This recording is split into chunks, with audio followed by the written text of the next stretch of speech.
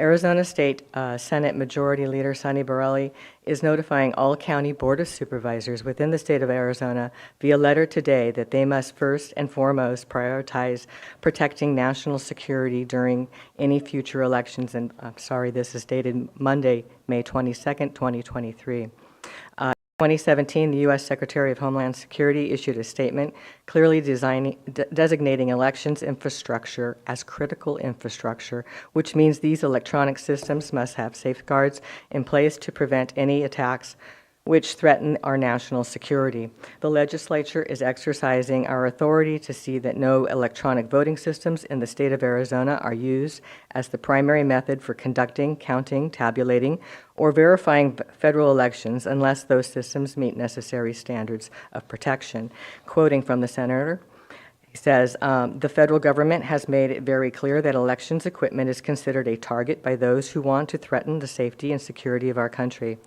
We have long ignored this elephant in the room by ignoring electronic voting systems made with parts produced in countries considered adversaries to the United States to be used as the primary method for conducting our elections. It is in our state's and nation's best interest that we comply with implementation of security measures to protect our republic. And this is a petition being circulated by the state of New California, and it's already got thousands of signatures in many counties throughout the state. And I'll just read the header to you in large print so that I can read it. I am providing my name and address to state that I am saying no to any electronic voting machine system and demand paper ballot, hand-counted elections that protect the citizen's right to chain of custody, protected voting with citizen oversight as follows. Registered to vote with a photo ID and documentation of residence 30 days prior to any election. Voter ID presented at precinct to confirm eligibility to vote prior to receipt of ballot. In-person voting only with paper ballots with watermark only in designated precinct. Deployed out of county Your or physically... 3 minutes are up, so would you please wrap it up? I am wrapping up. Couple more sentences, thank you.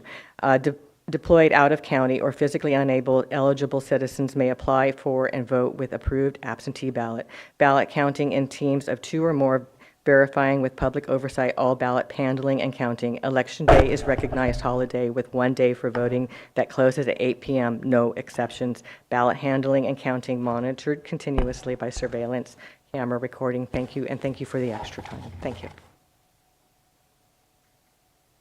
Chair. Yes. Yeah, I think fair elections is one of the things this county does really well. And I've sat out in the hall and watched the screen as they've counted, completely transparent process. And I wonder if it would be appropriate perhaps to, at a future date, bring in our elections office to describe what they do and share with the public why our system is really leading the way. You know, I think that would be a good idea, just to kind of reaffirm to people who might feel that there's some insecurity in the way that we do things here in Mendocino County, which I share your core belief in that.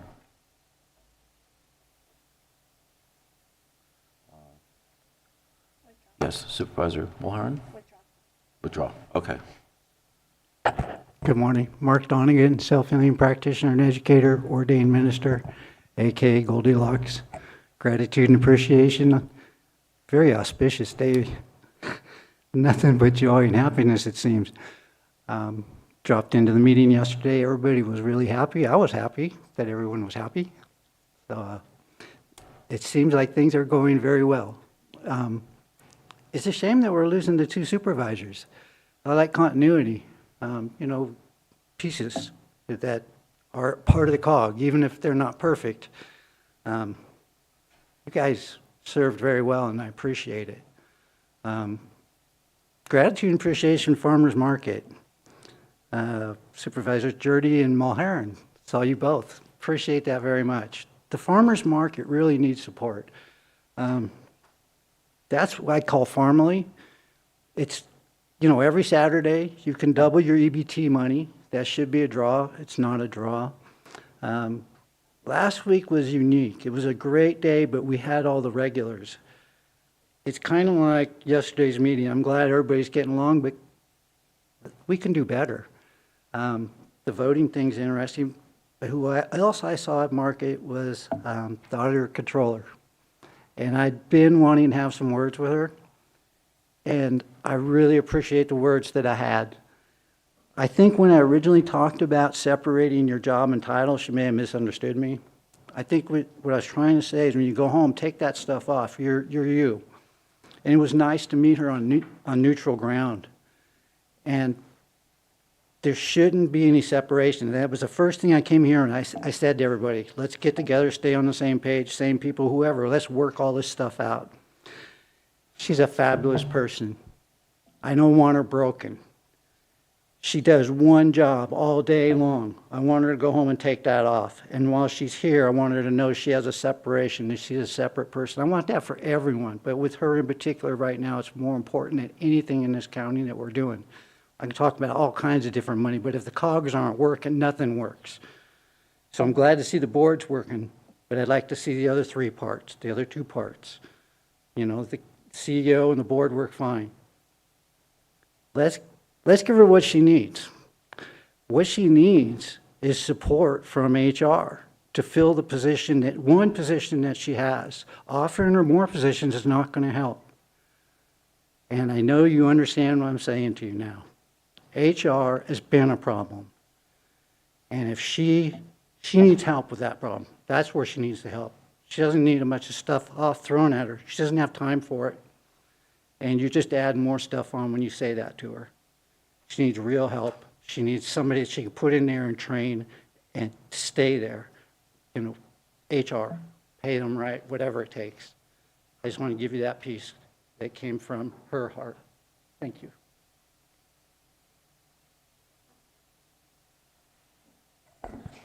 Chair McGordy, members of the board, CEO Antle, County Council Curtis. My name is Patrick Hickey.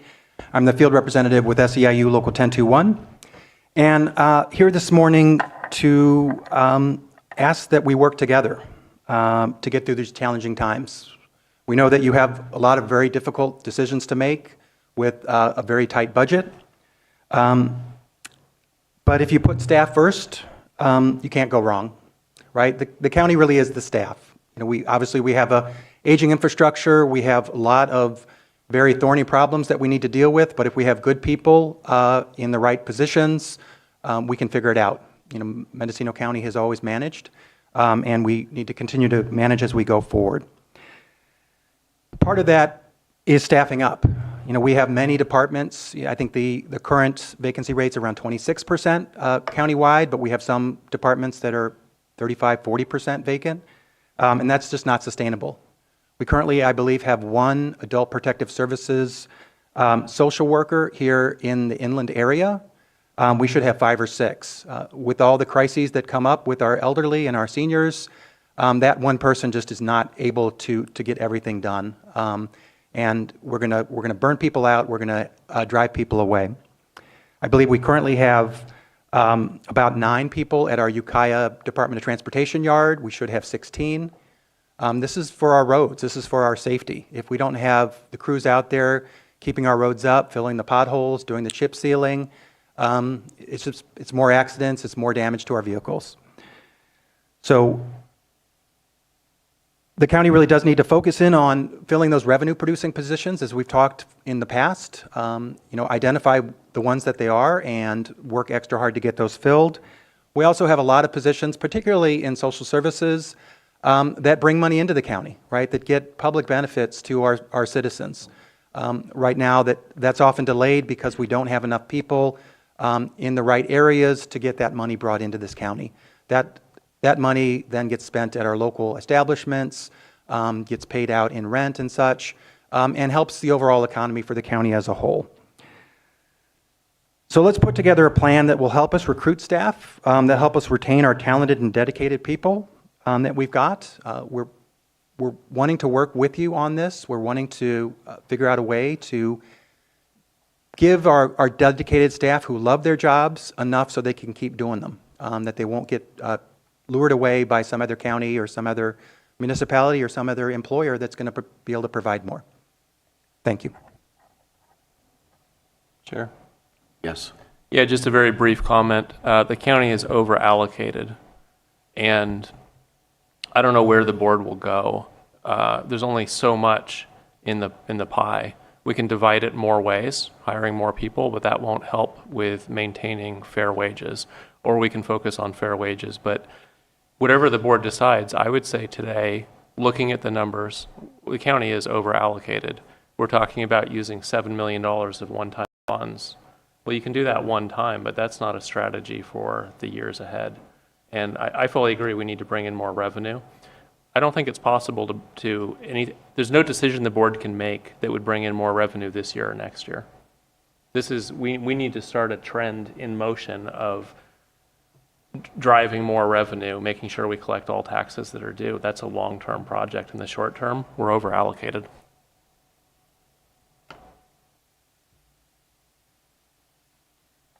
Good morning, Carrie Shattuck, candidate for First District Supervisor. I'd like to bring up the Whitmore Lane property that was purchased far above market value.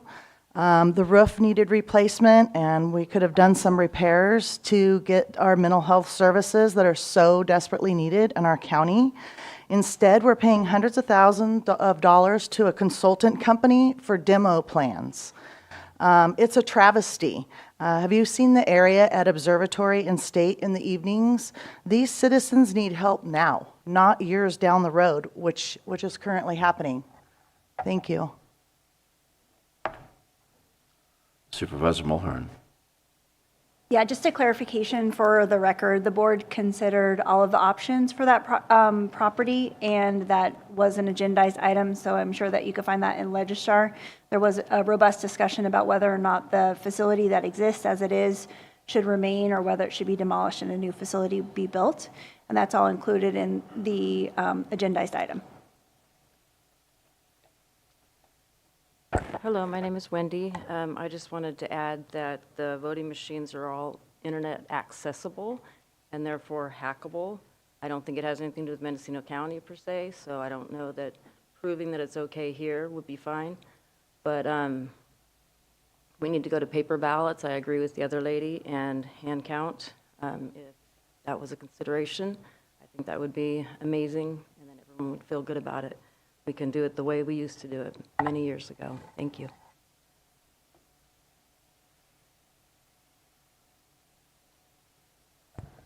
Good morning, Board of Supervisors. Swan Melela on behalf of CEO Antle and Sheriff Kendall. I am excited to introduce Mr. Jeff Adair, who has taken the job at the county as Emergency Services Coordinator, and I would like to invite Mr. Adair to introduce himself.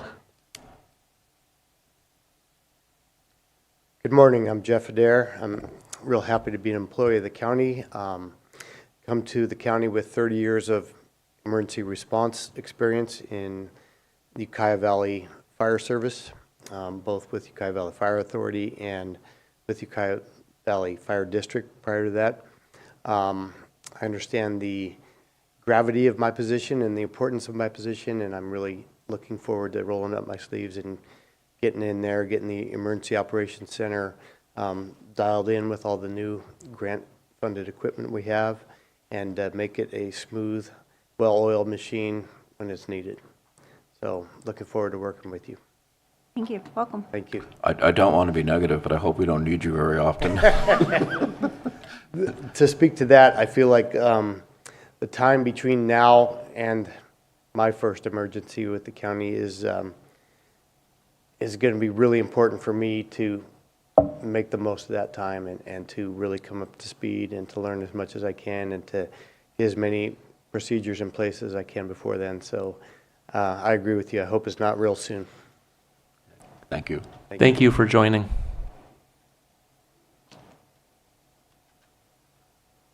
Is there anyone else in the room who wishes to make a comment?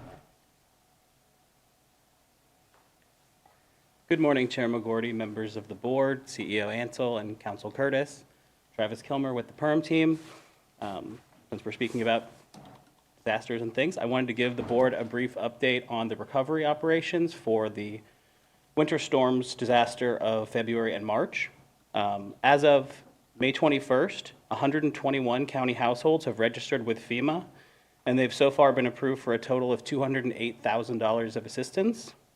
About 196,000 of that is housing assistance, and another 12,000 is other needs assistance. Slightly more than half of the registered households registered in person at the Disaster Recovery Center in Willits. The center is open from Monday to Saturdays from 9 to 6 p.m. and will remain open until June 2nd.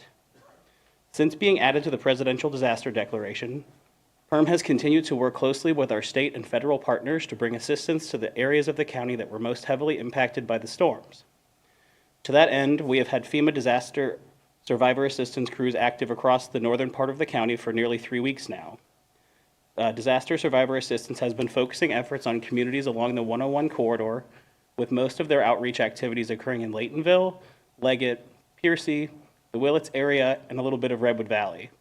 Disaster survivor assistance has now canvassed over 700 homes, had 250 survivor interactions in the field, and visited over 100 businesses, community, and faith-based organizations to spread the word and register survivors in the field. Just yesterday, a FEMA mobile registration intake center was opened in Laytonville at Harwood Hall to serve impacted residents of North County more conveniently. The mobile registration center will remain open in Laytonville from 9 a.m. to 6 p.m. through this Friday, May 26th, after which it will relocate to the Piercy Community Center from May 29th and 30th, before relocating again to the Peg House in the Leggett area from May 31st through June 2nd. PERM hopes that these additional outreach efforts will make it easier for rural county residents to get registered for FEMA assistance before the final registration deadline of June 5th. Just a reminder, impacted residents do not have to visit a disaster recovery center or a mobile registration intake center to get registered for assistance. They can also register with FEMA over the phone by calling the FEMA helpline at 800-621-3362 or online at disasterassistance.gov. Thank you. Travis, what kind of damage was done? What seems to be the most common kind of request for assistance? Just various types of housing assistance. There was a lot of roof damage, tree damage. In the far northern areas, we did have a few roofs collapse, so totally destroyed the homes.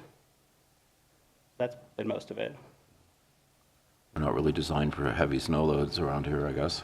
Well, and a lot of what I personally saw was mobile homes, which are definitely not designed for that. They just couldn't take the weight.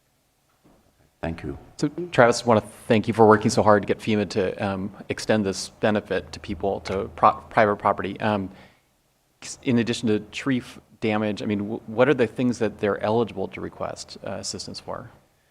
Well, the most notable difference between this more recent storm and the one that we experienced in December and January is that FEMA now has a program to repair private roads, which they did not have before, and we saw a lot of private road system damage.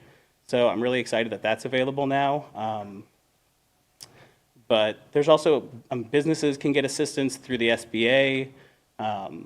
There's rental assistance for people who were displaced. Other needs assistance, which that covers a lot of different categories that don't really fit anywhere else. So that there's a bunch of different kinds, but it's very dependent on your individual situation. So people should really just, I would highly encourage people to go in, speak with FEMA, and they'll direct you to where they think they can best help you. Thanks. If I may, Chair. Yes. Travis, I believe you mentioned maybe a vehicle was replaced with some money for a vehicle. Maybe that was in the prior storm? Oh, that was in the last storm, yes. You can, if your vehicle was damaged and you need it to get to work, things like that, you can get assistance for vehicle damages as well. If you have access to another vehicle, it can get a little more dicey with FEMA, but if it's your only vehicle, then they can help you with those kind of repairs too. Supervisor Haschak. Thank you, Travis, for your work on this. And really, I think the mobile outreach into Laytonville has been very well received, and people appreciate FEMA's efforts to get out there to the communities that are damaged. So appreciate all your work.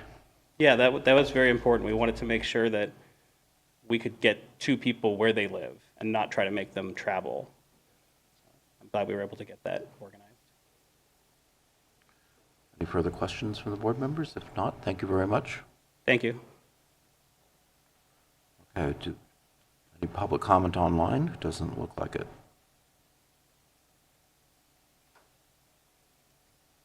All right. One more. Okay. We do have David A. online. Okay. Let's go then.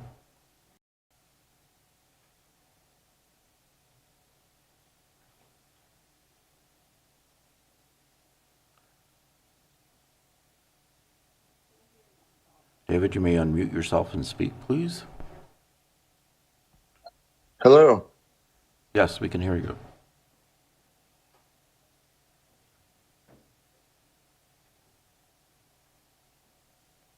Did we lose him? Okay. So, Hello. yes, go ahead, David. Thank you. This county has a crisis. The county government has a crisis. There is a crisis for the entire county and government, and it is caused by Ordinance 4420, Section 211920, that allows the creation of cannabis prohibition combined districts. Section 211920 allows residents to band together as affected parties and petition for a special zone of prohibition on commercial cannabis operations. I listened fully to the May 18 Planning Commission meeting that covered the review of the petition to create a so-called CP district in Redwood Valley because the Board of Supervisors in 2017 decided not to define what affected is in the ordinance. People felt free to define how they feel affected by a commercial cannabis operation. At the meeting, here's what they actually expressed during public comment: fear of strangers, fear of new people, distrust of outsiders, dislike and mistrust of people who are, quote, culturally different, and favoritism toward particular locals.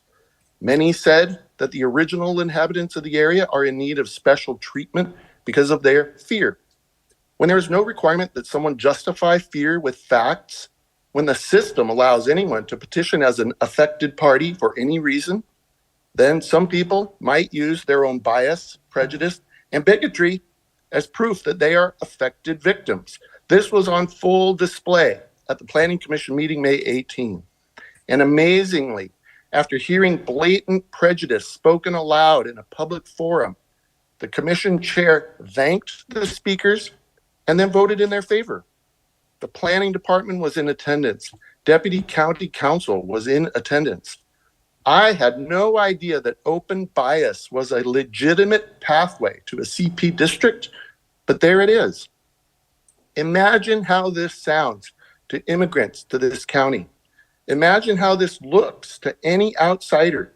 The county apparatus is offering to help create districts of discrimination.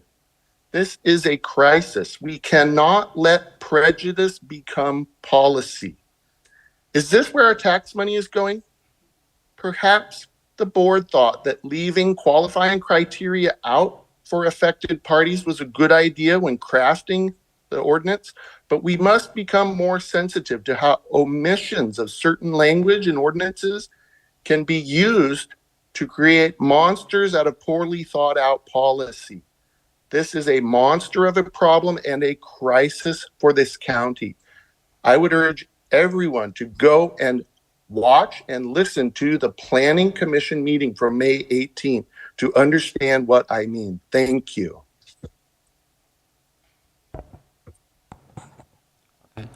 Go ahead. Good morning, Board, Chair. Shamice Cubison, Auditor Controller, Treasurer, Tax Collector. I would just like to clarify that I appreciate the comments of the person earlier today, but I did not express any frustration about human resources and their support of filling positions for my offices.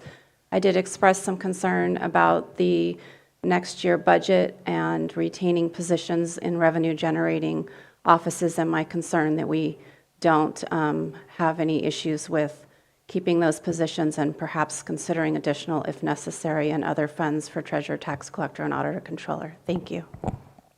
Thank you for the clarification. Okay, well, I think we are done with all public comment at this point. So with that in mind, we'll move on to the consent calendar. Has clerk established proper notice? Proper notice has been established. Do board members want to identify items to pull for separate consideration? None? Is there any public comment on the consent calendar?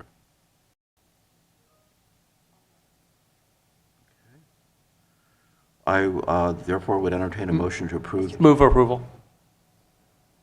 Oh, I'll good. second, but I'd like to note that there is an online comment. Okay, so we have Peter McNamee.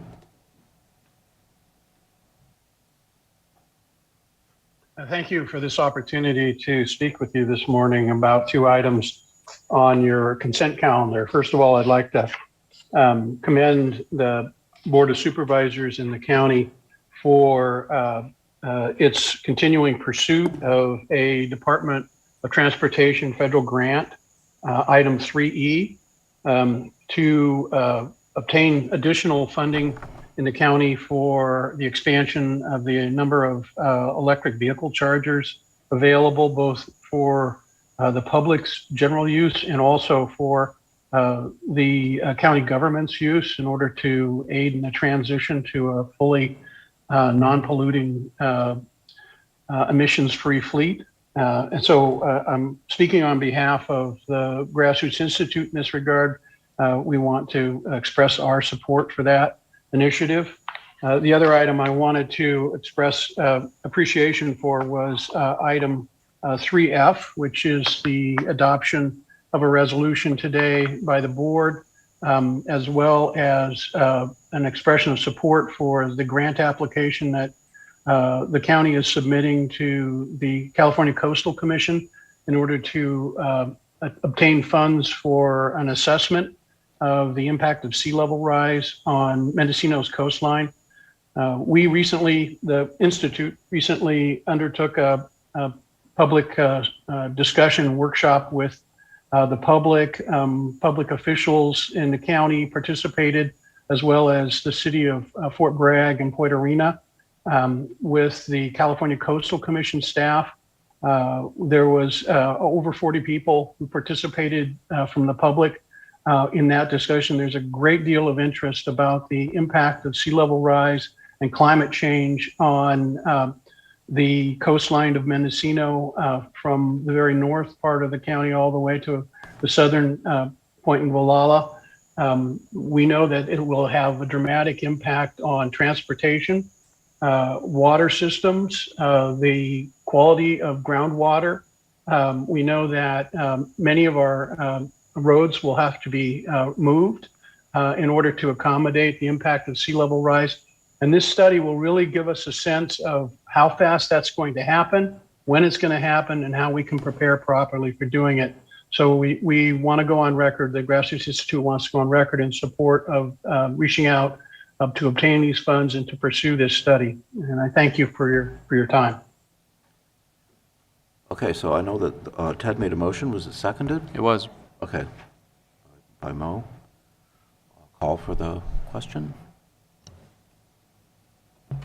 Supervisor Mulhern, Yes. Supervisor Hashad, Yes. Supervisor Williams, Yes. Supervisor Jurdy, Yes. and Chair McGorty. Yes. Motion carries unanimously. Next, we're going to move on to agenda item number 4A, discussion and possible action, including acceptance of written report from Auditor, Controller, Treasurer, Tax Collector for the 2021-2022 fiscal year end close, including carry forward amount. The sponsor is Ms. Covison. Good morning, Chair McGorty, members of the board. At your request, this item is coming back. The information was previously provided on April 25th. Since that time, the Auditor, Controller's Office, and the CEO's Office have met with several departments to go over that information provided in the report. And we have determined that if the board would like to agree, that there are adjustments in a couple of budget units as a result of those discussions. The net effect is a change in the carry forward of $113,211. I have also taken the opportunity to update the way the information is presented The previous report was the report that's been used by the auditor's office for many years, but not previously presented for use outside of the auditor's office. And I made a couple of changes that don't change the outcome of the numbers, but change the presentation to make it a little bit easier to understand. So the most notable was I moved the encumbrance carry forward reduction from one of the columns to just be an item on the right-hand side rather than a column that was kind of confusing the results for departments and probably yourself or members of the public. So the items relate to the budget unit 4012, SUDT, and making sure that we are covering the maintenance of effort as well as taking into consideration the change in the encumbrances carry forward as from the previous year as well as the ending encumbrances. So the result of that is an $84,743 additional cost to the general fund. And then there's a request from probation to consider a retro adjustment for the AB 1869 criminal justice fee backfill that we received from the state. The board didn't take action on that actual allocation between budget units until February of 2023.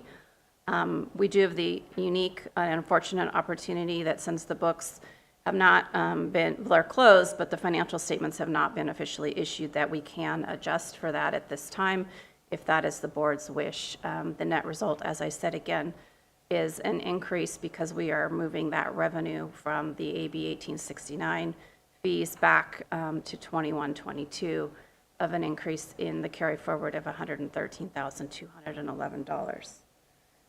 I've not received any additional questions or concerns from board members or county departments or the CEO's office, so at this time, that's my report.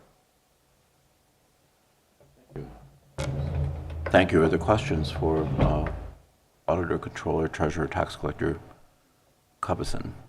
I don't have questions, but I was going to move that we accept the report and direct staff to make the adjustments as presented. Second? I'll second, but I do have a question. Go ahead. So, Auditor, Controller, Tax Collector, Shamis Cubison, maybe this is better responded to during the budget discussions, but one of the line items that's significantly over budget is the teeter plan. And I know that in past years, there was a close scrutiny of the teeter plan. And for people watching at home who don't know what that is, it's basically where the county collects property taxes as it does, and it can, and through the plan, it advances money to all the school districts, special districts, et cetera, money that will eventually be collected from properties. But there are years in which property taxes on certain parcels are just never paid, and maybe never paid ever. And so this is one of those years where there's uncollected property taxes, and yet the county advanced those dollars to other districts. And in past years, I know when there was some scrutiny of this plan, that there were a number of parcels, I know specifically in the Brook Trails area, that were basically unbuildable lots and were never, had really almost no value. And so we removed some of those properties from the teeter program. And I'm curious if, I know your office is looking at lots of different things, but I don't know if this is something that someone in your office, maybe the assessor's office, maybe the CEO's office might want to look at to see, are there some other parcels out there that are perhaps unbuildable and really have virtually no value, and we should not include them in the teeter program because they're just essentially creating a deficit for the county. So I don't know if you have any thoughts on that, or if you want to respond to that later on in the budget discussion. It's up to the board, Chair, if I may, through the chair briefly. Auditor, Controller, Treasurer, Tax Collector, Shamis Cubison. So the teeter plan does have a lot of facets to it, and what's been happening, and I do think it's worth discussing and considering, and I don't know, we're probably going to talk tax in the budget workshop a little bit later, but what has been happening is that the amount of tax to be collected is increasing every year, especially as it relates to direct assessments. And so while we still have the same percentage of delinquents overall, the amount of tax that's being collected is much higher, and the amount that we're advancing is much higher. And so there is an impact to the teeter plan at the time as that's growing, because we are, like I said, advancing a lot of those funds and having more costs related to that, as opposed to being able, the teeter plan, we essentially make that money back by penalties and interest. And so we had a couple of years, for instance, when we were asked to waive penalties and interest because of, fires or because of COVID, right? So there was direction that people were given the opportunity or to request that penalties and interest be adjusted, governor made an order, whatever that was, then the county the teeter plan is impacted by that. So I do think it would be worth considering. There are still obviously Brook Trails parcels that we do not teeter. One of my concerns is that when the teeter plan was first initiated, we did not have nearly the amount of direct assessments from special districts that we have now. And so I'm not really sure whether that makes sense. Obviously, it's good for the districts and the schools to be able to count on the regularity of those payments, as opposed to having to wait for payment to be received before we distribute it. There are many other counties that have teeter plans that do not teeter those direct assessments. They only teeter the actual tax portion. So I do think it's something we may want to look at, and I do have additional comments for when we talk during the budget workshop about the CSD project. Okay, thank you. And so for clarification, I think I heard what you just said is that there are other counties that will teeter the 1% property valuation, but not necessarily if there are voter-approved supplements to that go to a special district often. Is that what you're saying? Correct. That's correct. So potentially that's an option for the county to reduce the risk to the county general fund, would be to not include those in the teeter program? Correct. Okay, thanks for the information. Any other questions or comments from board members?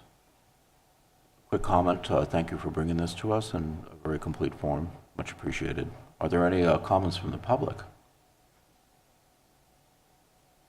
Are there any comments online? Okay, well with that, we have a motion on the floor. We're ready to call for the vote.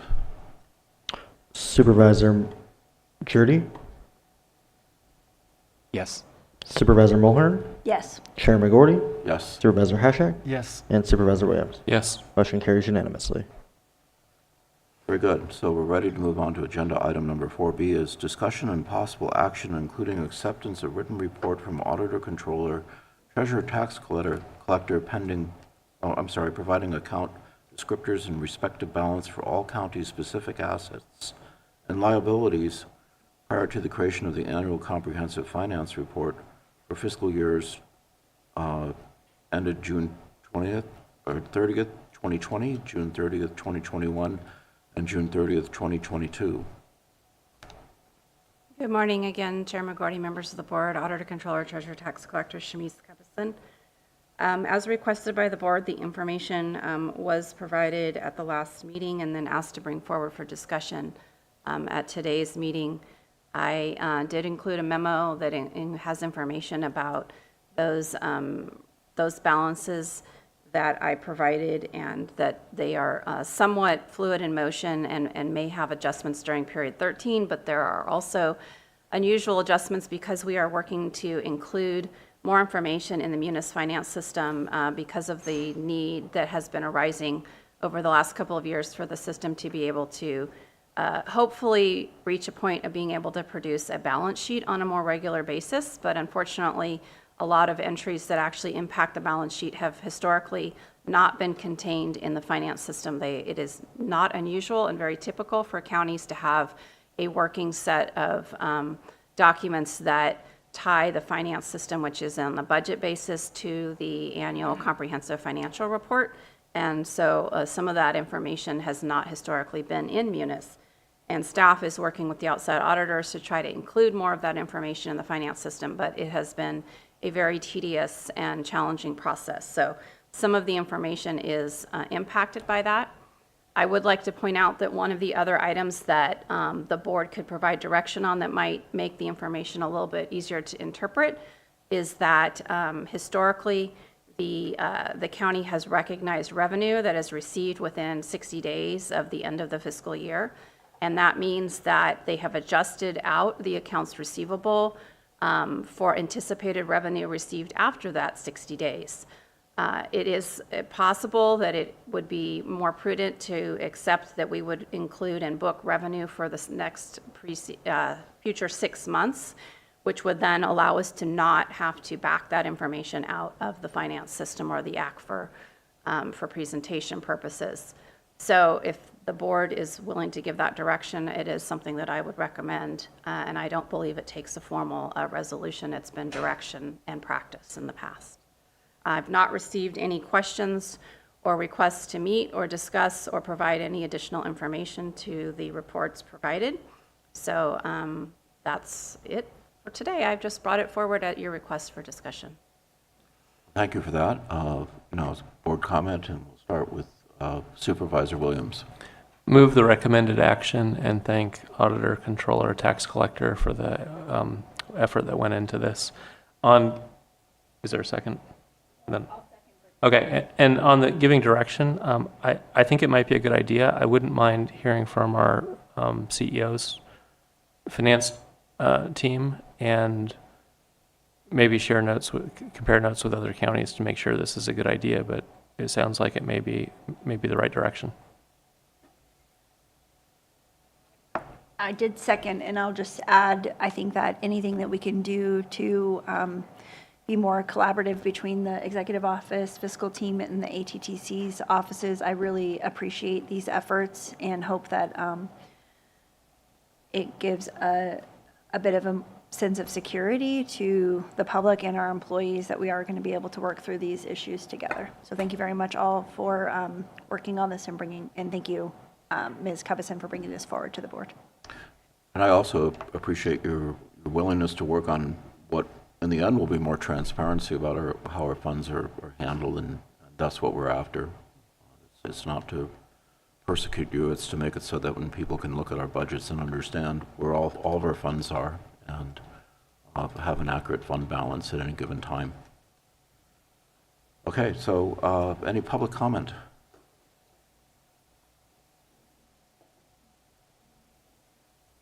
Seeing none in the room, none online. Okay, we're ready to call for the question. Supervisor Williams? Yes. Supervisor Hashak? Yes. Supervisor Jurdy? Yes.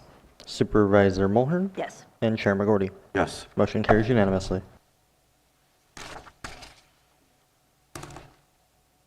Okay, so we'll move on to agenda item 4C, which is discussion and possible direction to staff regarding a presentation of Mendocino County's preliminary fiscal year 2023-2024 budget. And the sponsor is Executive Office, so CEO Antle. Yes, thank you, Chair McGordy. The team is coming in and we'll get set up. I think while they're getting set up, I can do a brief overview of where we're at, make sure we're all on the same page as to what year we're talking about and what funds that we need to discuss. First, I would like to remind this board we still have a health plan deficit. We are working with the auditor controller and the outside auditors to confirm that deficit. At this time, it's somewhere between 1.1 and 3.6 million. As we are closing out fiscal year 22-23, the budget is over budget, roughly $3 million. This general fund deficit includes 2 vacant general fund department head positions. The department leadership of those general fund departments is being provided at this time by the executive office.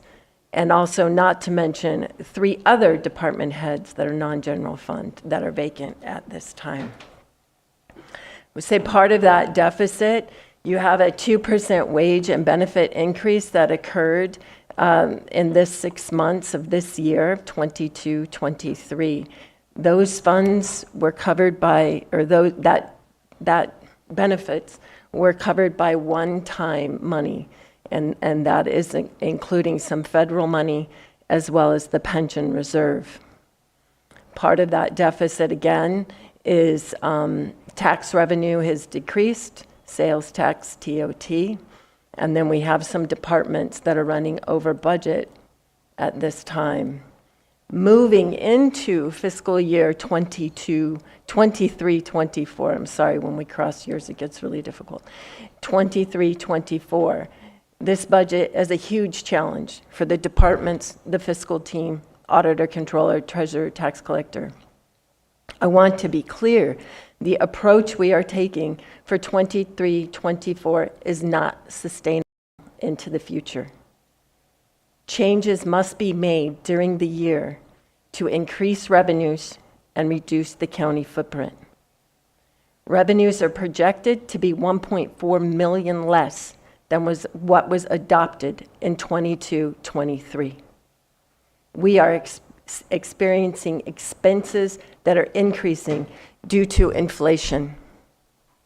Just a reminder, we went out for bonds, certification of participation this year, and our bond payment is up, increased by $873,000.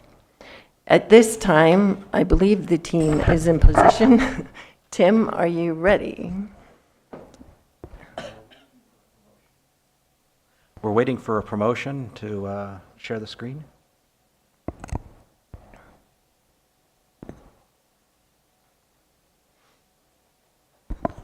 I would also mention other things that we need to do is increase efficiencies by working with our IT solutions and networks, decrease,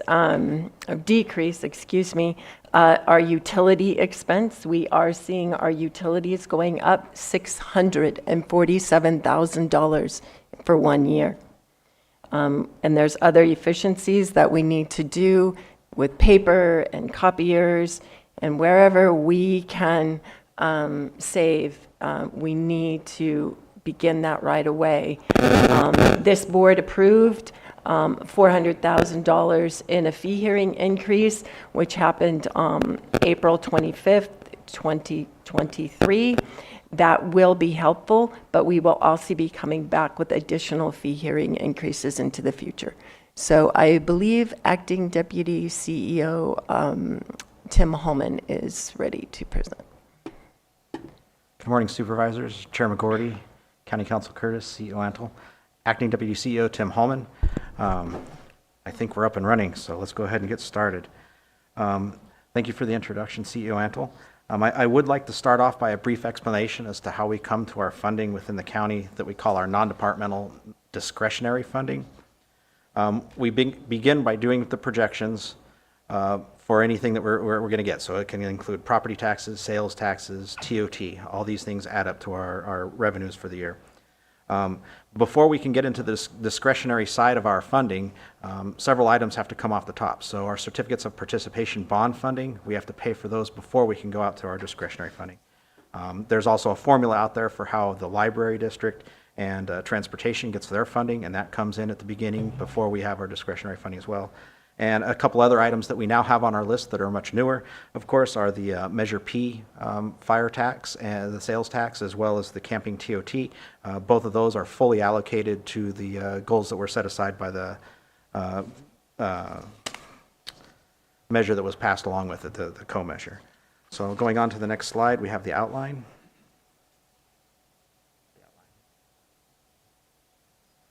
Okay, today we're going to be going over just a handful of slides. Most of you have probably already reviewed them. We're going to be looking at the revenue forecast, expense growth, one-time funding, ongoing reductions, and one-time expenses in the 23-24 departmental submitted budgets. On to the next slide. Okay. I have a question here, so. Well, I don't mean to stop the presentation, so I could hold it. Well, okay. I don't know. Everybody expects I'm going to remove the recommended action, but it's not applicable on this item. I looked through all the attachments. I studied it in detail, and there's not a lot of new information. I think we've been tracking the county's trajectory for some time, and we know what needs to be done. This board has established a mission, a vision, a strategic plan, and I think our CEO is our strategic plan manager. we need to live within our means. And the way we get there is we give direction to the CEO to bring back a plan that reduces our footprint such that it doesn't exceed our revenue expectations. That's the direction I'm looking to give. I'm hoping my colleagues will support me on this. I think so, but at this point, we should hear the whole story and share it with the public so they know what we're thinking. I think that's very important. Go ahead, Tim. Oh, I'm sorry, Supervisor Hasjack. Well, this is a question for the CEO about the health plan deficit being between 1.1 and 3.6 million. Does that cover all the past years of the health deficit? And when are we going to figure that out?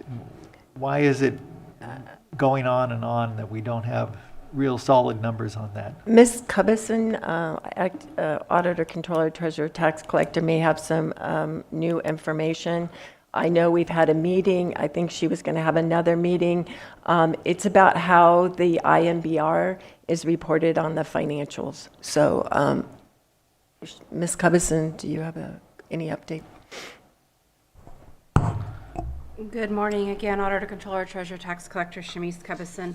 The question is, we need to know what the outstanding liability is going to be as of June 30th. With the health plan change, there is potentially still outstanding claims that are going to need to be paid and therefore booked as a liability. So the question is whether we can use all of the IBNR that was in effect as of June 30th, 2022, if that's going to be able to be removed entirely, or what the outstanding amount might still be. So I think we need additional information. I'm not sure whether that's going to be obtainable from Keenan or if that's going to come from the new plan, but I have not heard that we have a final number as to what that liability might be. We have not in the past paid for a formal actuarial study on that, and the outside auditors have requested information about the experience that we've actually paid out so far in this fiscal year, so that they can evaluate whether that number that was provided for June 30, 2022 was in fact realistic and accurate before they're willing to tell me whether they think that realistically we can use that entire, I think it's $2.4 million. So we know there'll be an adjustment, a significant adjustment, because we have paid out likely the majority of those claims. And I believe that's the remaining question.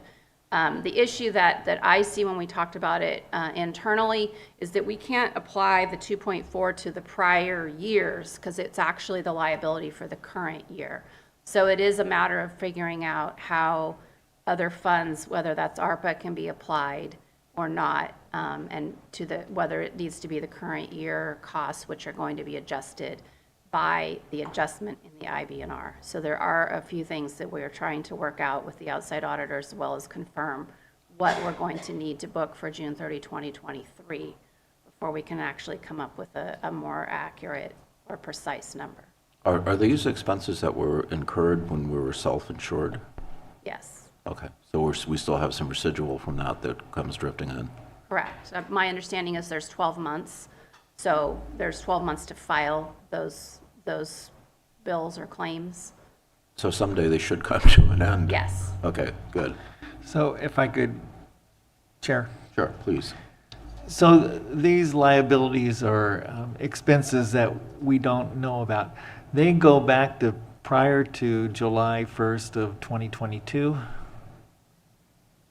Is Yes. that what I'm But there gathering? may be additional claims that, I mean, we booked what we were told, I believe by Keenan, what those claims should have been for the prior period, and we've been paying them so far this year, but we also potentially have new claims just for the period before we went with the new plan. So Right. there's an analysis that needs to be completed as to whether we've paid the previous years and also any portion that relates to the current year. Okay, so right now you're thinking that it's 2.4 million deficit for this year. I've not provided a number. The number, the Oh. 2.4 is the liability, the IBNR that we booked at the end of 2022. That is the number that we received from the consultant to say how much the liability at that time is 2.4. So if the experts come back and say that we don't really have any more outstanding liability, that we've paid all of those other claims, then we essentially get to use that liability. We get to adjust that liability off of the books, and so therefore that will assist with the 22-23 year end liability, because we won't have any. But I don't know what that number is. I don't know if it's 200,000, 500,000, or nothing. The experts need to tell us what they see. Okay, thank you. And realistically, when can we expect to know that? Darcy Antle, CEO, Deputy CEO Sherry Johnson's coming up. I believe we are running out those claims. The last claims date would have been December 31st of 2022. But to Ms. Cubison's point, they do have a year to bill for those claims. So we should be running those out, and the dollar amounts are going down each month. But they could trickle in over the next 6 months, but I think we'll have a truer estimate very soon. Sherry? Good morning, Deputy CEO Sherry Johnson. So CEO Antle and Ms. Covington are absolutely correct. So we are hoping, as she stated, that the claims that are coming in that are the run out are from the end of the 2022 year.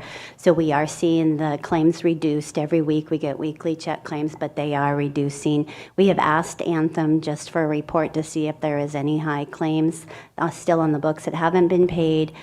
We do see one, so there is a projection of potentially 200,000 that we're projecting through the end of June 30. But as they stated, that they can still be billed from 12 months. So there could be some trickling in after June 30, 2022, but it's just unknown right now. So we are working with Keenan. They are giving information for the run out to help us with that information too. So we should have that any day, and then regroup again and hopefully have more information for you in June. Okay, Supervisor Mulhern, question? Just for clarification, so we're talking fiscal year then, June 22 to 23, and not December of 2022 for the claims? So the claims from the self-funded, so we ended our self-funded plan December 31, 2022. So we still would need to pay out those claims. Those would not be covered under PRISM. So we have paid out since January about $1.8 million in run-out claims. Any further questions? Okay, Mr. Hallman, go ahead and continue. All right, Acting Deputy CEO Tim Hallman back here. We're now on the revenue forecast screen here. As Supervisor Williams has stated, not much of this information is new. I would like to point out that we are predicting and projecting that we will be 1.4 million less in 23-24 than 22-23's discretionary funding going forward. That again is that portion that we have the ability to use at the bottom of the list for the general fund units. Next slide. This is a new slide. We have not shared this with the public recently, but it does show that the expenses have grown at a rate that is generally higher than our growth of non-departmental revenues. I would like to point out here at the top that the 3.9 million increase from year over year is directly due to the increase in the COLAs, as well as the 16% health plan that is included in that 3.9 million. And the 3.2 million is mostly what we call the 2000 series, which is our general expenses, but it is across the board from various departments, anywhere from increased contracts to food and certain other items that have just increased over the last year. Any questions right now? Sure. So it looks optimistic that there's only going to be an increase of 6.44%. How did you get that number? What we do is we go ahead and we take and we compare from year over year. So that's only a 6.4 increase from the prior year's expenses. And so, 22-23 was a large growth year as well. So right now, we've also got several departments that have gone through their 2000 series, and they've tightened their belts. All the departments have worked really hard on trying to concatenate their spending in order to keep things within the bounds as much as they can.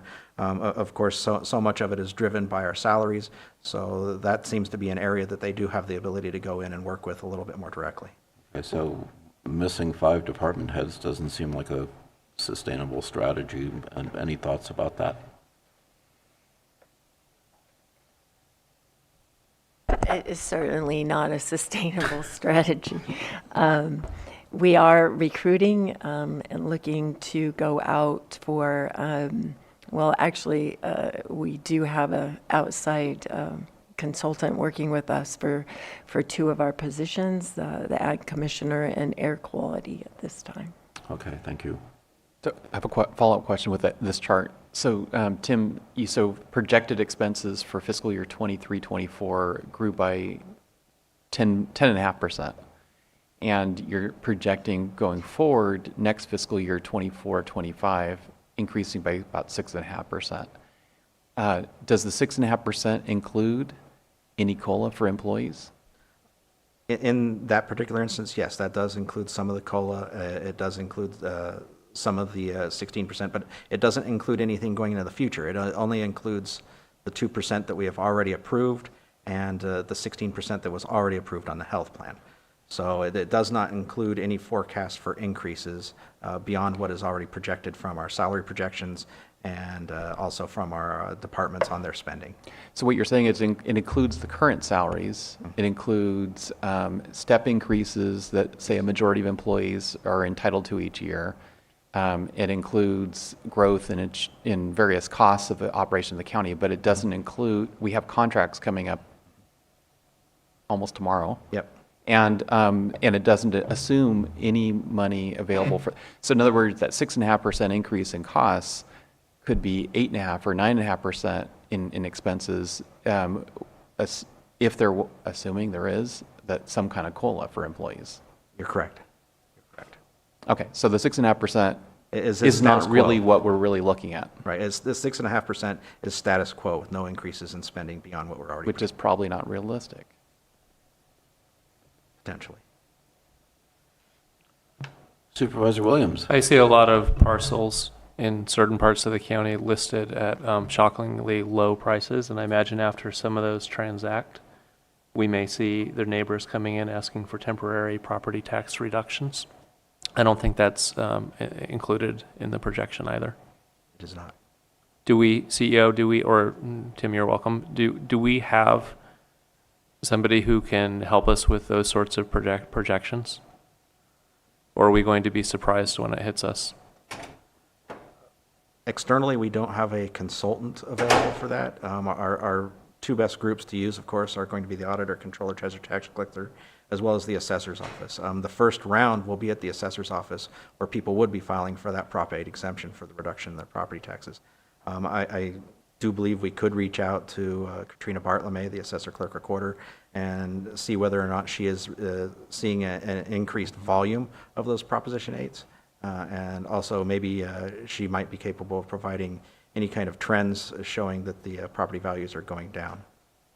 Supervisor Williams, anecdotally, what are you seeing or hearing? Well, properties that would have been suitable for cannabis cultivation seem like they're undergoing fire sale now. And I don't know where that bottom is, but with high fuel costs, I can't imagine somebody living remote and commuting into a job. It made sense when they were able to cultivate. And I think this is, somewhat the county didn't have a great system in place for permitting, but more than that, legalization is driving the price down. And, a quarter acre of cannabis on a 100-acre remote property probably doesn't pencil out the way it did a few years ago. Of course, we know that the assessor position, at least until recently, was 2/3 of the positions were vacant. So we also know that a lot of properties weren't put on the tax rolls at their current market rate. So I guess the silver lining in the under collection of property taxes is that if they're sold today at lower prices, they may not really change from their assessed value. Okay, go ahead and continue. All right, we'll go on to the next slide. And I'd like to go ahead and defer now to Sarah Pierce, Deputy CEO, to take over on this one. Good morning, Board of Supervisors. Sarah Pierce, Deputy CEO. So as CEO Antle stated earlier, for 23-24, in order to balance the budget, we will be there would need to be a use of about $7 million in one-time funds. And so some of those considerations are the ARPA set aside to bring staffing back to pre-COVID levels, the remaining ARPA stipend that was set aside, some of the unspent ARPA, and then the local assistance tribal consistency fund, some expecting back property tax, a reserve that we have for teeter, and then some of the PG&E funding that was set aside, as well as doing a holiday on our internal service fund for IT. So while we're on this slide, just as a follow-up to the question I asked of the auditor controller, it seems, we have a TIA reserve, but at some point we expend it all, and we can't just rely on that as a plan going forward. So I would ask the executive office to work with the auditor and any other affected departments, maybe county council, to look at, are there parcels that should be taken out of the TIA program?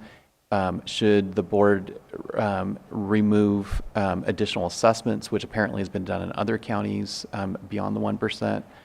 I think we should look at other options to make the TIA plan less volatile in the county budget system. And so that's my request. Supervisor Hashtag. Yes, since we don't have numbers associated with any of these items, that just with the supplemental property taxes, and those notices went out the other week, and the overall increase projected is it 300,000 that we would get from that? Auditor, Controller, Treasurer, Tax Collector, Shamice Cubison. So the CSE project is corrections, supplementals, and escapes. So there's a lot that's being processed right now. It's not just the supplementals. So that's kind of we've kind of tried to push kind of this huge amount of backlog that was related to corrections of some kind, up, down. They may be longer, they may have gone back several years. Right. So, the staff has been working with Aumentum under contract to try to push those through. And I'm very grateful that we've had that contract. I don't think we would have managed to do it on our own without actually paying them for additional assistance. I'm a little frustrated that we have to pay for it, but if that's what it takes, then that's what we need to do.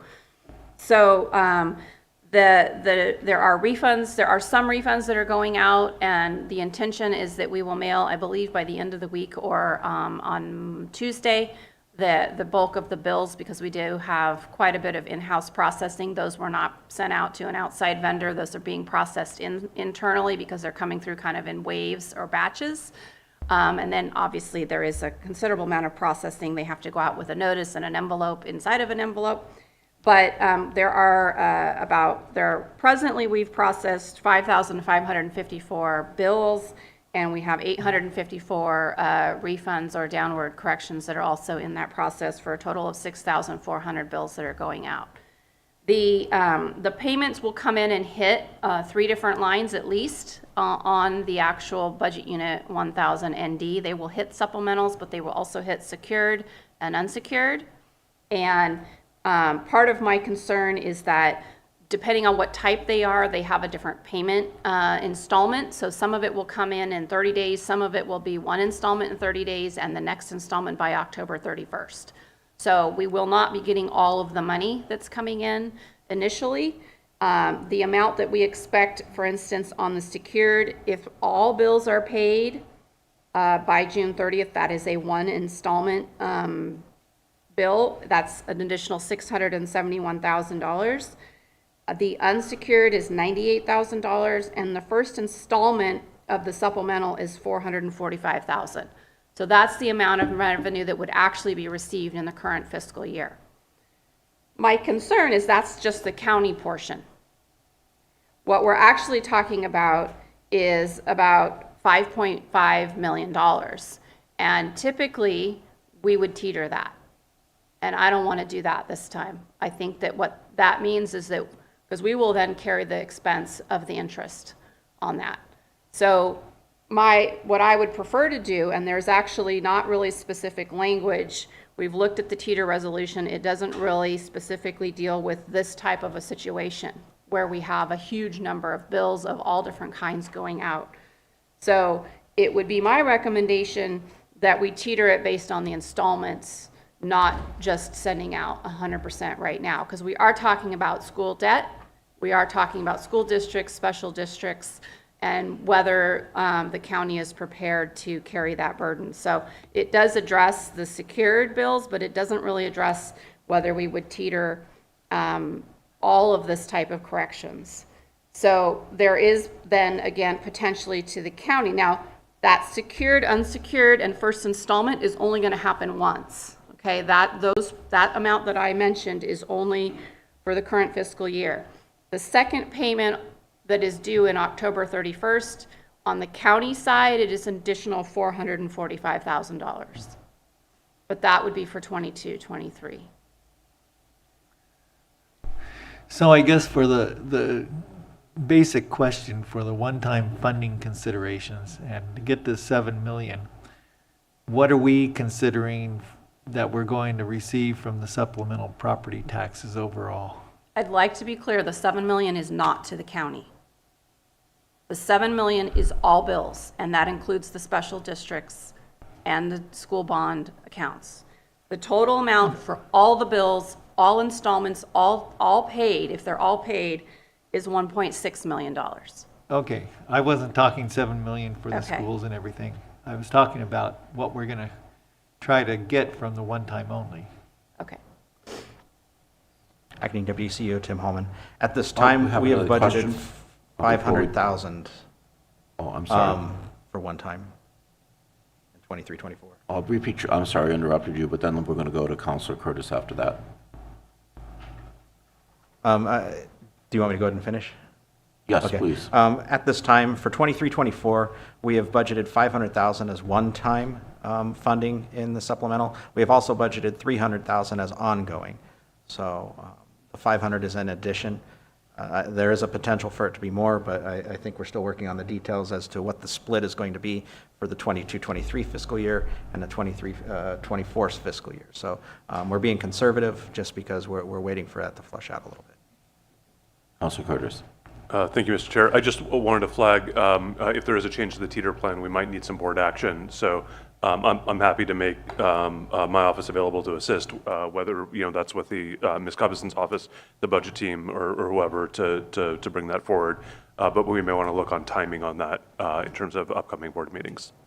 So maybe we could just get clarification from the board. So what I'm requesting is if we need to make a change to the teeter program, I would support making a change to the teeter program to reduce the risk that the teeter program poses to the county general fund.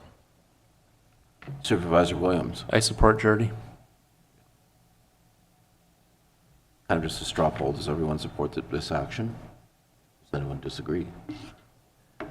Yeah, I support the concept. I'd just like to review it some more before we actually vote on it, right? Okay, and to be sure there's no unintended consequences. Correct. Yeah. I agree, yeah. I have a real quick question for Council Curtis. So if we were to make such a move with the teeter plan, how would that affect income for school districts? So fundamentally, the concept is that they would no longer be getting sort of a set amount of revenue on a regular schedule. There may be nuances to it so that there may be a portion that they're still getting, but some of the other revenue may be coming in as collected rather than paid up front and then collected on the back end of the county side. So the volatility would be shifted off of the county and onto the ultimate recipients of the funds. Now, there may be an amount of balancing. You may be shifting some volatility and keeping other volatility, but ultimately the difference in how it's collected is going to be borne, the volatility in the collection model is going to be borne by someone. Okay. Supervisor Williams? I think this shift may drive us to better support the assessor's office so that they're able to catch up. If special districts, including in school districts, are getting paid irregardless of whether we collect, we don't have the same stakeholder engagement in forcing the county to collect taxes that are due. So it's part of the reason I support it is I think the greater good here is that people who do pay taxes deserve to get the services that would be available if everyone were to pay. And there's this great injustice. There's a lot of parcels that simply haven't been paying in, maybe ever, for extra houses. And yet they're driving on the same roads, they're using the same schools. They're tax evaders. A lot of people are fed up with it. So I think this shift in approach to teeter may help drive that conversation as a secondary benefit. Okay. Mr. Hallman. All right, on to the next slide here. Ongoing reductions that we're looking at, and I do believe we've discussed some of that with various board members. Reductions to the departmental submitted budgets. The Business Improvement District, the BID, looking at reducing that or maybe even rendering it to zero for the 23-24 year. Boards and commissions. The clerk of the board has done a very good list of the cost of various commissions within the county, and there's a potential to reduce some of those boards and commissions that are no longer needed in order to save on costs on those. And also the use of realignment funds. As we've learned more and more about how to use realignment, we are looking at trying to maximize the amount of use that we can get out of that to offset those fundings from the general fund.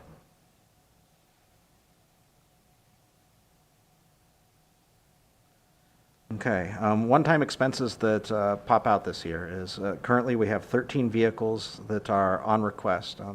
10 of these vehicles are for public safety. I would like to note that this is a very constricted list that we have gotten from the public safety departments. They are very aware of our current situation within the budget, and they're asking for what they consider to be their bare minimum in their vehicles. Of course, in the past, it has been double this number. The majority of the vehicles that they are requesting for public safety are for the first time hybrids, including hybrid cruisers, as well as for probation, they are looking for a standard vehicle that is also a hybrid. One of the things. So my question on the hybrids is more and more hybrids are also available as plug-in hybrids, and some vehicles are only driven more or less in town for pretty short trips, and in those cases the plug-in hybrids tend to be all electric because they're not needing to kick in the gas engine. And so I would like us to, our first choice I think should be the plug-in hybrid model, and only if a plug-in hybrid is not available, then we go with the hybrid. Supervisor Williams. Yeah, what Dan said, I'd like to record his direction. Okay. Okay. Obviously, we can go in and take a look at that. We can work with the fleet and try and determine which vehicles can be just plug-in hybrids based upon the mileage and their intended usage. At this time, we have not identified any funding for the one-time expenses for these vehicles. We are still working at trying to identify whether it be grant funding, reserve funding, or any funding that we have set aside, such as carbon footprint funding, or any other ARPA or PG&E monies that we might have available. Equipment and facility modifications, we're showing a total of about $980,000, of which $157,000 of those projects already have funding. This does not include any projects that have begun in the 22-23 fiscal year. These are all for projects that are to be instituted in the 23-24 fiscal year. So give some examples of things that fall in that category. A good example may be such as over at Juvenile Hall, they are looking at revamping the one hall, so they are doing painting, they're looking at beds and couches, and there's also some repairs looking to be done at Juvenile Hall. Other possibilities would be like when we're looking at the washer and dryer that were for the Whisk Center. Those are all items that would be coming up in the next fiscal year, some of which are funded, some are not. Okay. Supervisor Haschak. So going back to the vehicles, what is a projected cost? If we go to some of them being plug-ins, and do we have a more or less a ballpark figure for that? At this time, for the vehicles that we have listed here, we're looking at about $1 million in vehicles, but that does not take into account direction to specifically go to the plug-in. I don't know if the sheriff is able to speak to it. I don't know if the patrol vehicles have a plug-in option. We might also need to involve Janelle Rao with Fleet to determine whether or not those have a plug-in capability and whether or not they would meet the sheriff's needs, of course. Right, but overall, we're looking at $1 million.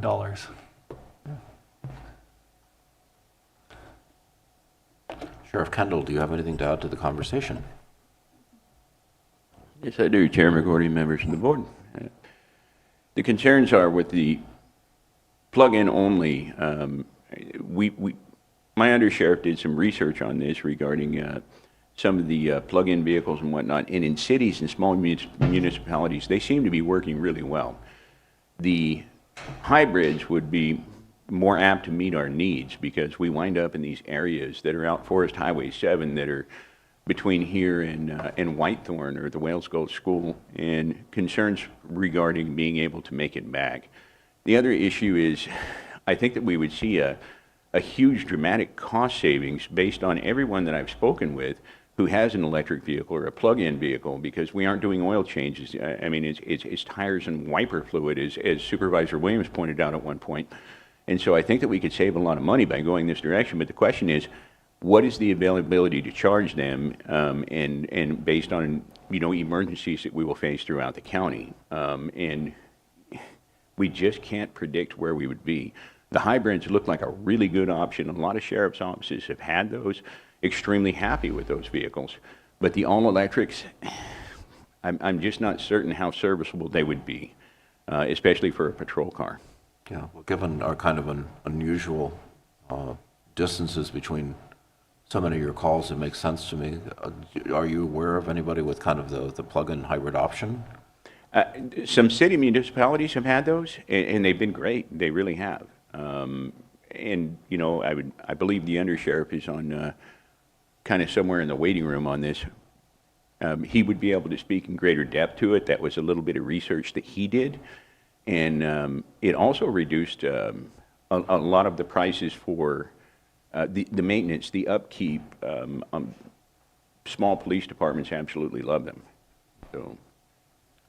Thank you. Supervisor Williams? Yeah, I don't want to get into micromanaging which vehicles the sheriff buys. He knows what he needs for public safety, and I think it's our job to support him. Thank you. So hopefully that's a discussion between executive office and the sheriff on fulfilling the need. I'd like to get to the big picture. A lot of this is operational. This is for the CEO to work out.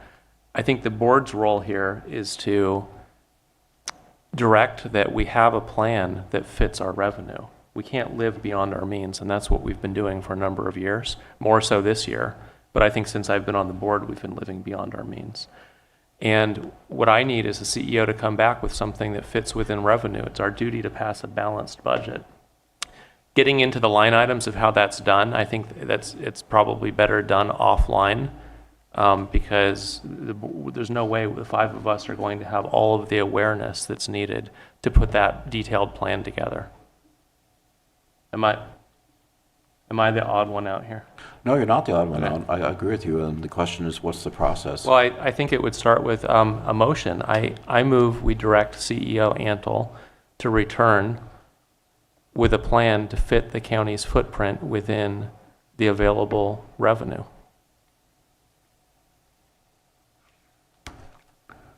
Is there a second? And using the county strategic plan and the state constitution as the guiding documents. Is there a second? I certainly will second it, but I think at today's meeting, the staff has presented, or at least they're trying to get at some questions that they're looking for direction from the board, because there's some changes to the budget that would need to be made in order to have a balanced budget. So, for example, I believe the budget that they've developed so far shows that and if the board wants to go with a different direction, it should come from board members. But in order to balance next year's budget with no money for COLAs, which I don't think anybody thinks there won't be COLAs, that includes zeroing out funding for Visit Mendocino, for example. So, for example, if board members want to give general fund dollars to Visit Mendocino, they probably ought to speak up now, because the budget that staff has prepared right now shows zero.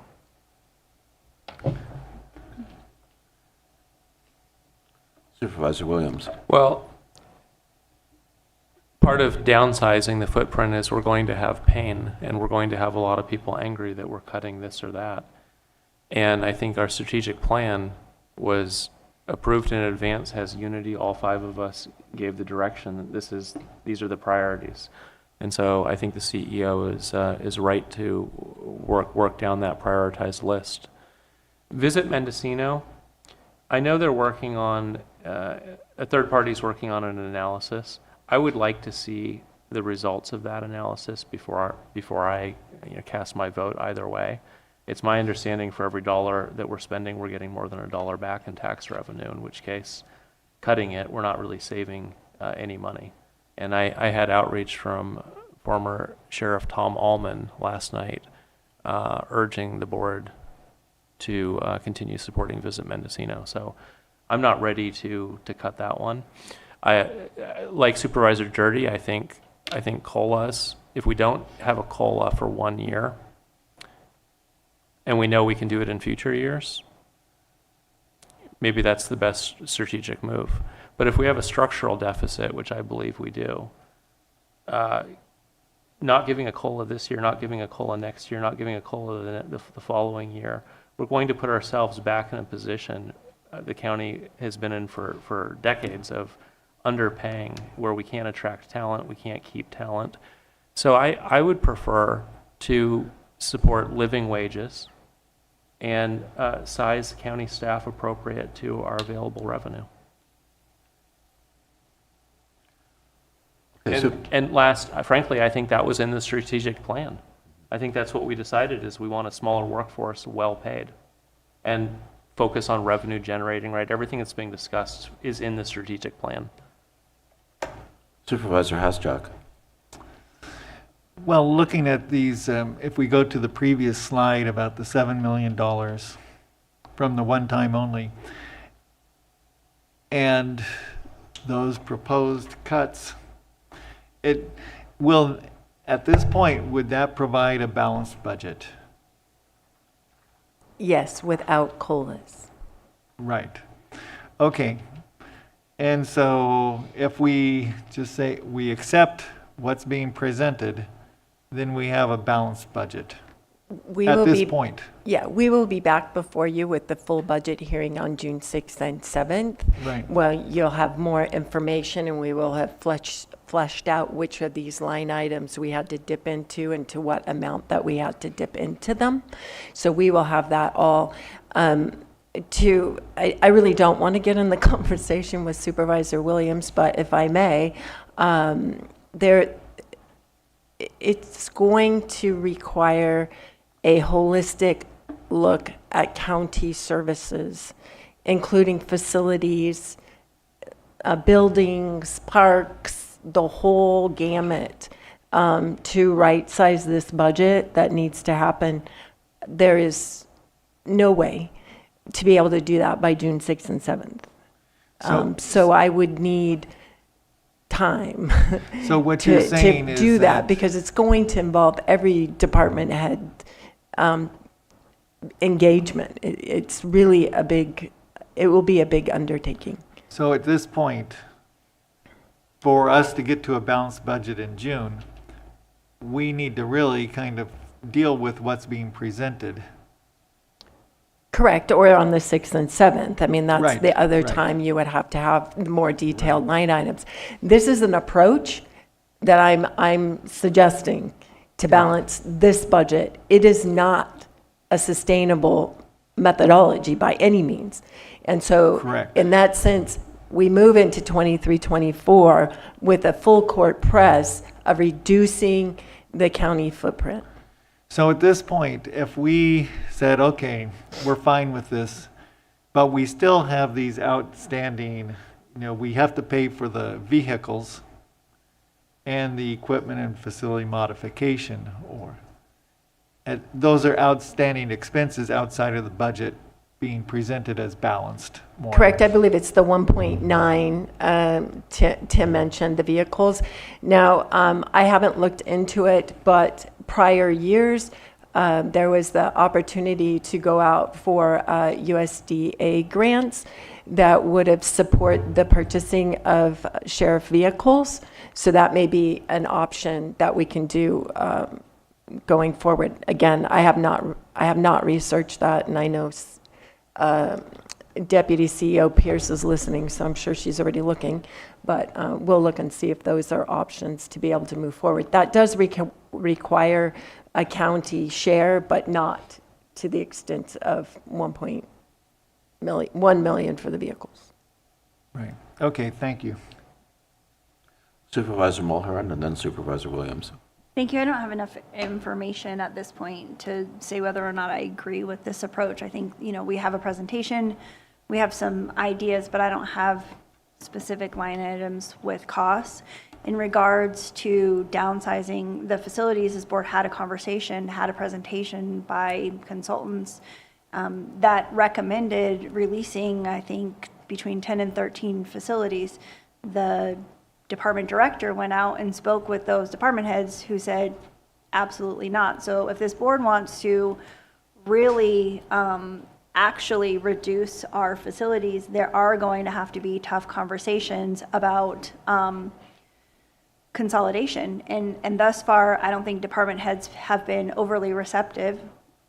If they have been, I would love to hear from them so that I know which ones they are,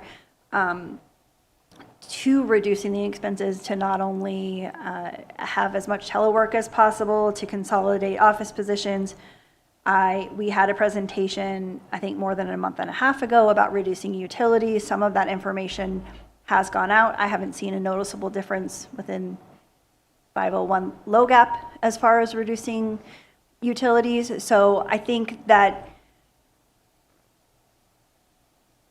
if we are really and truly trying to reduce our expenses, we need the support of the department heads. And I don't know the best way to get that when they're all coming before us in less than a month, trying to keep their departments intact. So I think that this is a very challenging budget conversation, but without the support of the department heads to reduce the costs, I don't know how the board is going to be able to move forward.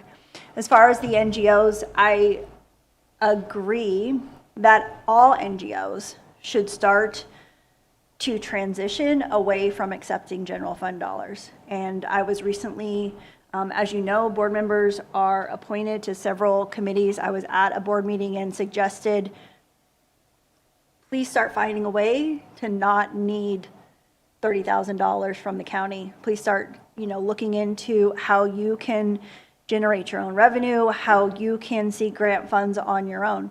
And I imagine that if you were to comb through the budget, you would probably find certainly a lot more NGOs that receive funds from the general fund that aren't revenue generating in the way that Visit Mendocino is.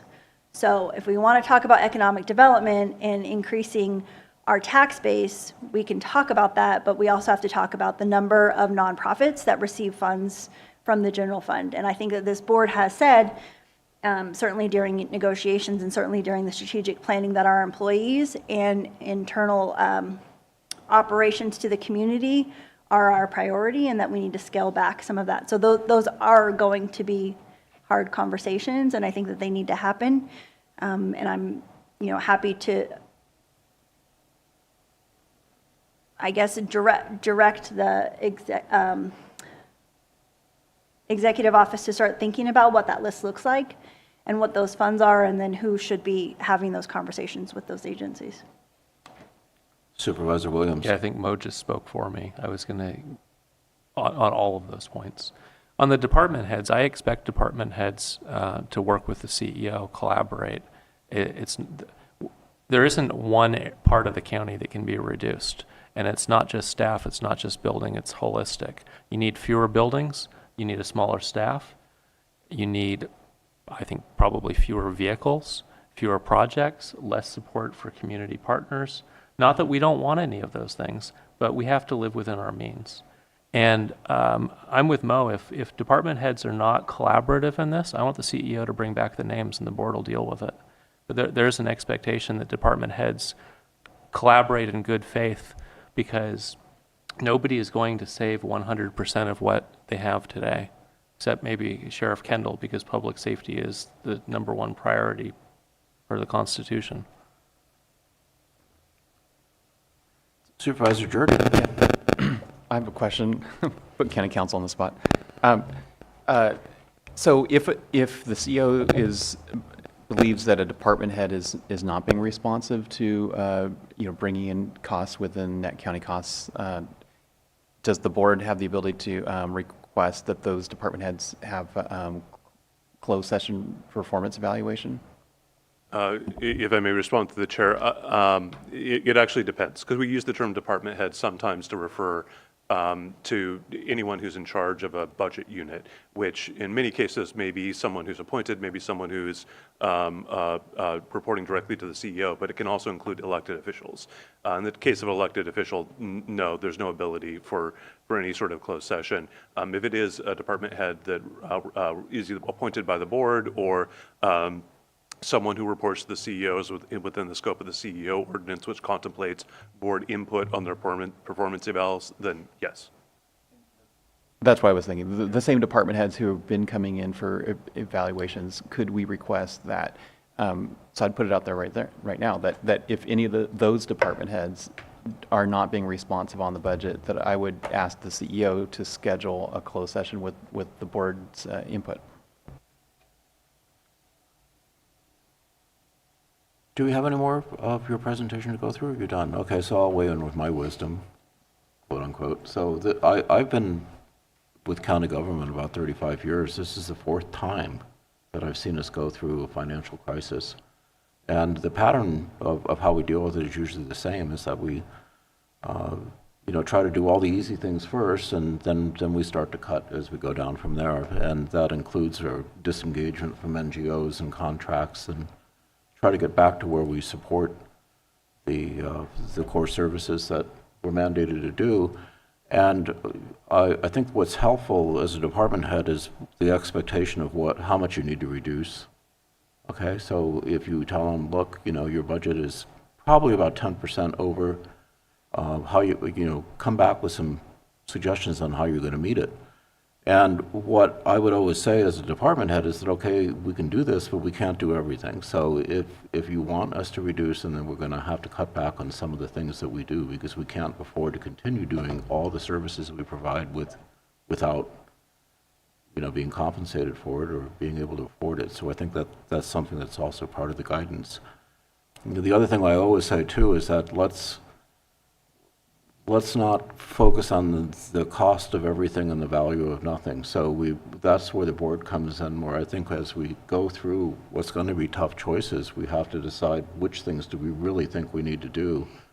And as Supervisor Williams talked about, our support for Visa Mendocino, which I have a soft spot in my heart for, because I worked really hard on creating that organization over a period of a couple decades.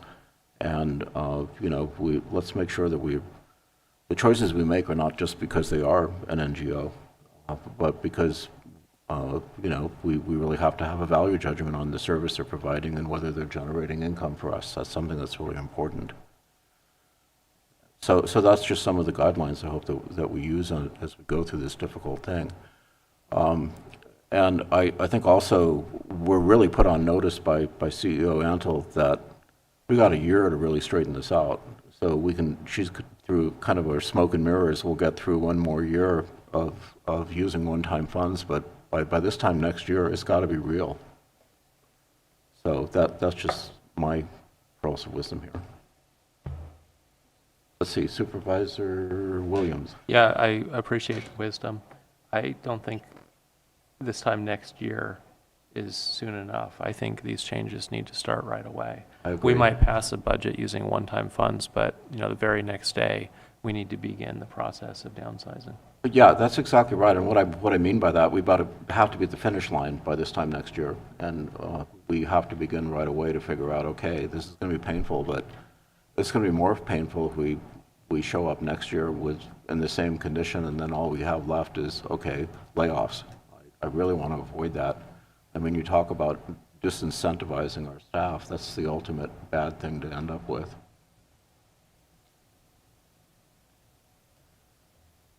Yes, Supervisor Jordy. Fundamentally, I think this was foreseeable. 4 years ago and I totally supported it, when we approved contracts that brought county employees to market. Because we knew at the time that we had the money to implement the first year of that contract, which brought us 1/3 of the way. We were pretty sure we had the money to implement year 2, which brought us 2/3 of the way. We had no idea if we had the money to implement year 3, but on a leap of faith, we voted for that contract. We were fortunate in that we had some one-time funds come in. Cannabis revenues were growing during that time, and they peaked at $6 million, and they've gone down ever since.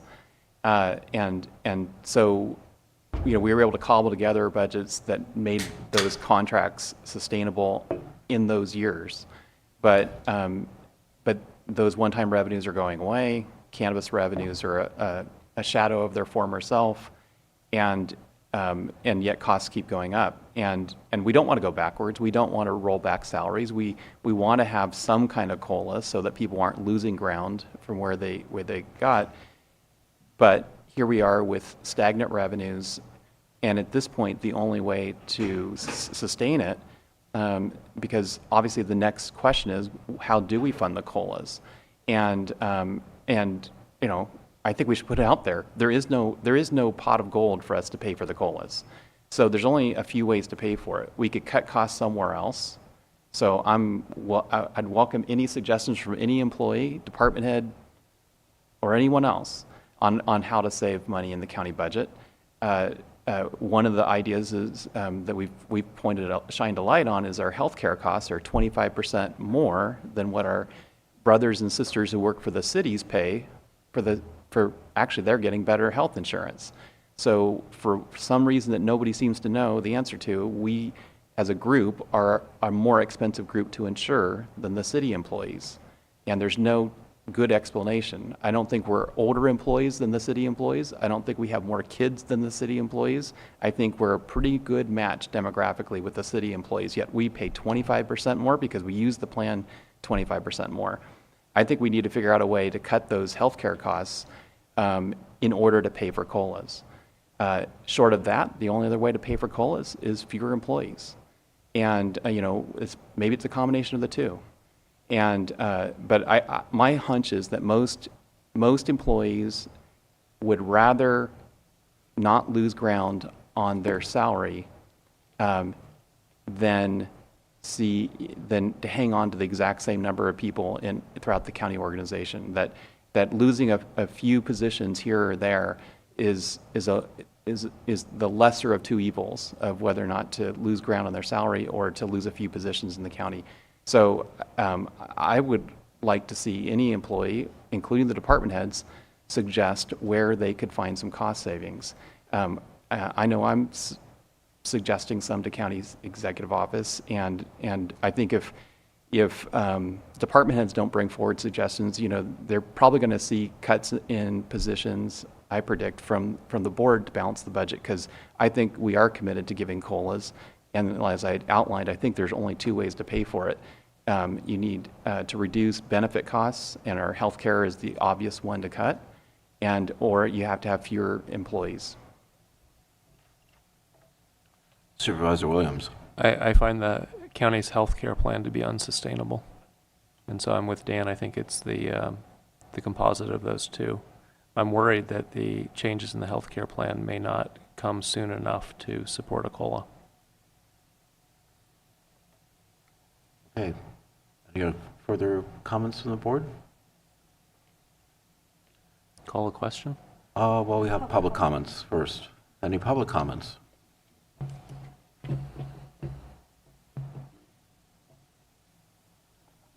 Yeah, good morning. Eisen Locatelli, Chief Probation Officer. Couple comments. I've used this analogy before and I'll use it again. You can only stretch a cotton ball so far before it loses its purpose. I believe in austerity and fiscal conservativeness. I think I've showed that since I became chief here. I have laid off staff in 2018. I did go through downsizing options to keep us sustainable as a probation department and as a public safety department. I took over a 25% cut to our net county costs from general fund in 2018, and we still haven't gotten that back. You can't expect department heads to absorb salaries, IT costs, facility costs, and insurance costs. I don't control those. But if the amount of money given to the department doesn't match those cost increase, how do you sustain a department? How do you also sustain a public safety department? I have mandates, so you don't do more with less, you do less with less. And if you're willing to make cuts to those areas you can make cuts to, then perhaps the sheriff, probation, and the DA can actually do the public safety mission that we're tasked with. But the sheriff isn't the only public safety officer in the room. There are other departments that are public safety mission. So I'd like to have those conversations with the board, because I do think the board gives policy direction, and the CEO's office is tasked with trying to implement that budget. I was asked to work on the strategic plan, and I did that. So I think I have a good insight of what's needed and what we can do as a county to save money. But I can't sustain another 25% reduction, and that's the conversation happening.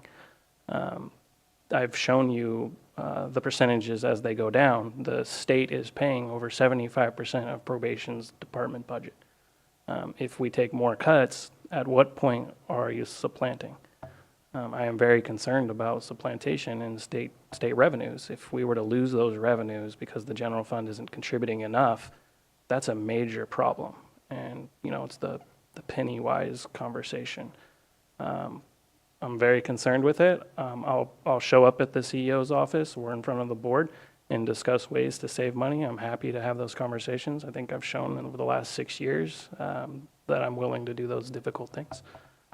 But it has to be sustainable, and that's got brought up here multiple times. We have to be doing things that are sustainable. Right now, some of these conversations are not. So let's work together on it. I'm happy to come back. I'm happy to show you statistics and revenues and how to increase them. Thanks. Thank you.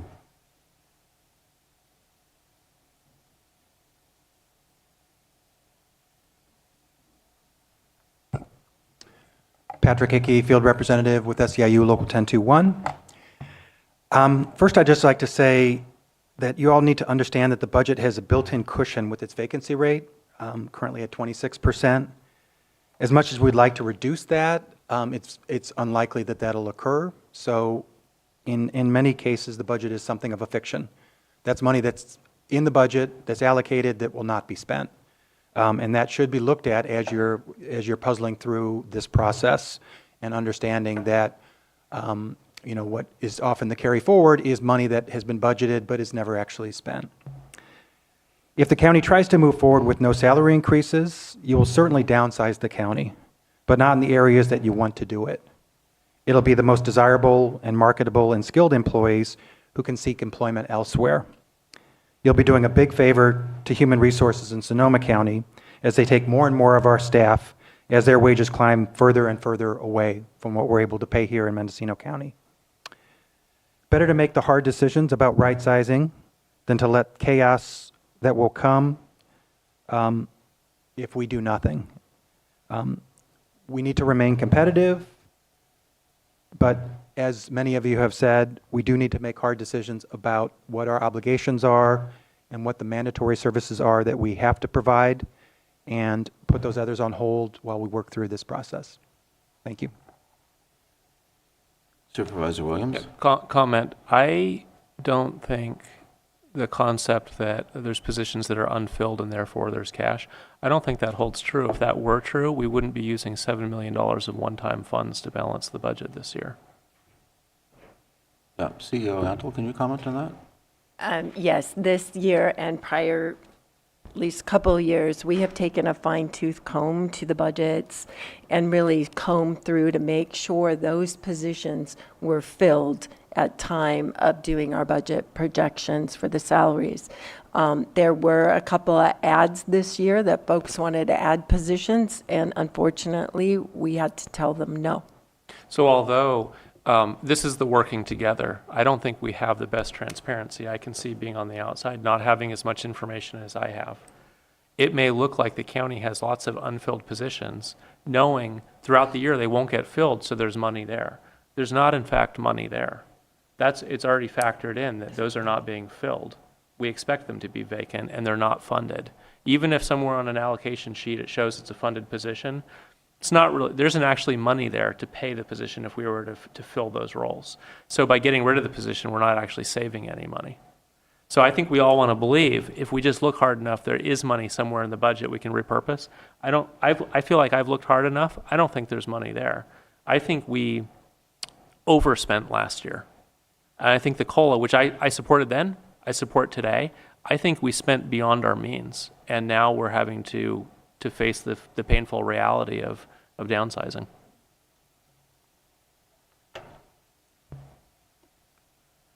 Is there any more public comments in the room?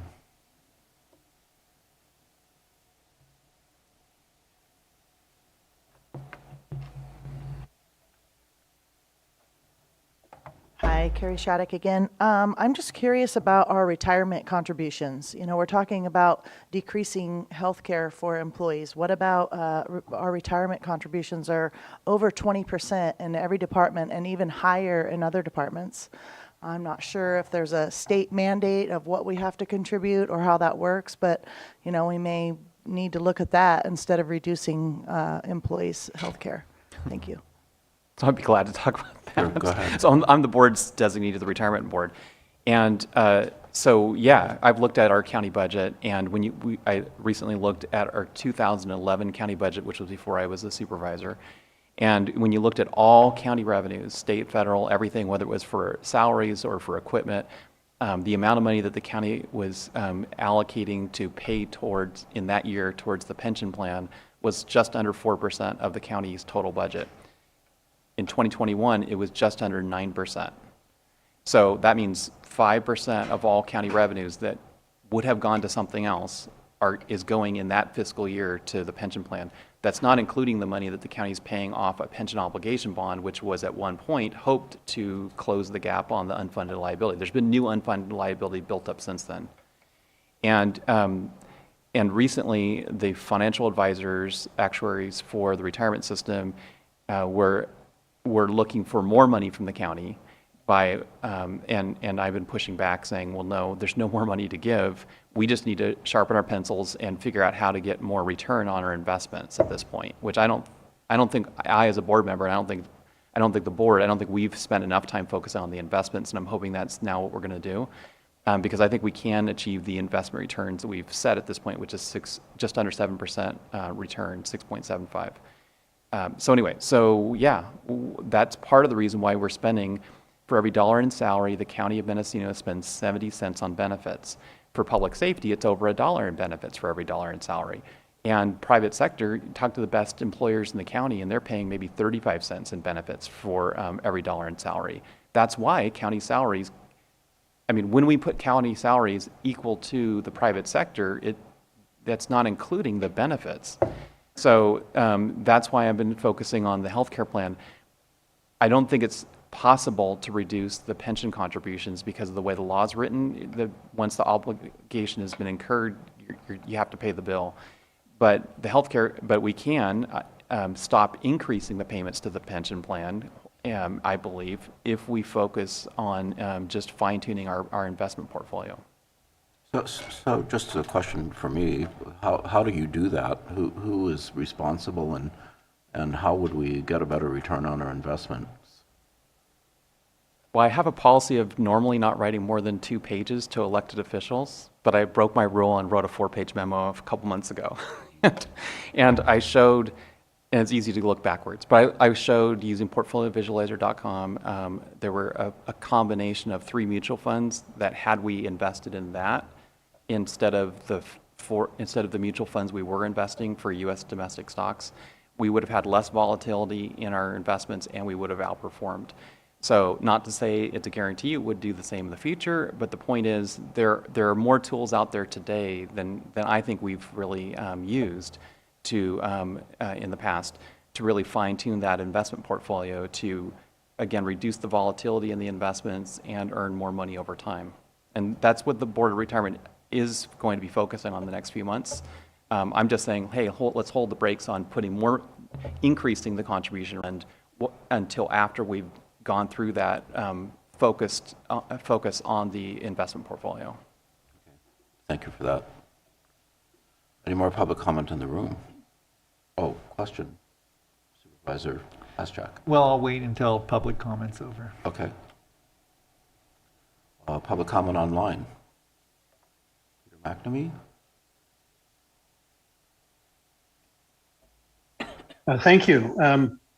I'm speaking on behalf of the Grassroots Institute. This is Peter McNamee.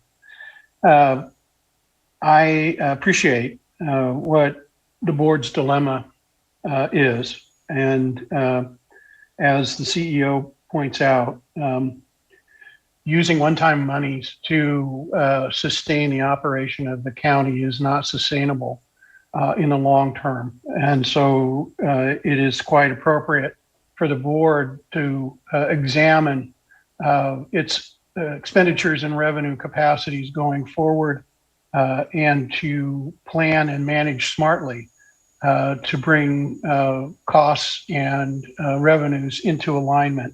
I've heard several suggestions today for areas that might be the focus of that. Tax collection improvements, trimming healthcare costs, reducing the size of staffing. One of the things that the CEO pointed out, and I want to emphasize as a fourth category that the board should take a real serious look at going forward in order to balance its ongoing operational costs, is its energy costs. The CEO noted that utility costs to the county are increasing by $640,000.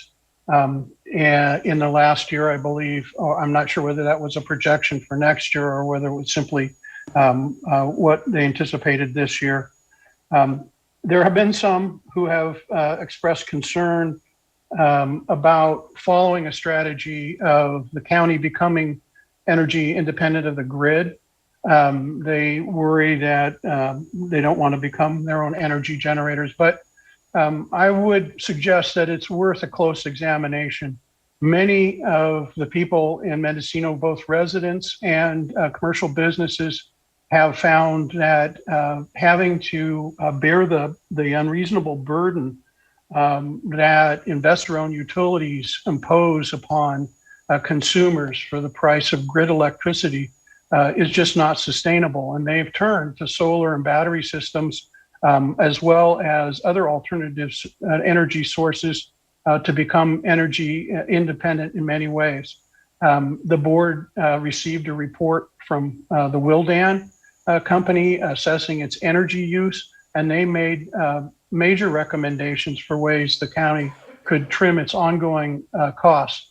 I would encourage the board to examine how it might use moving towards more energy generation to on its own to cover the costs of providing services to county residents and to the community at large. And so, and the Institute, as you know, we've been tracking the budget for months, and we would be happy to work with the county staff and with the supervisors to look for practical, reasonable, very doable approaches to accomplishing, reducing your costs and improving services to the county. Thank you very much.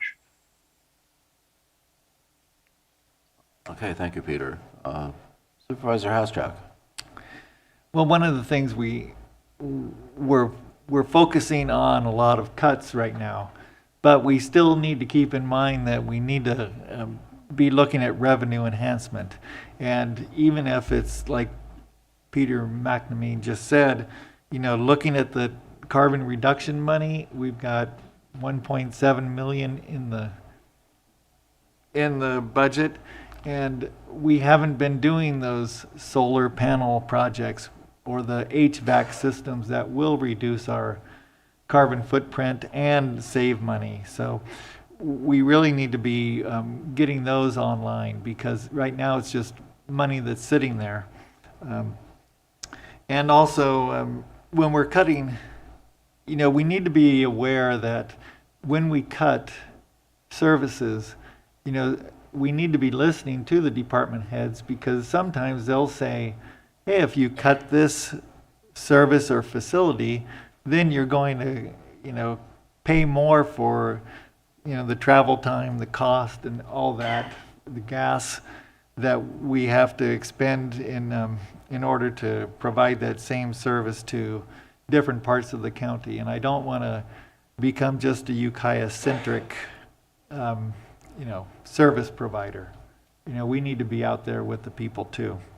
So just with those, I just wanted to put that in the big picture context of what we're doing with our budget. Supervisor Williams. Call the question. Okay, are we ready to vote? Recommended action? What is the question? Maybe the clerk could read it back.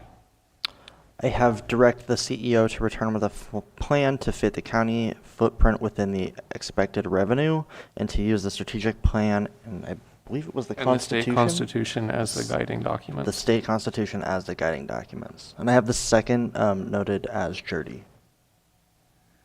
Well, Mr. Chair, if I could ask just, it may help to have a little bit of clarification on the motion, because you're going to have a recommended budget coming forward in June. It's not entirely clear to me whether the intent is for essentially a sustainable budget to be coming forward at that time, or for the plan to be something that's implemented afterwards. Can I amend the motion? If the clerk is ready. And accept the CEO's recommendations on approximately $7 million of one-time funds to balance the 23-24 budget. Is that acceptable, Supervisor Jurdy? Yes. Okay. And we're ready for the vote. so just to be clear on this question, is that all we're doing is saying bring back a balanced budget, and we're using the $7 million one-time only funds? If I understand it, so we have this year budget, we're basically going to accept, and we're working towards next year's budget, beginning essentially now, so that we won't have the $7 million of one-time budget, but we're going to have to find a way to fill the gap. Correct. That makes sense, everybody? Okay.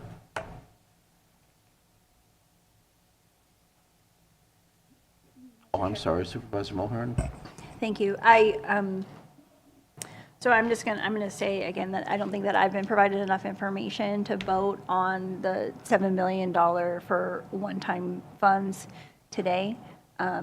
I understand the intention for you, Supervisor Williams, is to bring this back, but I don't have enough information today to vote on these particular line items that were presented.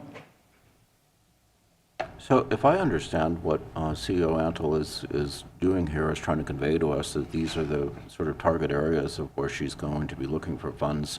It's not specifically a budget we're looking at today. This is her intent, and we're going to be getting a much more accurate line item budget when we come back in June. Thank you for that clarification. I would also like to clarify, I understand that. I don't have enough information to say that I agree to it at this point. So I'm looking for more information to come back during the budget hearings. Okay. Supervisor Williams? Yeah, so I don't necessarily disagree with that. I can see when it comes back, the board may fine tune it, but I think this at least sends the executive office in a direction to, otherwise we're telling them come back with a draft without giving them any inputs. And so, if one or two of these are wrong, I'll listen to you, and I'm willing to switch my position, but I think we need to give some direction. Otherwise, we're going to be surprised in June when we see a draft budget. And historically, there's been a lot of criticism of the CEO of leaving the board out of it and just coming with a plan. This was our opportunity to give some input in the process so that the draft plan that comes back is closer to what all of us expect. Okay, I think we're ready to vote. Mr. Chair. Oh, Supervisor Hastrack, we're not ready to vote. Well, with the one-time funding, we need to see what those numbers are for each item. But my understanding is when that comes back in June, if we want to change at that point, to get a balanced budget, we're going to have to cut something else. And so it's it's really that question that give us the information, but if we don't want to go with this plan, then we need to provide a plan of our own. Yep. Right? That's right. Okay, thank Well, you. I'd further clarify that. I think it's important if you see something on this list that you really don't want to see eliminated, you need to communicate also with the CEO. And just like the department heads, I'm sure it's going to be emotional, but it's something that I think we need to clearly communicate. And I'm sure it'll be a lively exchange based on my limited experiences so far. So for clarification, I think one point of communication from the board would be helpful is that $7 million of one-time fund, they've built this budget, zero contribution to the general fund contribution to Visit Mendocino. I support that. I don't think given our budget, I don't think we can afford. They have reserves, I believe, of close to $1 million. I believe it's about 8 months of operating expenses. We have 3 weeks of operating expenses reserves. Do we have enough money to give to that group? They have a pathway to increase their own revenues directly from the people they serve. I think, and I support the organization. I think it's, on the whole, it's good for the county. I think we've given as long as we can, and we've run, there's no fuel in our tank anymore. So, but if any board member wants to increase it from zero, they should probably speak up right now.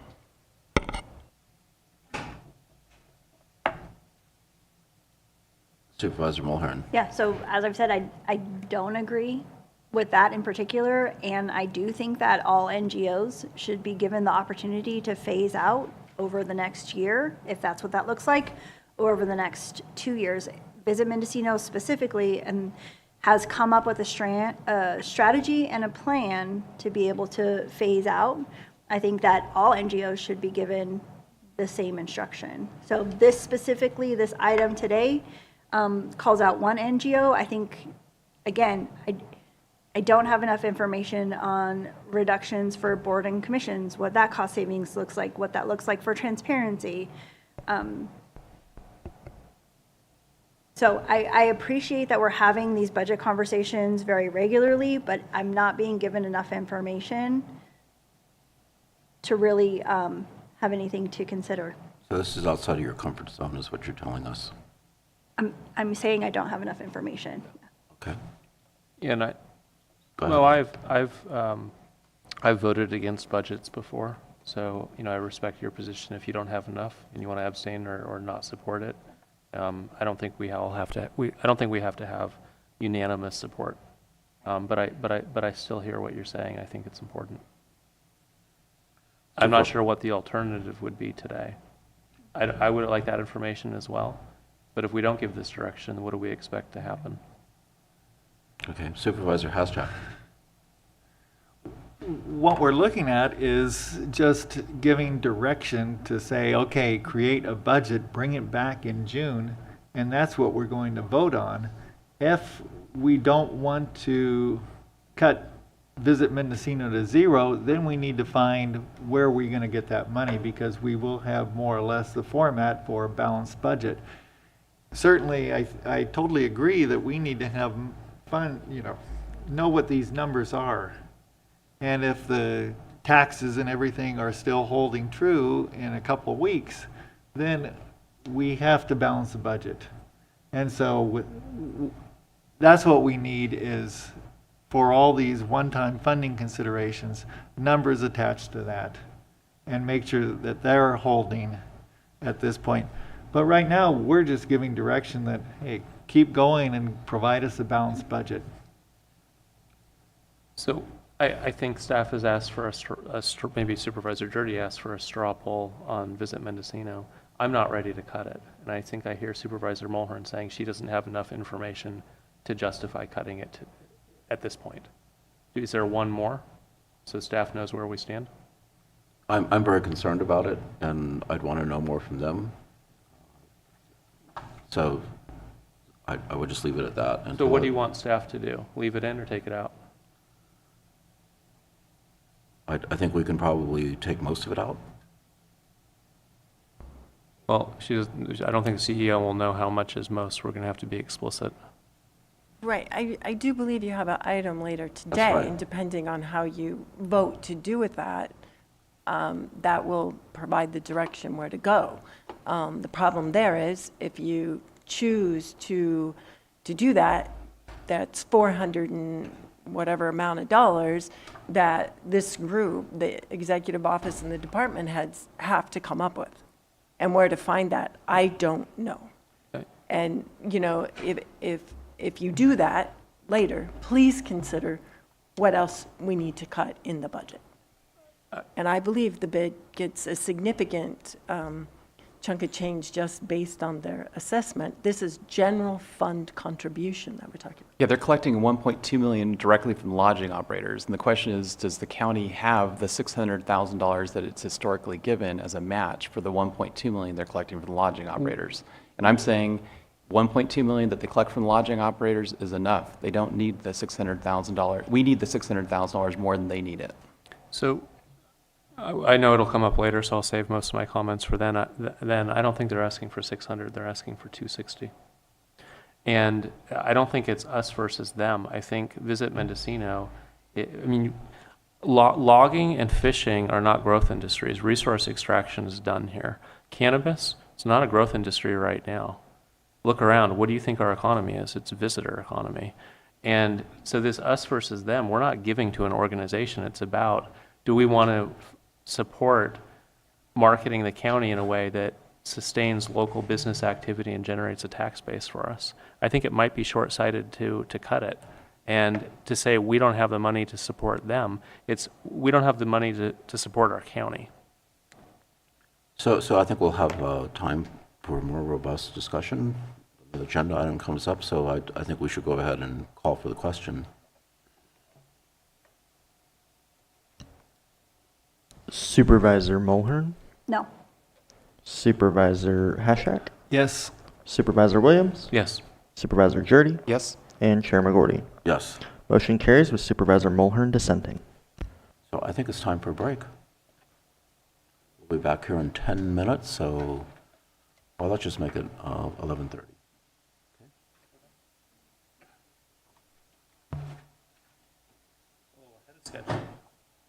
Yeah, how about that?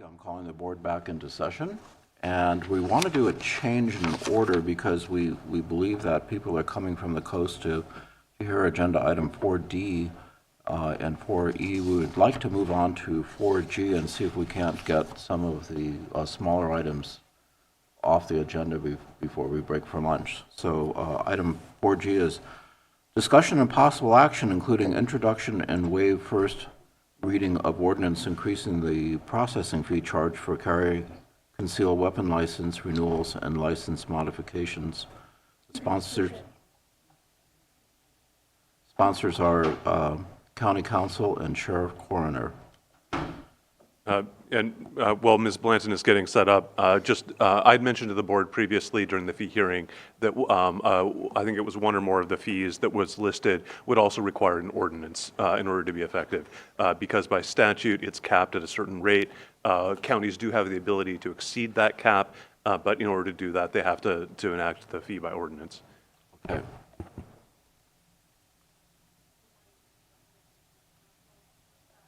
We're not hearing you. Oh, thank you. Good morning. Brina Blanton, Deputy County Counsel. So the purpose of this ordinance is to increase the fees, 2 fees related to concealed carry permits that the Sheriff's Office charges. The reason that the fees need to be increased is the software used by the Sheriff's Office for processing the applications. The cost of that software has increased by $4. So pursuant to California Penal Code Section 26190, there are certain limits on how much renewal fees and amendment fees can be charged. However, those fees can be increased pursuant to Government Code Section 54985, notwithstanding the limits in the Penal Code section. So that is what the ordinance proposes to do, which is to increase the cost of the renewal fee by $4 and the amendment or modification fee by $4, such that the costs to the Sheriff's Office for providing those services are completely covered. I'll move the recommended action. Second. Okay, is there any other board discussion? Is there any discussion in the room? Public comments? Is there any discussion online? Doesn't seem to be, so with that, I think we can call for the recommended action. Supervisor Hashak? Yes. Supervisor Williams? Yes. Chair McGordy? Yes. Supervisor Mulhern? Yes. And Supervisor Jurdy? Yes. Motion carries unanimously. Thank you very much.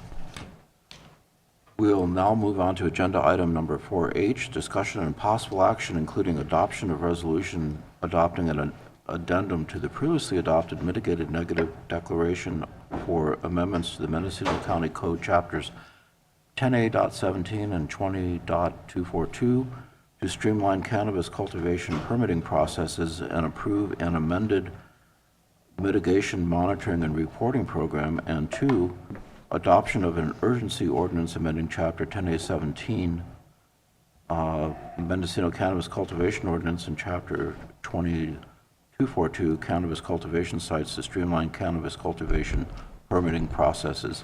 Sponsors are County Council and Cannabis. Move the recommended action. Second. Any board discussion, any staff discussion? Mr. Chair, I'd like to make sure that the entire board and the public is aware. The updated version of the ordinance with the changes that were orally requested yesterday has been uploaded to the website, and we can make paper copies available to anyone who would like. The changes that were requested yesterday were relatively minor and have been fully integrated. And then just generally, per the environmental document attached, the intent here is to keep all the substantive restrictions the same, just streamline the permitting process itself, and then allow the state to generate its own environmental documents for the purposes of the state permitting process to be able to remove the logjam on the departmental side. Okay, very good. Supervisor Hasjack.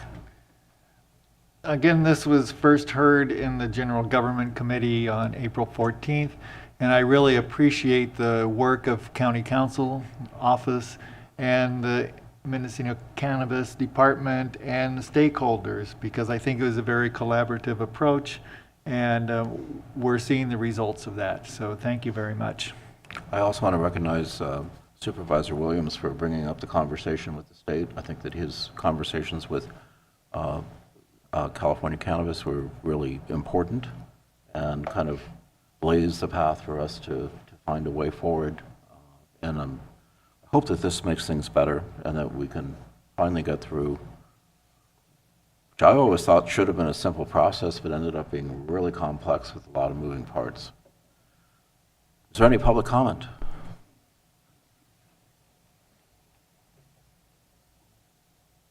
Good morning, Board, County staff, County Council. Michael Katz, Executive Director for the Mendocino Cannabis Alliance.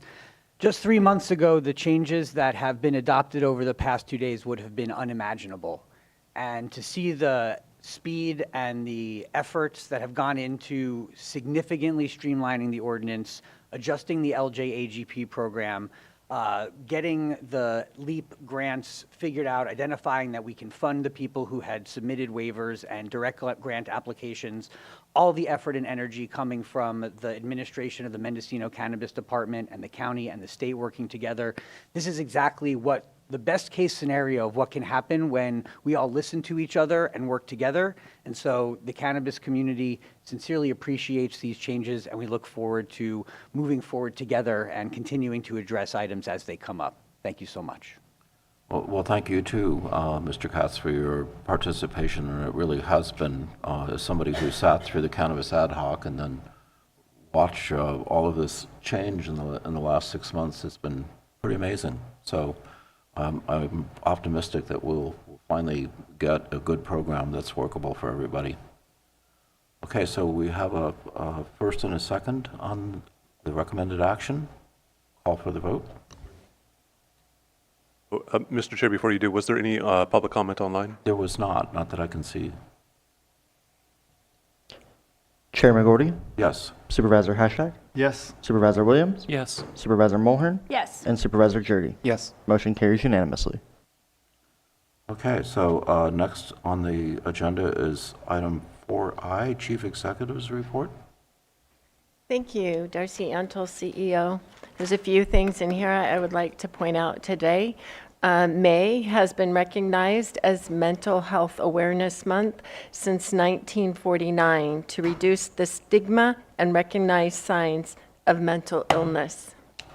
Also, May is a time to dedicate rising awareness on issues related to foster care and to celebrate those who are dedicated to serving our children, youth, and families. So a big shout out to those who are foster care parents and working within the foster care system. Another point and highlight of our Deputy Clerk of the Board here, Atlas Pearson, who is recognized by Granicus, which is our agenda software.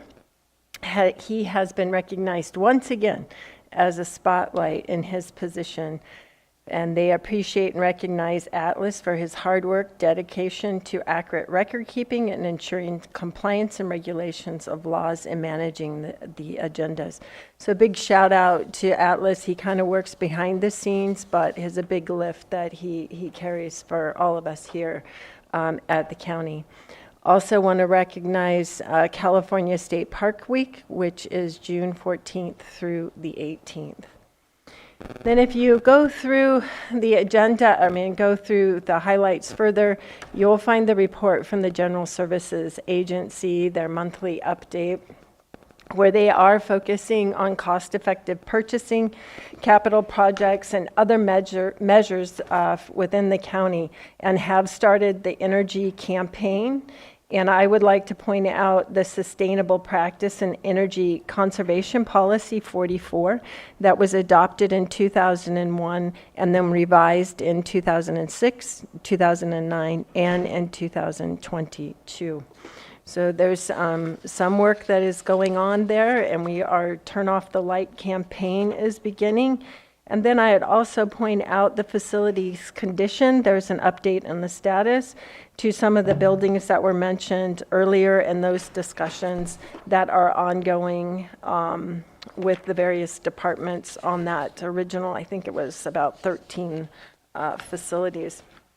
So those are some of the things. Again, library and the museum are doing some wonderful events this month. So please support the museum as much as you can. Thank you. Okay, so next on our agenda is supervisors' reports, I believe. Oh, do you want to take any public comment on the, I'm not following my list here. So public, first board comment on the chief executive officer's report.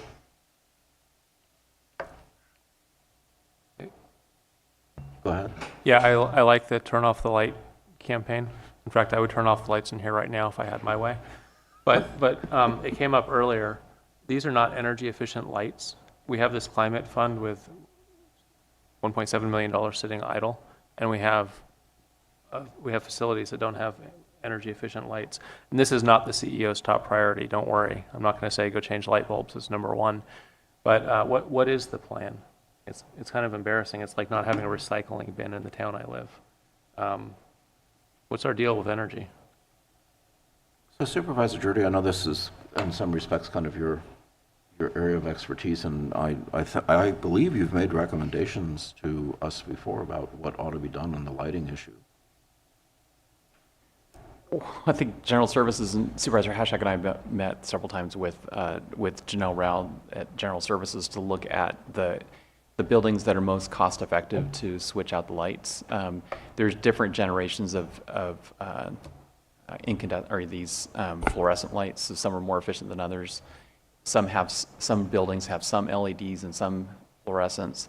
So anyway, that plan actually has identified a few buildings that have the quickest payback, and but in terms of reducing carbon, it's getting off of gasoline and into electric vehicles, or vehicles that at least run part-time on electric batteries.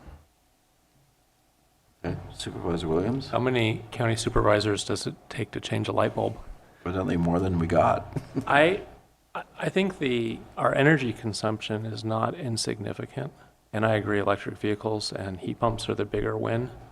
But isn't there something we could do to begin the transition? We have the money available.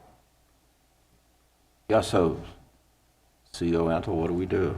How do we move this forward?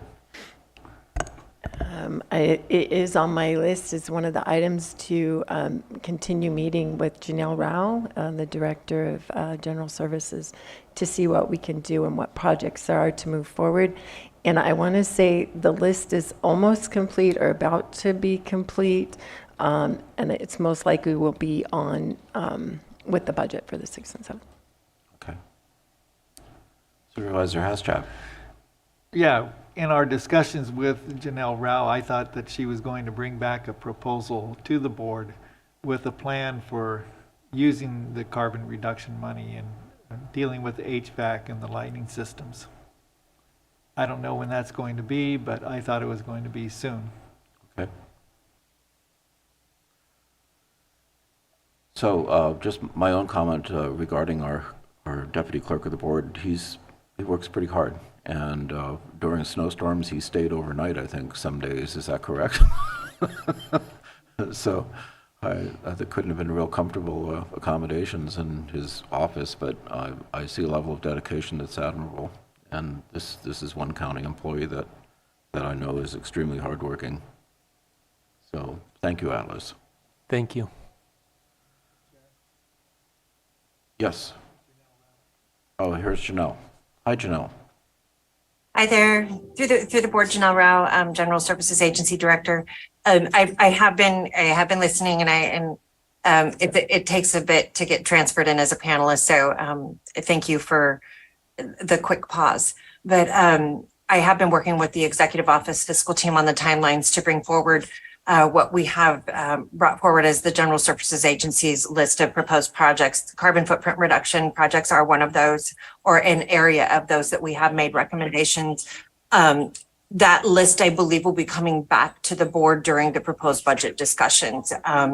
There had been some question on whether it would come forward during this workshop setting. Typically, it's part of the proposed budget. So that'll be coming forward, and it does include several carbon footprint potential projects for board to use. That funding set aside for. One of them that I've been talking about with the supervisors as referenced is an admin center lighting retrofit to LED. There's another one for the Yokeo Center potential to upgrade another lighting retrofit. And then there was another one that we had as a potential to do HVAC system replacements at the ag building, just because it made sense as we were doing the roof replacement at the same time. So those are just a few of the items we are recommending, but for the carbon footprint set aside, that would be for this current year. Okay, thank you. Are there any questions from board members for Ms. Rao? Okay, thank you for joining us. Is there any public comment on the Chief Executive's report? I don't see any in the room. I don't believe there's any online. So with that, I invite a motion to accept the report. I think we can just accept it. Yep. Okay. All right, so agenda item number 4J, discussion and possible action including review, adoption, amendment, consideration, or ratification of legislation pursuant to the adopted legislative platform. Chief Executive Office. No report today. Okay. With that, we can go on to agenda item number 4K, Supervisors' reports regarding board special assignments, standing and ad hoc committees, and other items of general interest. Supervisor Jurdy. So during budget, I already kind of outlined some of the most important issues I think are facing the retirement system. One is right now the retirement board is trying to decide does it want to ask for more money from the county essentially or not. I'm advocating at this point, let's not ask the sponsor to put in more money in the retirement system. Instead, let's focus on the portfolio. And so I'm kind of simplifying it, but that's what we've been discussing in the last couple months, and that's what I expect we'll be discussing for the next several months. And I think there is a path forward to fine-tuning the investment portfolio in a way that would elevate our likelihood of achieving the investment returns that we've set without requiring increased contributions from the employer. So just an observation, with interest rates going up, does that mean also that return on investments are going up? Well, inflation's higher, so that's also showing up in profits for businesses, for stocks. It's also showing up temporarily, at least, in bonds. But bonds are not yet really achieving returns that are above inflation. So although you're still getting, bonds were yielding, I think, on average about 2%. I mean, they were averaging very little, almost nothing. Now it's slightly more than next to nothing. But bonds are still less than 6.75. I mean, they're a drag on our portfolio. So I think the smarter move is for us to pick mutual funds that are less volatile than the S&P 500, and yet still equal the S&P 500 in returns. Supervisor Haschak. We had a general government standing committee meeting yesterday. We talked about LEAP funding and also the vegetation modification or issues. And then also I had a couple questions about the riparian protection, issue that I brought forward a few months ago. And I was wondering if there was an update. You were going to look at the mapping that we have available in the county, when we're going to get that information. And then also about the Potter Valley project, we talked about having a workshop, if there's been any more thought about that, about what we're going to do with that. Yeah, to answer you on the mapping, the county does have already at its fingertips multiple GIS layers that can roughly find most of the riparian areas in the county. The part that's a little bit, I shouldn't say roughly, they can pretty accurately find them. And they've also shared GIS layers with the North Coast Regional Water Quality Control Board. So they've also kind of given us additional options so that when a plan comes in, it should be very easy to find the plan relative to a riparian zone. At that point, the project could be referred to Cal Fish and Wildlife, or in addition to that, the county maintains FEMA floodways and floodplain information, so it should be pretty easy for us to flag anything that's in a riparian zone. And with the existing agencies that are concerned about it, which would include the North Coast Regional Water Quality Control Board and Cal Fish and Wildlife, there should be an ability for planning and building to be sure that whatever is going to be done is at least flagged, and whether or not there needs to be further action, it'll go from there. My own experiences working with the county is that because I do have property that's in a FEMA floodway, they flag it instantly, and then it becomes an issue on having the proper documentation if you're going to do anything inside of the floodway. So I feel confident that that PBS has information certainly that should let us know and inform. I guess you're leaning towards wanting to have an ordinance at some point about a riparian building or construction, correct? Right, and that was a proposal from the Fish and Game Commission and CDFW that we have some kind of setbacks and all. Mm-hmm. Yeah, the setbacks are very controversial, and I'll just use my own place as an example. So we normally want to have setbacks that would, ensure that there wouldn't be erosion and so forth on any of our riparian zones. And in my own property, there's a place where there's 200 feet of native forest, and we have lots of erosions because it's inside of the incised channel of the Russian River. So setbacks on their own don't necessarily guarantee you that you're going to get the desired effect. We don't really have time to debate this because the science on it is kind of mixed. That also goes into a lot of other things have to be taken into account, such as the parent material, slope, the flow, all those other things. So I know that in the past, when this subject comes up, there's no universal agreement in the science community as to what's proper. So I just make that as a side comment. The question, I guess, for the board would be, if you want to pursue an ordinance, is how many cases happen a year where we really have to take this into consideration? Because to develop an ordinance is going to take some time and money. And that would be the first question I would have. And then the second thing is, how restrictive is it going to be if we create one? Supervisor Williams? Chair, I maybe jog my memory. Did you recuse yourself when this came up last time? I did. I wonder if you want to now. I think that'd be smart. Yeah, because obviously I have some opinions, and we perhaps need to revisit this. Maybe give it to us as public comment. Yeah. Okay. The other question was about the Potter Valley Project workshop. So Atlas and I discussed that, and I think we have set a date, kind of to a water update that would include the Potter Valley project. Is that correct? We probably did, but I can't remember off the top of my head. Yeah, I have it in my calendar that I have to get materials to you sometime, and my understanding would be it'd be July. So something is scheduled.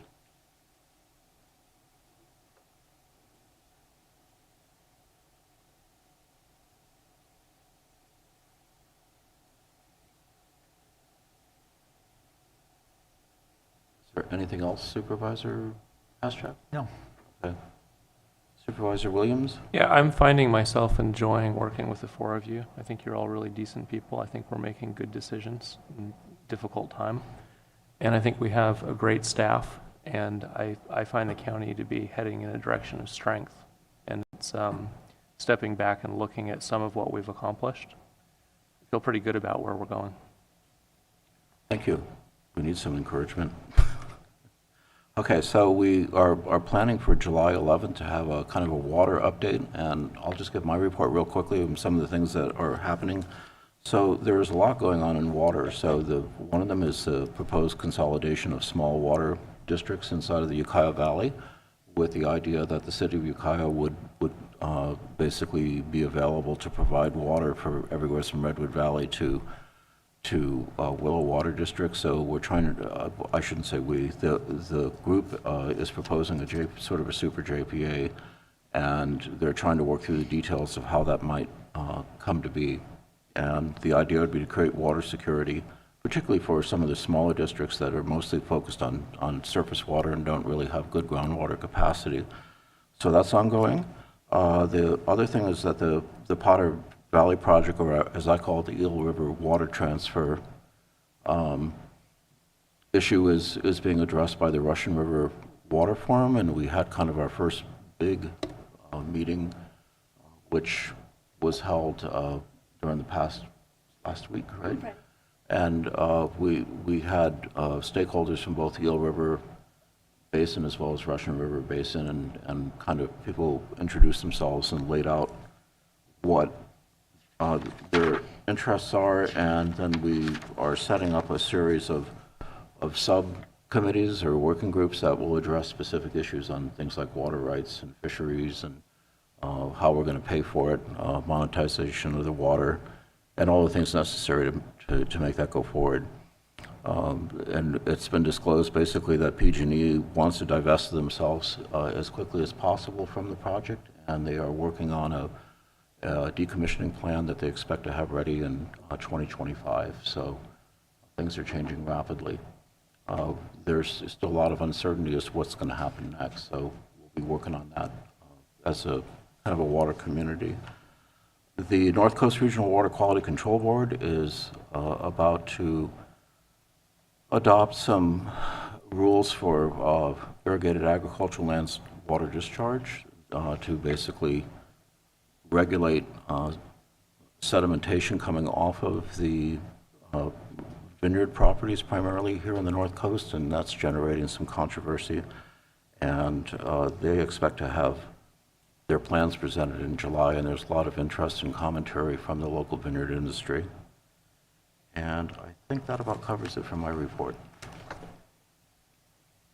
Okay, anything else? Chair, if I may? Yes. We do have the DOT team here, Department of Transportation. If we could hear their item now, I think that would be beneficial, so they don't have to wait, if you don't mind going roughly another 30 minutes before break. Okay, Ward, how do you feel about that? Yes, please. Okay, all right.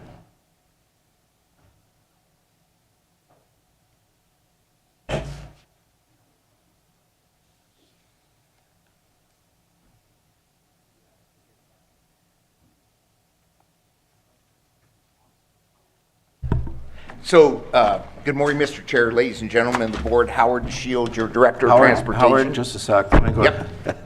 ahead and read what it is that we're actually going to be talking about. I think Okay. It's a good idea to read that into the record. So, this is agenda item number 4F, which is a notice public hearing, discussion and possible action, including adoption of a resolution adopting an initial study mitigated negative declaration and mitigation monitoring and reporting program in compliance with the California Environmental Quality Act requirements for the rehabilitation and widening of bridge number 10C0032 on Philo Greenwood Road, County Road 132, milepost 1733 over the Navarro River area, and the sponsor is Transportation. So I have a couple things that we have to do. We're now noticing the public hearing. Clerk, has the proper notice been established? Proper notice has been established. Okay, so at this time, I will open the public hearing and announce the hearing procedures. Board and clerk will note correspondence and telephone calls received. Anybody received? Any comments received in the email would have been sent to the full board, and any submitted online would be accessible via e-comment. Okay, at this point, we're ready for a staff presentation. Good morning, Mr. Chair, ladies and gentlemen of the board. I'm Howard DeShield, your Director of Transportation.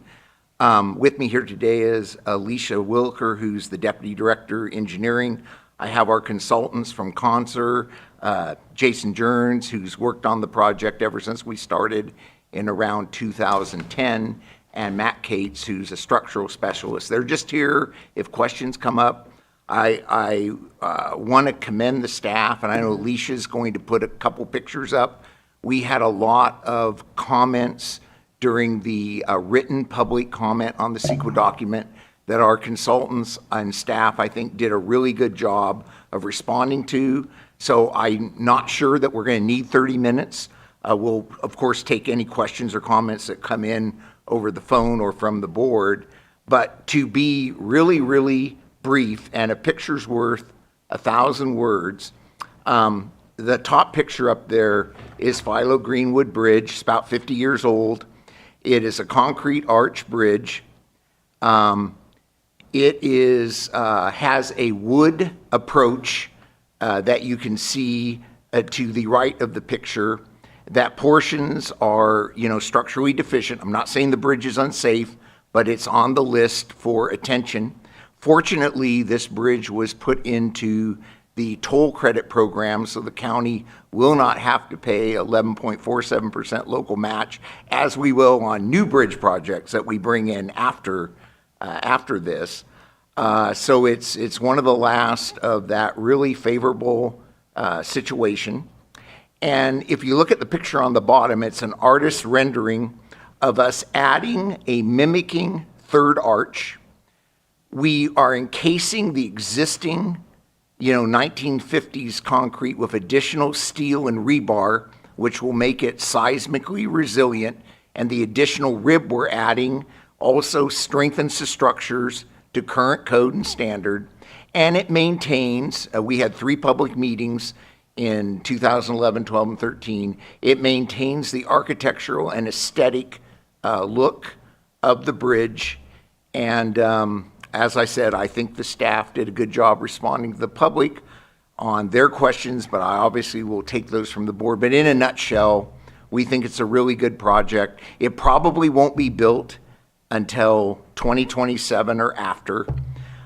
So I won't be here to build it, but Alicia will, and I think it'll be a really good project for the county. And with that, I'll take questions. Questions? It's in my district. I have no questions. Thankful for the strong team we have. Ready to make a motion as soon as you close the hearing. Okay, so I just have a kind of got a little commentary, maybe some of you others did as well, about access to the beach during construction and some concerns about that. What's your plan? So I always tell folks when we do any kind of road or bridge project that we have short-term pain for long-term gain. All property in the right-of-way is accessible to the public, and that includes all 157 bridges we have in our county. But it's informal. It's there, but it's it's informal. We responded to that in the CEQA document about how there are other sites along the river, and it's not like we're taking away a dedicated access. But obviously, Supervisor, for public safety during the construction, and this is a 2 construction season project, we are going to have to restrict access where the contractor has their equipment and different activities. It just won't be safe. So that's true of any project I do anywhere in the system, though there's always an in construction. But we expect this bridge to go another 50, maybe 100 years. So in the grand scheme of things, it's not that much. Questions from other supervisors?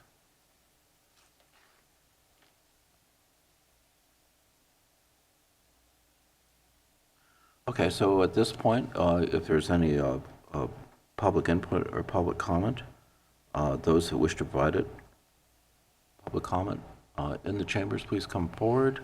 I guess there's none in the chambers. There doesn't appear to be any online either. Okay. So with that, I guess we go to final remarks from staff. We'll respond to any questions the board might have. Any further questions? This board is unusually quiet, so it's a pretty straightforward project, and I think everyone looks forward to the improvements and the safety. It always feels a little rickety when I drive across that bridge. It's sort of charming, but I think that it's probably time for a do-over and an upgrade, so I think we're on the right track here. So with that, I'm going to close the public hearing. Move the recommended action. Okay. Moved and seconded for the recommended action. Ready to call for the vote? Supervisor Hashak? Yes. Supervisor Mulhern? Chair McGorty? Yes. Supervisor Jordy? Yes. And Supervisor Williams? Yes. Motion carries unanimously. Okay, thank you very much. All right, at this point, are we ready for a lunch break? All right, we are. So what time should we come back? Half an hour? Well, 1 p.m. We're sort of waiting for our presenters, right, from Visit Mendocino. Isn't there something else we could check off? That's it. I think our staff also needs a lunch. Yeah. Yeah, they'll be passing out here soon if we don't take care of things, so. All right, thank you very much. We'll see you at 1 o'clock.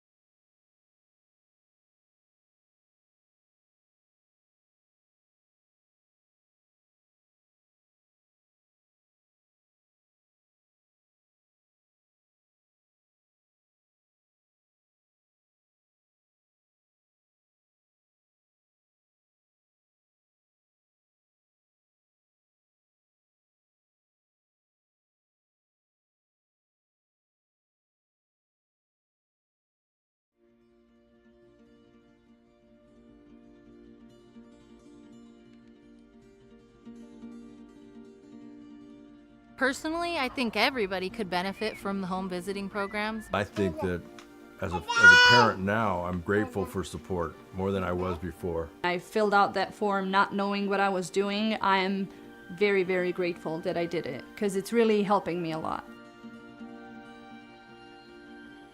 Bueno, creo que por mi parte esperaba algo totalmente diferente, como un programa más frío, por decir algo, no tan cercano a la familia. Y a través del programa nos hemos dado cuenta que también pasa a ser una familia con nosotros porque nos apoya en los momentos difíciles o cuando nos hemos visto en dificultades. Well, I was a new mom and I had no experience taking care of a newborn. There isn't like a book on how to raise a kid. We come from like a lot of family history of, drugs, violence, alcoholism, so we didn't want our daughter to experience any of that. The thought that a parent was supposed to be loving, nurturing, supposed to be there for their kid, provide food, shelter, joy, and going in, becoming a parent for her, I had no clue how to provide that. Cómo pensar educarla, cómo educar a un hijo porque pues nosotros nunca, es la primera vez que íbamos a ser padres. What I think parents should know about home visiting is that you can learn a lot of new things and tips and tricks, how to take care of the baby and what to do, and if you're, stuck in a routine and everything being monotonous, like they give you new resources and new tools how to handle parenthood. It was nice to have them kind of guiding me, even though I was not a first-time mom. I felt like a first-time mom. It totally blew my mind over time. So much information that I had no idea about. She was straightforward when, teaching me this stuff and answered any of my questions. It's just a really positive experience. What I think that parents could benefit with the program is just having someone here for you, especially for first-time parents. It can be very isolating and it can be very lonely, and having the home visitor changes that and it feels very good. For me, having a home visitor is like having a second mom there. A lot has changed. I'm definitely more knowledgeable taking care of her. And I know that anytime I need advice or help from somebody, I can just call her. It's just that little positive nudge to, hey, I'm noticing something, let's find a way how to change it. And she's like, you know what, Amanda, let's pick you up, dust you off, and let's go over to, see about either getting your driver's license or seeing about, going to college, see if we can start something for you. It's totally worth it. Like, even if you're on the fence at first, you don't feel like having a stranger coming in your house and teaching you about your little one, do it anyway. You get the help that you need. You get professional advice on things you may not know about your child. And the fact that the program has no fees or anything, it's all totally free, is fantastic.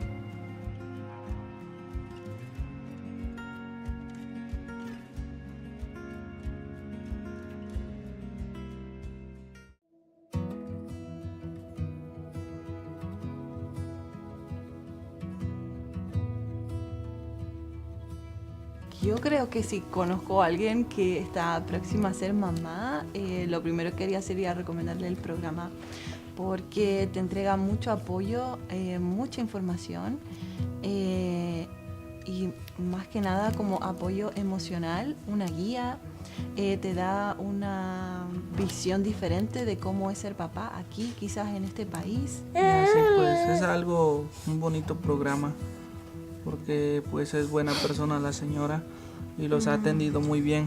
Pensé que nada más iba a ser un programa de orientación quizás para los nuevos padres, pero creo que nos llevamos una linda sorpresa porque Gaby es una persona muy cercana a nosotros, es como parte de nuestra familia, siempre ha estado dispuesta a ayudarnos y a escucharnos con nuestras dudas sobre la paternidad, y en nuestro caso que estamos solos en este país ha sido como de mucha ayuda.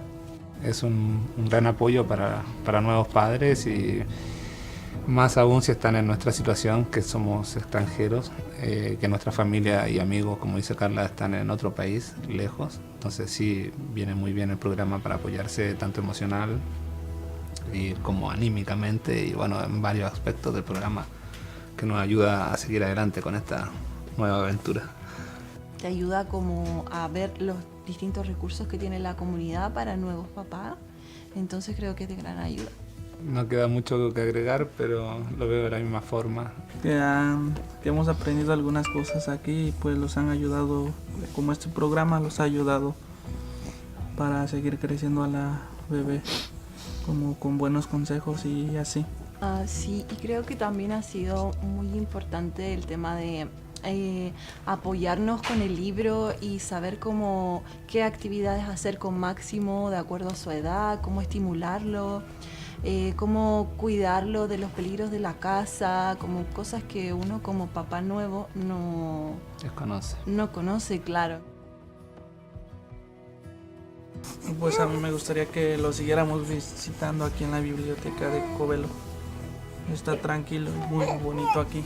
Cuando no nos podemos reunir, nos comunicamos por Zoom o una llamada telefónica o por texto. Donde nos visite, porque ha sido nuestra casa, a veces nosotros vamos a Willits y puede ser en el parque.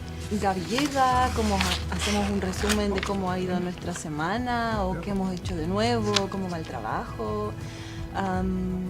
Luego hacemos las actividades del libro, vemos si podemos hacer un juguetito nuevo para Máximo, a veces ella lo evalúa, cómo está su sentido motriz, qué ha aprendido de nuevo, nuevas palabras, y jugamos un ratito y conversamos. A mí personalmente también me ayudó mucho a obtener mi licencia a conducir, que era un objetivo que teníamos en cuanto a la familia, sí. para poder estar tranquilos, así que encuentro que ha sido fundamental el apoyo. El objetivo del programa es que las familias estén bien, y que las familias estén bien significa niños felices, niños sanos, y eso en un futuro es adultos sanos y un mundo mejor. Entonces está bueno.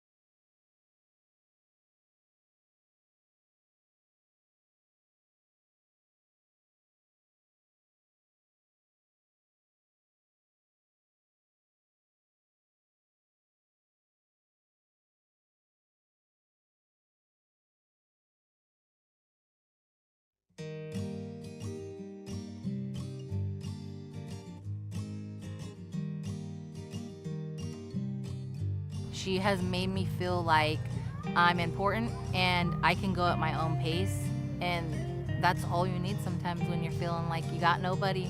It was helpful to have somebody there kind of holding my hand and guiding me and letting me know this is kind of the normal. It felt like I was becoming a new mom, so it was very interesting and helpful, very, very helpful. You know, there was that self-conscious part of me, like, will I be accepted even though I'm not perfect? What I like the most is that she really listens. The support that she gives me is special because she does it with love, and it's just natural, you know. That's all I could say. It just feels like somebody that I've known since I was little. You know, I said to Jeanette, Jeanette, you're supposed to be with me for 5 years. Jeanette said, yeah, I know, I'm going to be with you guys for 5 years. That's when I said, well, I guess I can trust her. She's going to be with us for 5 years. Yo creo que quizás pasó como a la segunda visita o algo así, como que ya nos presentamos formalmente. Y luego ya creo que en la segunda visita estaba como todo más tranquilo, como muy, como que el ambiente era muy familiar. Entonces yo me sentí muy cómoda. Felt like she cared for Sparrow too, and Sparrow really enjoyed it. Yeah, she knew when Gabby came we were going to be making something or learning something, and she'd instantly start digging through Gabby's bags to find out what activity we were going to do. Not only did we get the assistance with this program, but we also made a really good friend. I'm happy to call Gabby our friend. I think the relationship that we've built has been she's a part of the family.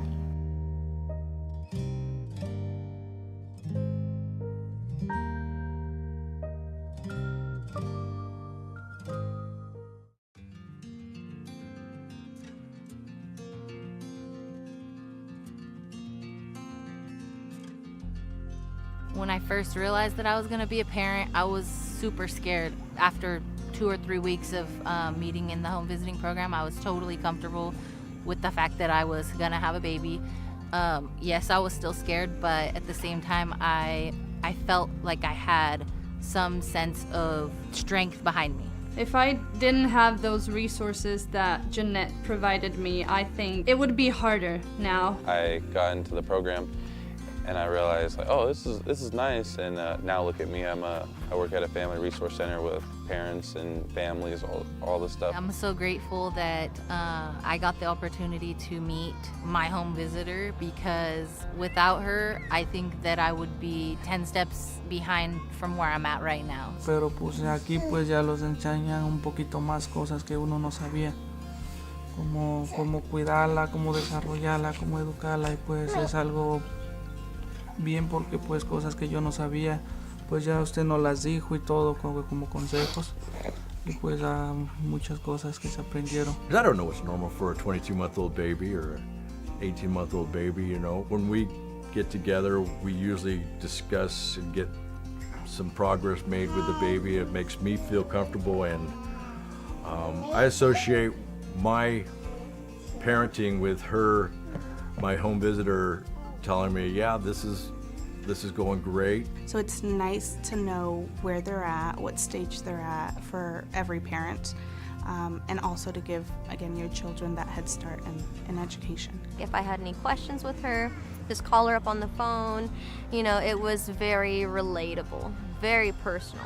And, you know, with her getting to know my kids, you know, she got to kind of help guide me along the way. I mean, there were so many cool things that I've learned. I went from a very rough type of life. I was homeless, and she was able to help me get into school, and I actually have enough credits to graduate with a business degree right now. I think I really want to mention just that I'm grateful that I took advantage, because it's something that has put me in touch with my child, or closer to my child and her development. I want other people and parents to know that the home visiting is not something that you should be afraid of. It's actually something that is needed.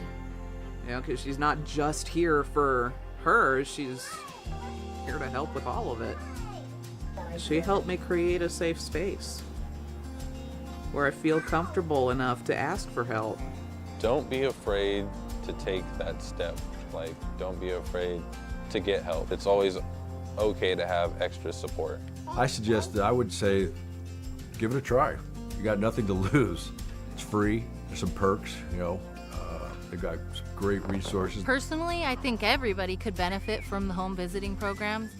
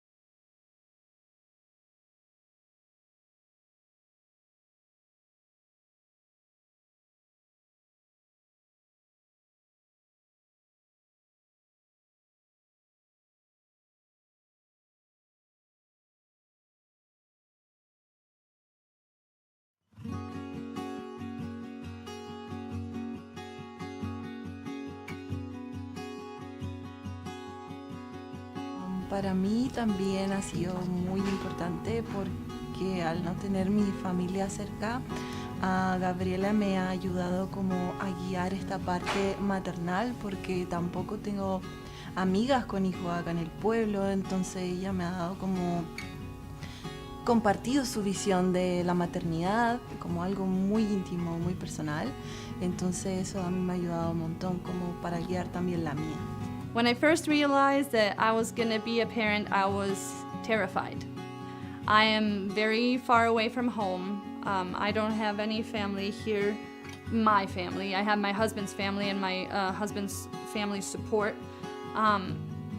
But I don't have my mom and my brother and my friends. When you find out that you're gonna have a baby, and then when you have the baby, you forget everything that you've learned, and it's kind of like you're starting all over with the whole learning thing. We bonded so much because we, welcomed her into our home, and it was easier for me because, she was still, a small infant, and it's a lot of work when they're, that young. So I really appreciated that she was able to come in the home and support her emotionally. I had wanted to be a mom for a long time, but I just didn't have any experience. Muy sola, porque no tenía mi familia, porque no tenía amigos. Desarrollé una depresión postparto, entonces como que lo pasé muy mal al principio, fue muy difícil y a veces incluso me costaba conectar con mi bebé, como jugar con él o tener más paciencia. Eso me costó un poco, pero con apoyo de terapeuta, apoyo de Gaby, apoyo de amigas, creo que pude superar eso y ya hoy en día soy como una mamá más dedicada, igual también más informada y más consciente y amable conmigo misma para poder desarrollar mi maternidad. Porque si yo estoy bien, mi bebé va a estar bien. And then Gabriella started coming over and I realized I've got someone to talk to. It was a saving grace, really. The thing for me that actually wraps everything together and makes me feel so complete is that the home visitor that we have, she has taught me so much about babies and the stages that their brain go through, mental, physical, everything about children, and it just totally made me feel like I was the best mom in the world.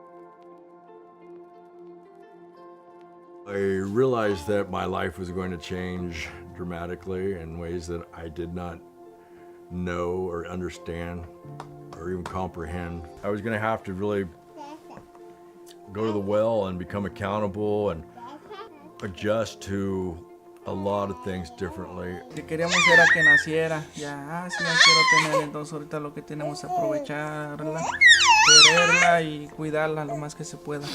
Creo que a todos nos preocupa la primera vez que nos dicen que vamos a ser padres. When we started the program, my daughter was about 3 months, and my daughter's 22 months now. Something I love about my child, that she's healthy, she's happy, she knows that she's cared for and loved. Those are some of the things that I wanted to make sure that she had, and she has them. I'm happy today with my daughter. She's the greatest thing in my life, and I'm glad to wake up and see her, and everything I do it for her. Sí, bueno, yo también vengo de una familia separada.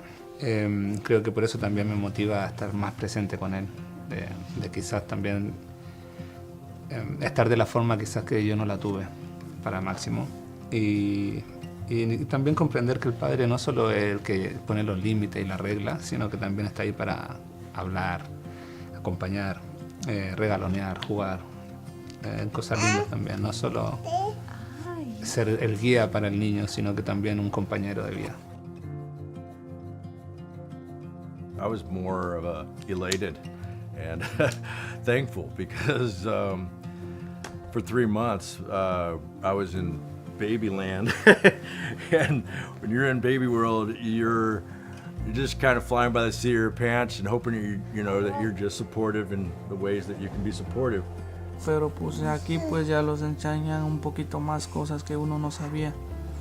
Cómo cuidarla, cómo desarrollarla, cómo educarla, y pues es algo bien porque pues cosas que yo no sabía, pues ya usted nos las dijo y todo como consejos, y pues muchas cosas que se aprendieron. Bueno, creo que por mi parte esperaba algo totalmente diferente, como un programa más frío, por decir algo, no tan cercano a la familia, sino más bien un programa de Estado programado para la ayuda solamente. Y a través del programa nos hemos dado cuenta que también pasa a ser una familia con nosotros, porque nos apoya en los momentos difíciles o cuando nos hemos visto en dificultades. Siempre nos hemos podido apoyar en Gaby a través de su programa. Encuentro que ha sido fundamental el apoyo. You know, my experience has been nothing but positive. Annette has been wonderful. She's on time. She lets me know if there's going to be any changes in the schedule. Not only did we get the assistance with this program, but we also made a really good friend. I'm happy to call Gabby our friend. I still feel the challenge of being a parent now in today's world is immense. I think that you need support. Es un gran apoyo para nuevos padres, y más aún si están en nuestra situación, que somos extranjeros, que nuestra familia y amigos, como dice Carla, están en otro país, lejos. Entonces sí, viene muy bien el programa para apoyarse tanto emocional y como anímicamente, y bueno, en varios aspectos del programa, que nos ayuda a seguir adelante con esta nueva aventura. Don't be afraid to take that step. Like, don't be afraid to get help, because you might think that you know what you're doing, but it's always okay to have extra support, and don't do it alone. Give it a try. You got nothing to lose. It's free. I'm grateful that I took advantage, because it's something that has put me in touch with my child, or closer to my child and her development.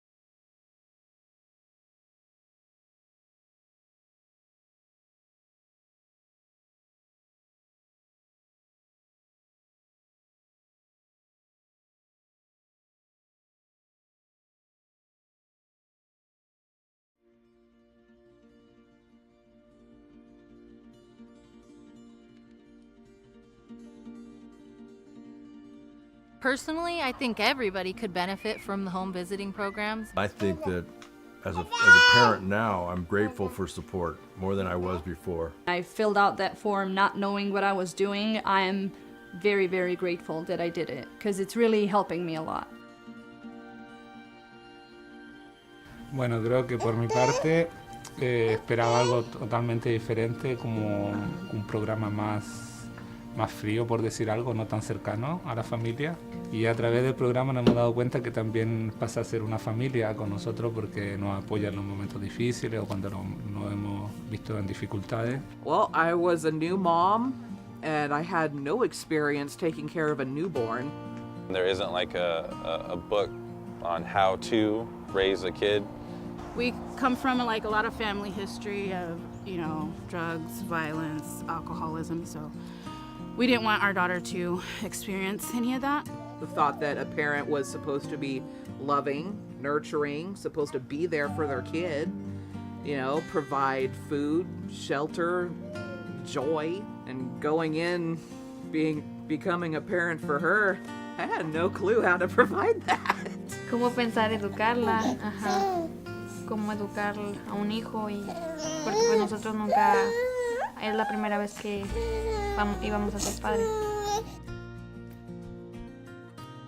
What I think parents should know about home visiting is that you can learn a lot of new things and tips and tricks, how to take care of the baby and what to do, and if you're, you know, stuck in a routine and everything being monotonous, like they give you new resources and new tools how to handle parenthood. It was nice to have them kind of guiding me, even though I was not a first-time mom. I felt like a first-time mom. It totally blew my mind over time.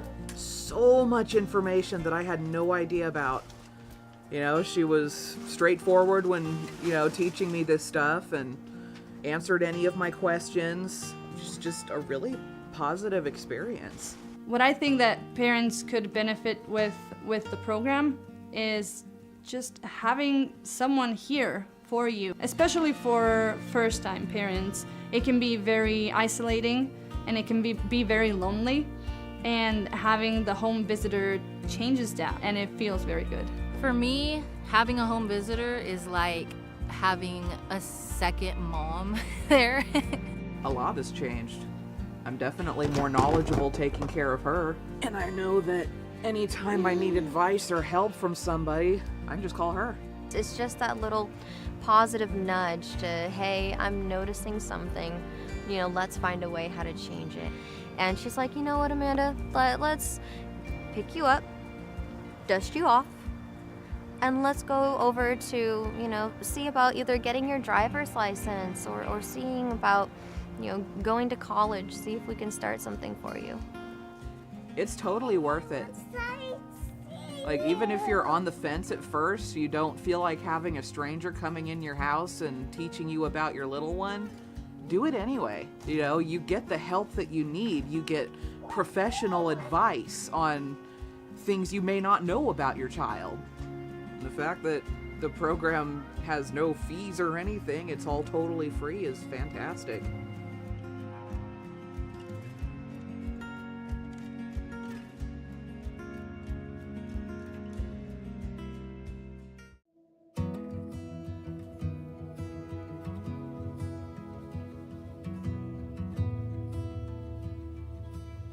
Yo creo que si conozco a alguien que está próxima a ser mamá, lo primero que haría sería recomendarle el programa porque te entrega mucho apoyo, mucha información y más que nada como apoyo emocional, una guía, te da una visión diferente de cómo es ser papá aquí, quizás en este país. Sí, pues es un bonito programa porque pues es buena persona la señora y los ha atendido muy bien.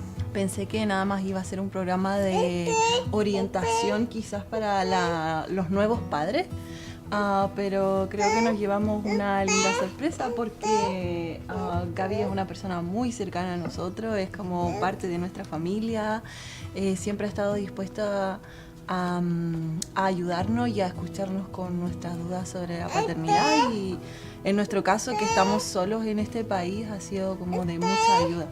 Es un gran apoyo para nuevos padres y más aún si están en nuestra situación, que somos extranjeros, que nuestra familia y amigos, como dice Carla, están en otro país, lejos. Entonces sí, viene muy bien el programa para apoyarse tanto emocional y como anímicamente y bueno, en varios aspectos del programa que nos ayuda a seguir adelante con esta nueva aventura. Te ayuda como a ver los distintos recursos que tiene la comunidad para nuevos papás, entonces creo que es de gran ayuda. No queda mucho que agregar, pero lo veo de la misma forma. Que hemos aprendido algunas cosas aquí y pues los han ayudado, como este programa los ha ayudado para seguir creciendo a la bebé, como con buenos consejos y así. Sí, y creo que también ha sido muy importante el tema de apoyarnos con el libro y saber cómo, qué actividades hacer con Máximo de acuerdo a su edad, cómo estimularlo, cómo cuidarlo de los peligros de la casa, como cosas que uno como papá nuevo no conoce, claro. Pues a mí me gustaría que lo siguiéramos visitando aquí en la biblioteca de Covelo. Está tranquilo y muy bonito aquí. Cuando no nos podemos reunir, nos comunicamos por Zoom o una llamada telefónica o por texto. Donde nos visite, porque ha sido nuestra casa, a veces nosotros vamos a Willits y puede ser en el parque. Gaby llega, como hacemos un resumen de cómo ha ido nuestra semana o qué hemos hecho de nuevo, cómo va el trabajo. Luego hacemos las actividades del libro, vemos si podemos hacer un juguetito nuevo para Máximo, a veces ella lo evalúa, cómo está su sentido motriz, qué ha aprendido de nuevo, nuevas palabras y jugamos un ratito y conversamos. A mí personalmente también me ayudó mucho a obtener mi licencia a conducir, que era un objetivo que teníamos en cuanto a la familia, sí. para poder estar tranquilos, así que encuentro que ha sido fundamental el apoyo. El objetivo del programa es que las familias estén bien y que las familias estén bien significan niños felices, niños sanos y eso en un futuro es adultos sanos y un mundo mejor. Entonces está bueno.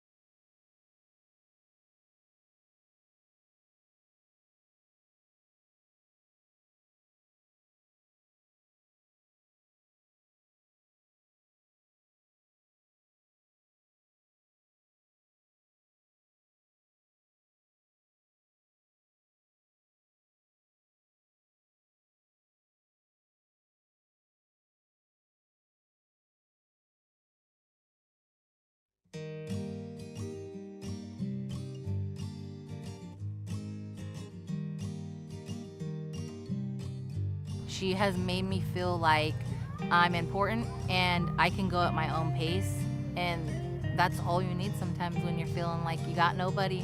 It was helpful to have somebody there kind of holding my hand and guiding me and letting me know this is kind of the normal. It felt like I was becoming a new mom, so it was very interesting and helpful, very, very helpful. You know, there was that self-conscious part of me, like, will I be accepted even though I'm not perfect? What I like the most is that she really listens. The support that she gives me is special because she does it with love, and it's just natural, you know. That's all I could say. It just feels like somebody that I've known since I was little. You know, I said to Jeanette, Jeanette, you're supposed to be with me for 5 years. Jeanette said, yeah, I know, I'm going to be with you guys for 5 years. That's when I said, well, I guess I can trust her. She's going to be with us for 5 years. Yo creo que quizás pasó como a la segunda visita o algo así, como que ya nos presentamos formalmente. Y luego ya creo que en la segunda visita estaba como todo más tranquilo, como muy, como que el ambiente era muy familiar. Entonces yo me sentí muy cómoda. Felt like she cared for Sparrow too, and Sparrow really enjoyed it.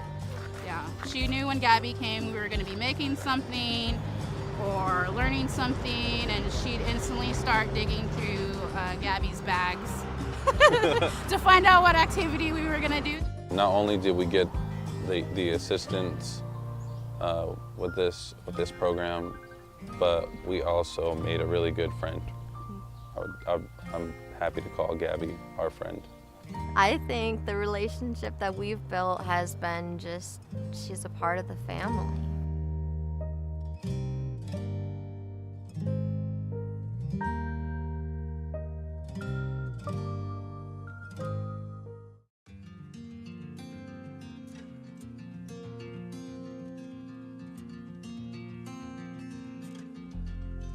When I first realized that I was going to be a parent, I was super scared. After 2 or 3 weeks of meeting in the home visiting program, I was totally comfortable with the fact that I was going to have a baby. Yes, I was still scared, but at the same time, I felt like I had some sense of strength behind me. If I didn't have those resources that Jeanette provided me, I think it would be harder now. I got into the program and I realized, like, oh, this is nice. And now look at me, I work at a family resource center with parents and families, all this stuff. I'm so grateful that I got the opportunity to meet my home visitor, because without her, I think that I would be 10 steps behind from where I'm at right now. Pero pues aquí pues ya los enseñan un poquito más cosas que uno no sabía. Cómo cuidarla, cómo desarrollarla, cómo educarla, y pues es algo bien porque pues cosas que yo no sabía, pues ya usted nos las dijo y todo como consejos, y pues muchas cosas que se aprendieron. I don't know what's normal for a 22-month-old baby or an 18-month-old baby, you know. When we get together, we usually discuss and get some progress made with the baby. It makes me feel comfortable, and I associate my parenting with her, my home visitor, telling me, yeah, this is going great. So it's nice to know where they're at, what stage they're at for every parent, and also to give, again, your children that head start in education. If I had any questions with her, just call her up on the phone. You know, it was very relatable, very personal. And, you know, with her getting to know my kids, you know, she got to kind of help guide me along the way. I mean, there were so many cool things that I've learned. I went from a very rough type of life. I was homeless, and she was able to help me get into school, and I actually have enough credits to graduate with a business degree right now. I think I really want to mention just that I'm grateful that I took advantage, because it's something that has put me in touch with my child, or closer to my child and her development. I want other people and parents to know that the home visiting is not something that you should be afraid of. It's actually something that is needed. You know, because she's not just here for her, she's here to help with all of it. She helped me create a safe space where I feel comfortable enough to ask for help. Don't be afraid to take that step. Like, don't be afraid to get help. It's always okay to have extra support. I would say, give it a try. You got nothing to lose. It's free. There's some perks, you know. They got some great resources. Personally, I think everybody could benefit from the home visiting program.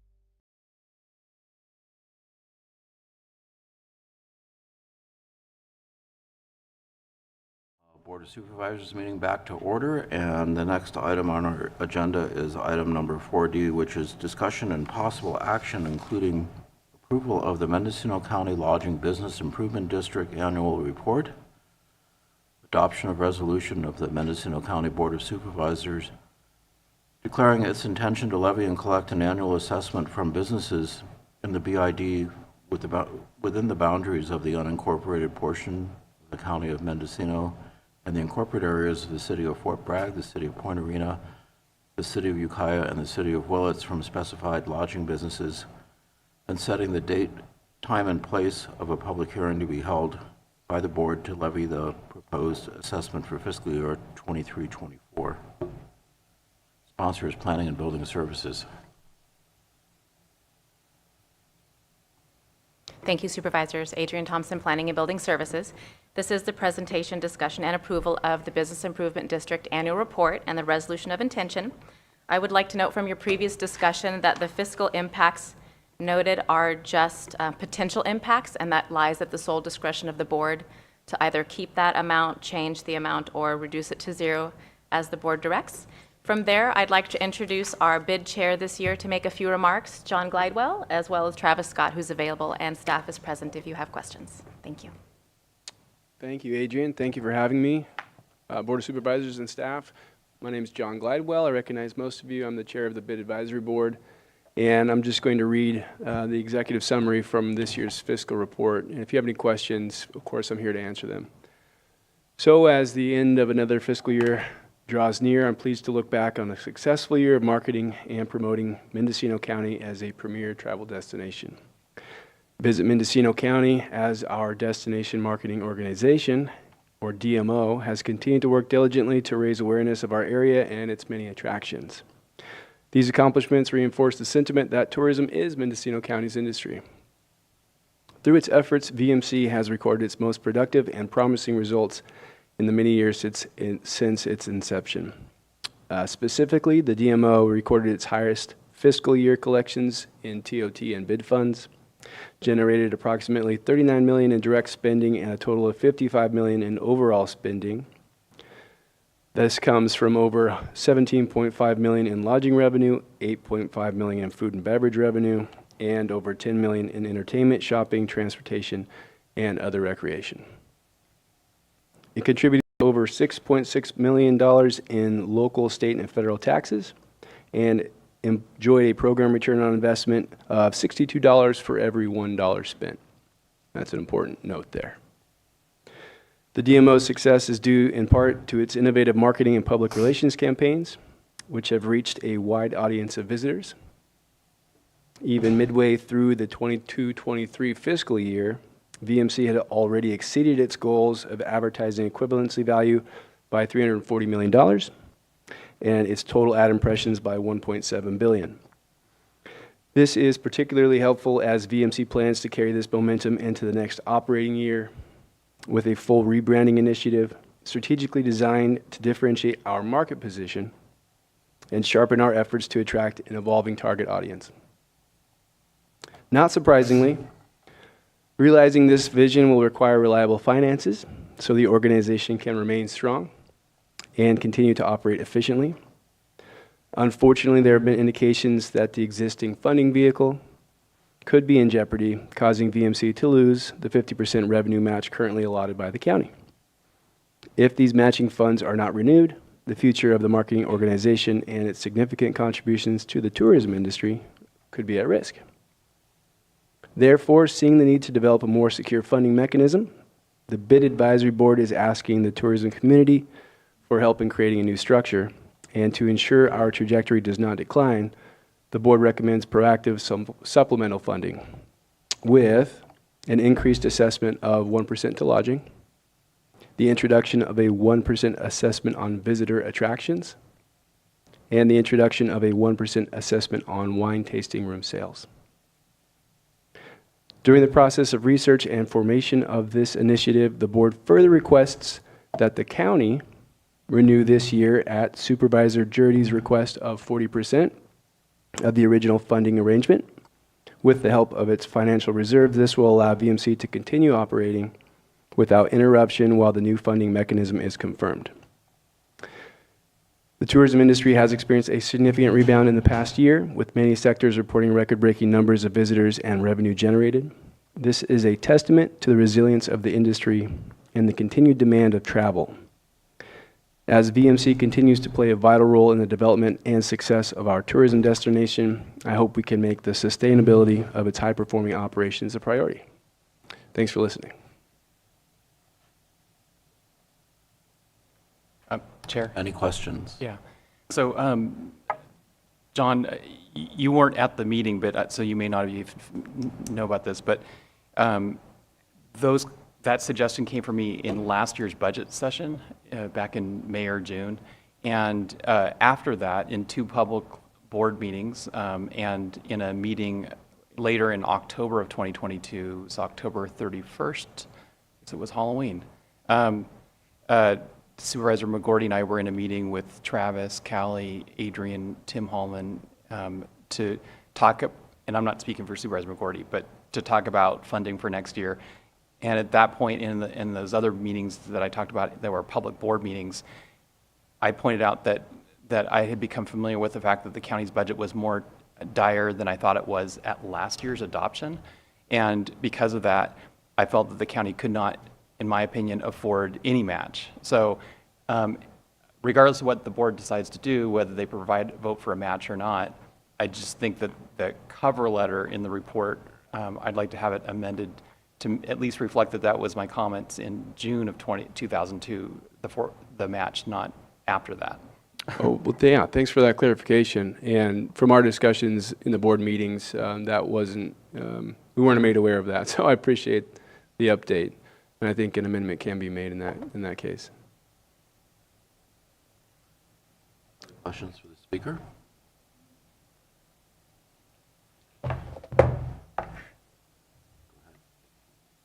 Well, I don't have a question specifically for the speaker. Thank you very much for presenting.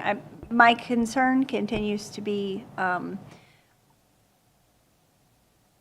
us not participating with the businesses that support the bid and the marketing campaign, that we would potentially lose revenue. It's, a simple sales system. You build the big funnel and you get a trickle of what you put out there. So I appreciate the report. I appreciate the data being provided, and I do not want to see a $0 funding. As I mentioned during the budget conversations, I do think it is important for our NGOs to figure out alternative funding sources, but I think that just cutting everyone, Visit Mendocino included, cold turkey is maybe a little extreme. Supervisor Williams. It's like we're a toothpaste company and we're saying people will buy toothpaste regardless. Why spend any money on marketing or advertising, expecting the same revenue? It's just a short-sighted. Our county, what do we have left? Pot farms, they're borderline insolvent at this point. Logging and fishing, not a growth industry. We have a visitor economy. And to talk about cutting the county's, we call it a contribution, but it's an investment in our economy, in the only real viable economy that we have left. Why would we do that?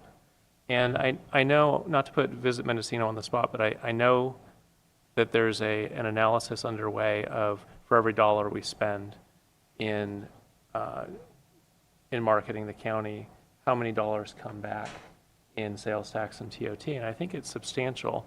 And maybe they can talk about it today, even if it's preliminary, it would help the discussion. It's not $260,000 that we're spending, because some of that comes back in sales tax and TOT. In fact, it may be that we get more back than we put out. Supervisor Hasjack.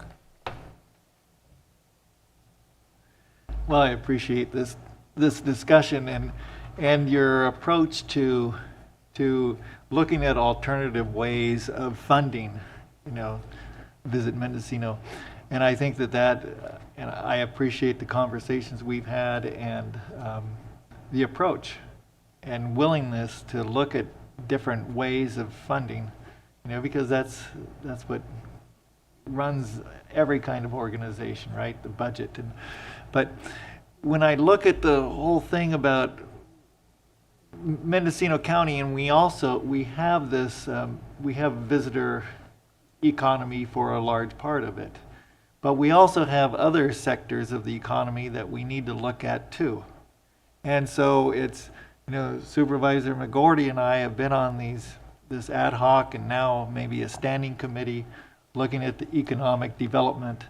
And so it's, this is certainly, I appreciate that your efforts to decrease your budget, but at the same time, we need to look at what's the big picture and what can we afford as a county? Because I really think that economic development is critical, and we need to be putting money into not just tourism, but also other forms of economy to diversify, because we do have opportunities out there. And so I guess I'm looking at the big budget and figuring out how to put this all together, because we need representation at the SMED, we need representation at the SURF budget, or the SURF funding, the grant opportunities there. And we also need, a vibrant tourist economy. And so if I had $500,000, you'd get the 265, and we'd have a couple hundred for these other opportunities too. So I'm just hoping that, I don't know if we need to make the decision right now about how much we're going to fund Visit Mendocino, but hopefully in the budget discussions in June that we'll have more information, clearer information about the one-time only funds and all that, so we can really make a better decision with the data that we have. All that said, I think that tourism is a vital part of our economy, and we also need to see what other parts of the economy we can buffer up too, right? Supervisor Jordy. Yeah, I just want to make clear that I support the existence of the Tourism Commission, and Visit Mendocino is sort of the brand name, and want to see it thrive. And when others were criticizing it, I feel like Supervisor McCown, others were working with Visit Mendocino to keep it on a good course that was sustainable. It's just that our county budget, as we were discussing in the earlier morning session, has gotten to the point where it's extremely constrained. So as you know, as an employer, it's not as easy as it was 4 or 5 years ago to hire people with any employer. It's more challenging. I saw a national figure that showed for the first time more than just 1 or 2 months at a time for several months, maybe over a year now, there's been more jobs available nationwide than there are prospective employees.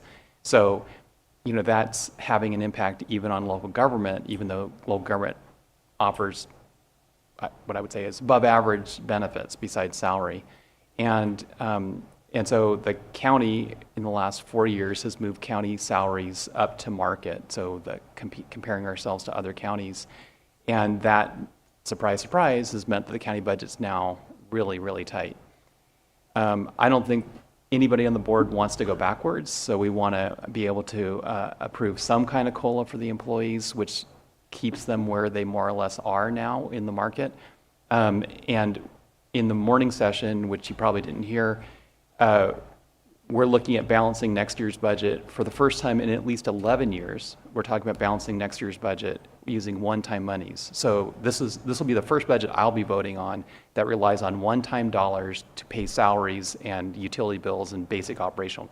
So every other budget I voted on And probably the board prior for maybe a couple years before I got on the board has always used one-time funds for one-time expenses. So one-time funds might go for a vehicle or something that you defer.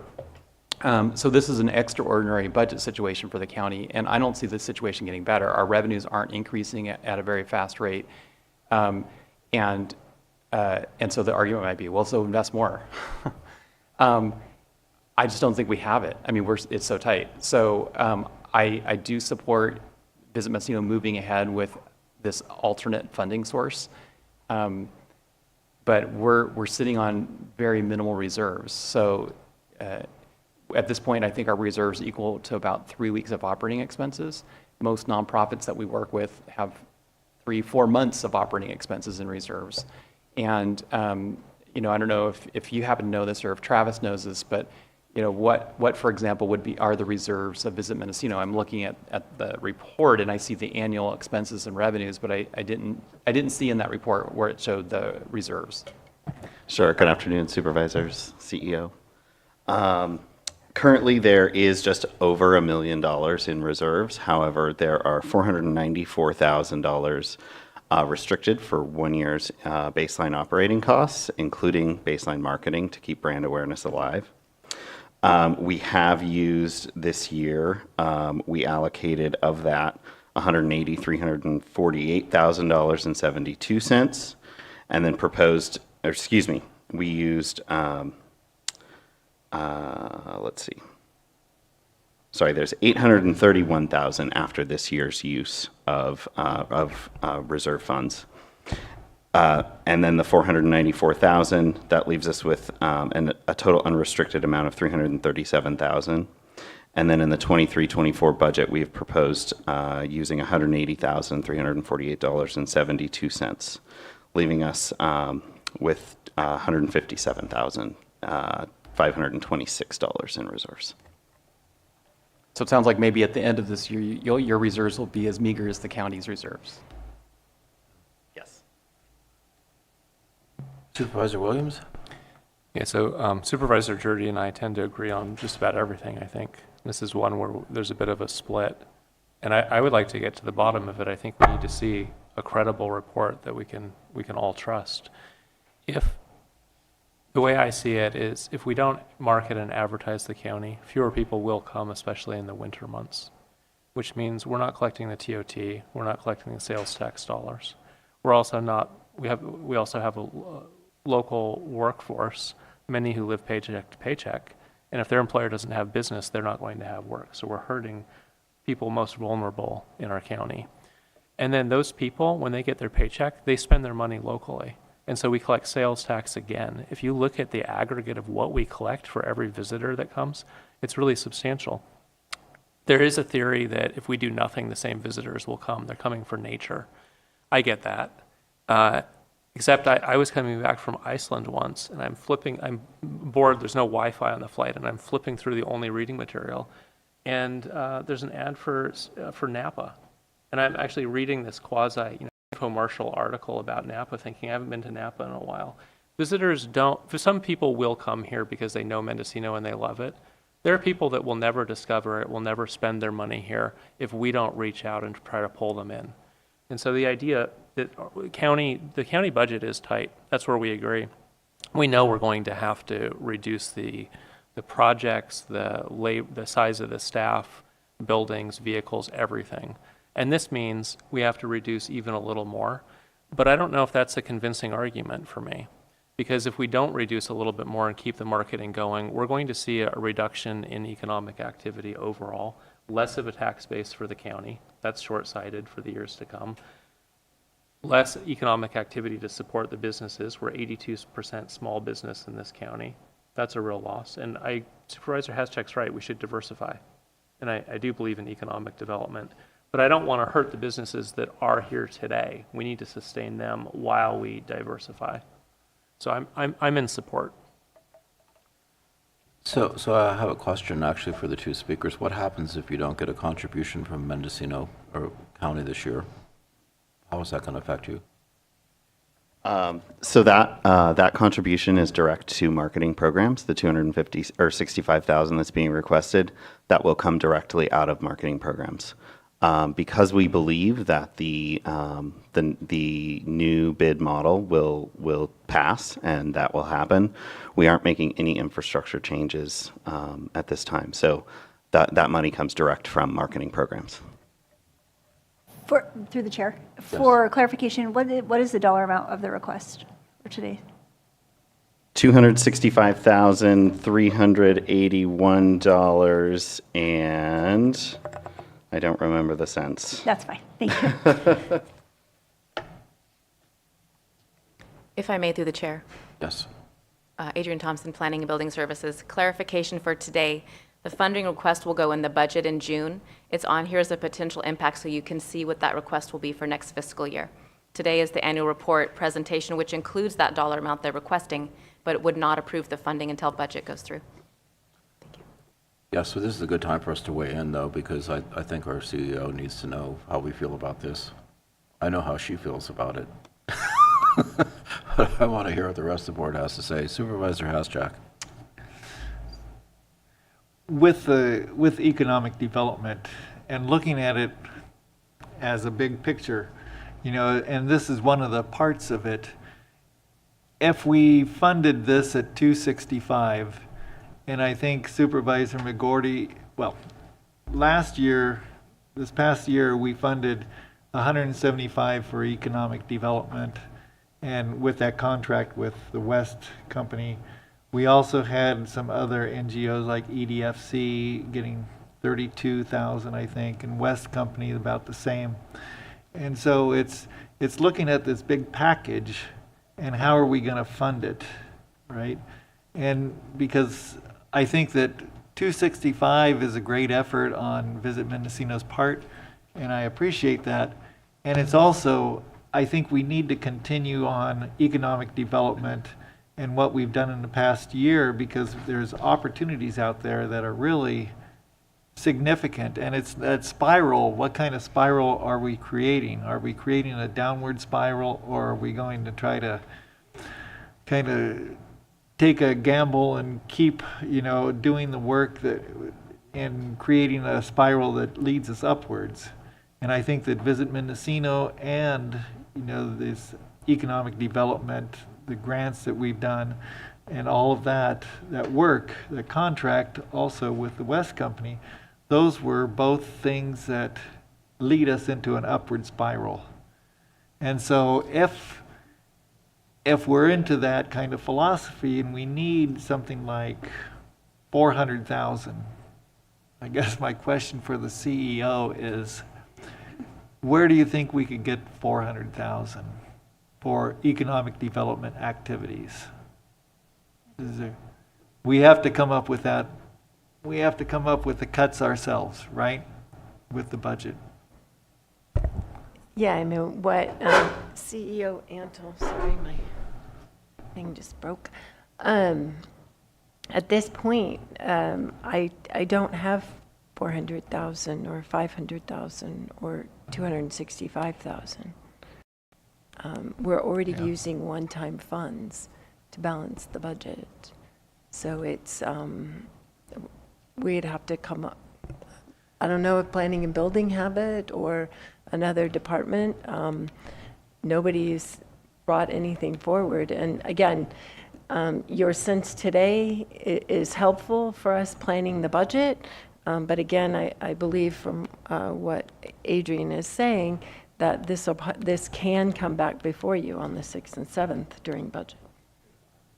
I'll have to. Okay, thank you. Supervisor Mulher and then Supervisor Williams. Thank you.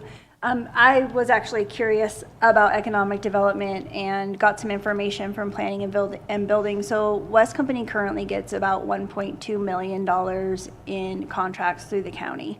And a substantial amount of that is for grants. And some of it is for the grant management. Some of it is for activities like outreach and education.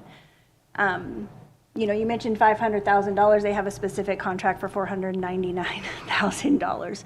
So I think that the money is available. I think that there just needs to be more consideration about how it's divided and who's doing which pieces of the work.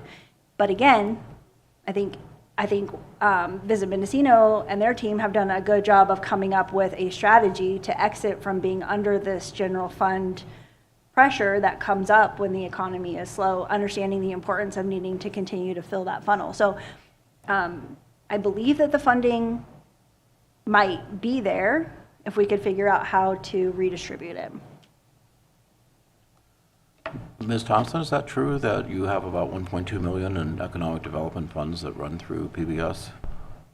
Adrian Thompson, Planning and Building. Part of those funds are CDBG grants, and so it may not be specifically economic development. I believe the $499,000 contract was for microenterprise through CDBG. So it would be split. I'd have to verify the full dollar amounts, but if that's the aggregate total, West did have 5 economic development contracts of sorts for various grants. That is true. So I'm wondering with the CBDG grants, are there ways of structuring it to help West maintain some of the economic development work we're doing in grant writing for SURF and for SMED? I'd have to verify through what they could be used for. They have specific block allocations. The next funding for CDBG should be released in June, at which point we will again be applying, but at this time, I believe there's only one CDBG grant for West that's $250,000 remaining. The other 2 are expiring this month. Supervisor Williams. Yeah, Chair, how will you feel if we decide to not allocate the $260,000? Because we know the CEO doesn't have it. We'd have to cut somewhere. And then subsequently, we recognize a reduction in tax revenue of $260,000 or more. What will we have accomplished? We've hurt wage earners in our county, and we haven't saved any tax funds at all. I think at the heart of the issue is this analysis of, for the dollars we spend, what comes back. Could we ask Travis if he's willing? I just want to make a comment. Oh. Do you mind if I make a comment? Sure, go ahead. Yeah, No, please. I appreciate it. Well, and as a tourism professional lodging operator, I'm in the business day to day, and I have access to insight and information. And I think it's important that you also, and I appreciate the engaged conversation about tourism industry because that's my role. But I think it's important that you understand that, our market, the Mendocino tourism market, saw quite an increase in exposure following the pandemic because of the drive to leisure-based of our nature of our market, right? Low density. And we're competing with Napa and Sonoma for those same guests from our outbound markets like the Bay Area and Sacramento. And so Supervisor Williams, to your point, every dollar we spend, the data shows $62 comes back to the county, and that's in my executive summary, but that's also in the reports that we put out. And so there's also indications that while we're seeing that surge start to, the equilibrium's coming down and it's starting to flatten, we're still seeing quite an increase over what that base year was 2019 before that surge. And so especially in the lodging capacity, our goal isn't to cut that funding, from our business. We want to make sure that we're still collecting as many of those guests in that tunnel so that they don't go to Napa and Sonoma or Tahoe. Obviously, Tahoe had an advantage with an excellent snow year. But the important part that we're understanding is that we have a timely opportunity right now to continue that exposure to those guests who are already interested in coming to a leisure-based drive-to market with low density. And what the commission is doing, what VMC is doing, is saying, hey, we really want to make sure we stay in front of this. And so we're designing a new funding vehicle. Just help us with this bridge to get there, and then we'll try and take it from there. And so that's where I think this is an important part. So did you say, make sure I have it right, for every dollar we spend on marketing, we're seeing $62 come into our local economy? Yes, exactly. So, on the $62, compounded tax rate, because those dollars recycle, 10% may be reasonable. I think 10% is conservative. It's probably more. So $6 of tax revenue generated. Not all of that comes to the county, obviously. I think that there's a compelling argument that for every dollar we spend, we're probably getting $1 back in tax revenue, in which case we're not spending any money at all on this effort. Why would we cut it?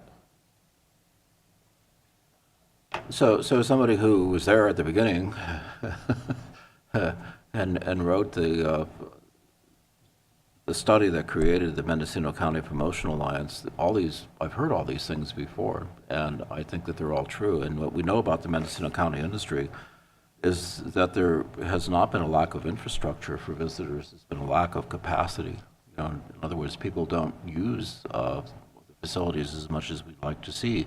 And most of the marketing campaigns have been centered around shoulder season, about getting people here in times when, tourists aren't coming. So summertime, we have plenty of tourists, but as we start to taper off into the fall and winter and then the early spring is when we really don't get visitors. And I'm just kind of curious if in the time frame of the last 5 years, if that's changed at all. It's still the same. Go ahead. So again, I operate 4 lodging properties on the Fort Bragg coast. And in my response to your question, we've, in the last 5 years, have seen a significant change. If you take out, the 2 anomaly years, which it was the 2020 and then the subsequent surge in 2021, and we kind of eliminate that data because it skews. But our shoulder seasons have shrunk. Our peak season has grown wider. And while our slow season used to be from October through March or April, now it's really only December, January, and part of February. And that can be attributed to a lot of the exposure generated by VMC, especially for, like you said, some of the infrastructure is important, but we have the natural infrastructure for the tourism generators on the coast and also in inland with the wine corridor. And so we're really hoping that we can continue that trajectory by narrowing those shoulder seasons, those low seasons, and creating those promotional opportunities for festivals and things where demand isn't as strong. And that's really where the efforts, I think, are being focused. So one of the things that I've hoped to do as a supervisor is build financial capacity for Mendocino County so that we do have more jobs, more employment, and more money flowing through our economy. And this is one of the key ways that we do it, is by making people aware of us. I also agree with Supervisor Hasjack that we need to organize ourselves for economic development, because there is no real organized effort in Mendocino County right at the moment. It's sort of haphazard. And I think that our economic development ad hoc was a good start. Working with West and RGS have been great partners. I think that now that we have a standing committee for economic development, that's going to help a lot. I think we need to look at our spending priorities.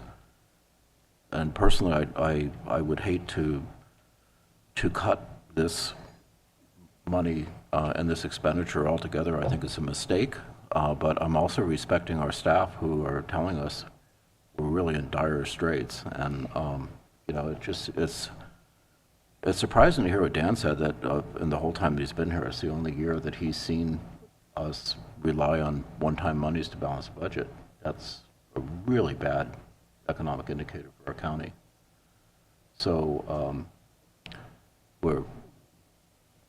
I don't know how we got here, but I think I do. So it's a combination of very slow growth and decline in our revenues, along with a great expenditure and expenses for the county to operate, that put us in this pinch. So we're in a tough spot, and I certainly want to say yes, but I have to also respect our staff recommendations about how we spend our money, because we can't end up with a negative budget. So.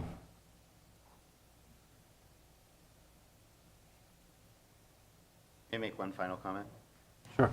I just wanted to let you know that I have reached out to our contractor travel analytics group about the full ROI study, and that should be completed and back to us within a week to a week and a half. So you'll have that before your next meeting. Supervisor Hasjack. Well, I agree with what you said, and I would like this to come back in June when we do the budget and look at the whole economic picture and see what we're going to do for economic development, and this would certainly be one of the parts of the puzzle. If that's a motion, I'll second it. Any further comment? Supervisor Mulhern. Well, Supervisor Williams had his pen up first, so I'll yield. Oh, okay. I mean, if we're going to have an economic development conversation come back, I think it really is important that we have an inside economic development coordinator. I think that without somebody that's coordinating IT internally, coordinating with planning and building internally, and coordinating with the executive office and their grants team, that we're really just throwing money out there to various organizations. I agree that we don't have a consistent strategy, and I appreciate that there is going to be an economic development ad hoc, but I think in order to implement the wheel of the whatever comes out of those conversations, we need an internal employee, and I'm happy to forward to the board some information about economic development coordinator for an internal position. And I do believe that there is funding that we are giving to outside agencies that could fund it. So, Ms. Thompson, and you have some responsibilities specifically in your job description for economic development, is that correct? The Department of Planning and Building Services inherited some of those duties from the previous deputy CEO when Steve Dunnicliff was there. I don't know that they're specifically in a job description. It's just I've been the designated liaison through the CEO's office. Okay. And CEO Antle, so we also put together, we're starting to put together a contracts and grants unit, correct? So it makes some sense long-term. This is where we have to think about organizing ourselves, because I support the comment that Supervisor Mulhern made about having someone who specifically is our point person and helps us strategically plan what we're going to do through different sectors in the economy. And in the past, we've had that person. I'm not sure what their exact job title was, but I think they were analysts, and I believe it was Pamela Swan and Tony Shaw, and they worked under a deputy CEO. And they were pretty effective. And if you don't have a plan, if you don't have a person, it's really hard to have a program. That's kind of what I've observed. Supervisor Williams. Yeah, would the maker consider amending to include Supervisor Mulhern's concept?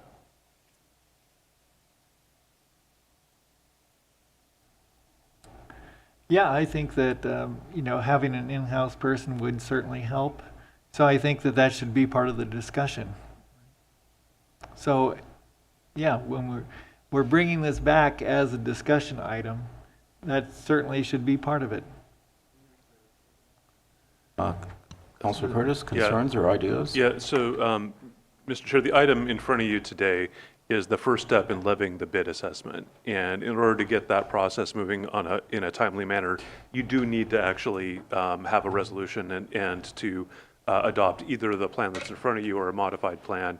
You still have the ability later on to go ahead and modify it, but there is still a need for some action and some notice at this point to be able to start the hearing process for the bid assessment itself. I think the discussion has really been around whether there'll be a general fund contribution, not the 1.2 million or whatever it is that needs to be levied and assessed. Supervisor Dirty, then Supervisor Williams. So looking back to County Council, could there be a motion to move ahead with renewal of the bid, but silent on any county contribution? So, yes and no. And I'm sorry, we spent some time with the statute. It's a little bit complicated. The requirement in the statute is that there has to be a report that shows, among other things, what other funding sources and what expenses are going to be available and used along with the assessment component. So you have an opportunity at this point to either approve the report in front of you or to modify the report. However, on the day of the actual hearing, you also have the ability to either approve or to modify. So you could, if you were to follow the recommended action and approve the report as it stands now, you wouldn't lose the ability to change it later. But it wouldn't exactly be silent with respect to the match, because currently that match is reflected in that report. So my own feeling is there isn't $265,000 in this coming year's budget to contribute to Visit Mendocino. Visit Mendocino has reserves that are substantially larger than the county's reserves.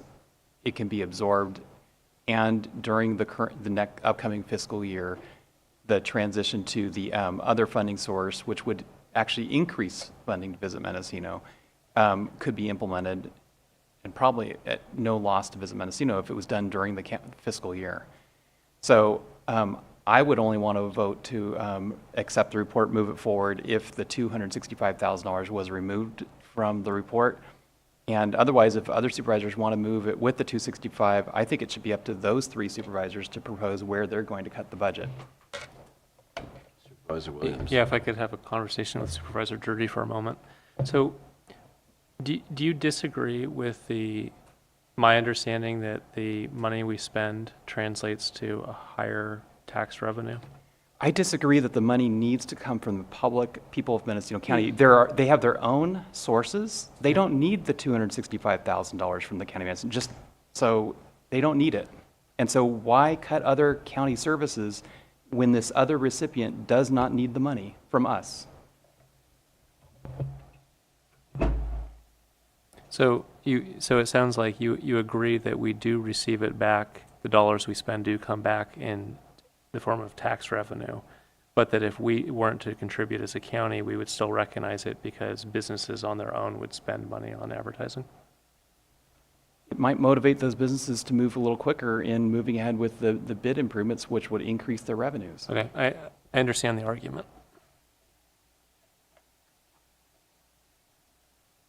So I have a question for Travis. So looking at the counties around us, can you give us a sense of what they're spending on their tourism promotion? Sonoma County's budget is just over $8 million. Napa County's budget is just over $14 million.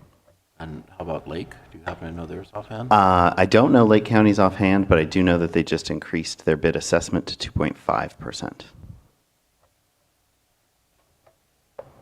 And I assume Humboldt also has a visitors bureau that they fund? Yes, they do, and they're at 2.5% or 2%.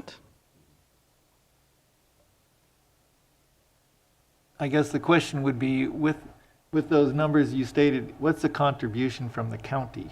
Was it? I couldn't tell you that right now. That's just the budget for That's just the the Visit overall Napa operating or budget of Visit their Sonoma, their yeah. destination Okay. organization. Yeah, I don't have Okay. county contribution on hand. Supervisor Williams? Well, given that we're a week or two away from having a return on investment report, what if we were to accept today and wait to make a decision until that report comes back? It may push us one way or the other. You know, I think that would be helpful. I think it would be helpful for us to get a little more information about our CBDG grant and also have a conversation a little bit with some of our staff about how we could configure things. So if I heard the county council correctly, we could approve this, we could move this along to public hearing with a 0 contribution from the county general fund. If at budget adoption, there are 3 supervisors who have found $265,000 in the county budget that they want to allocate to this project, they can do it at budget adoption at the public hearing.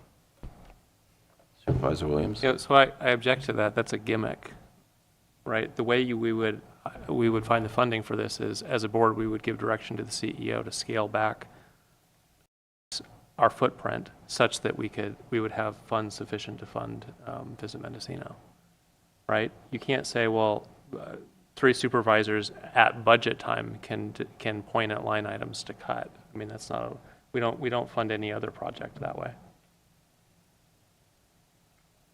The rest of the budget is not being adopted in advance of the rest of the budget.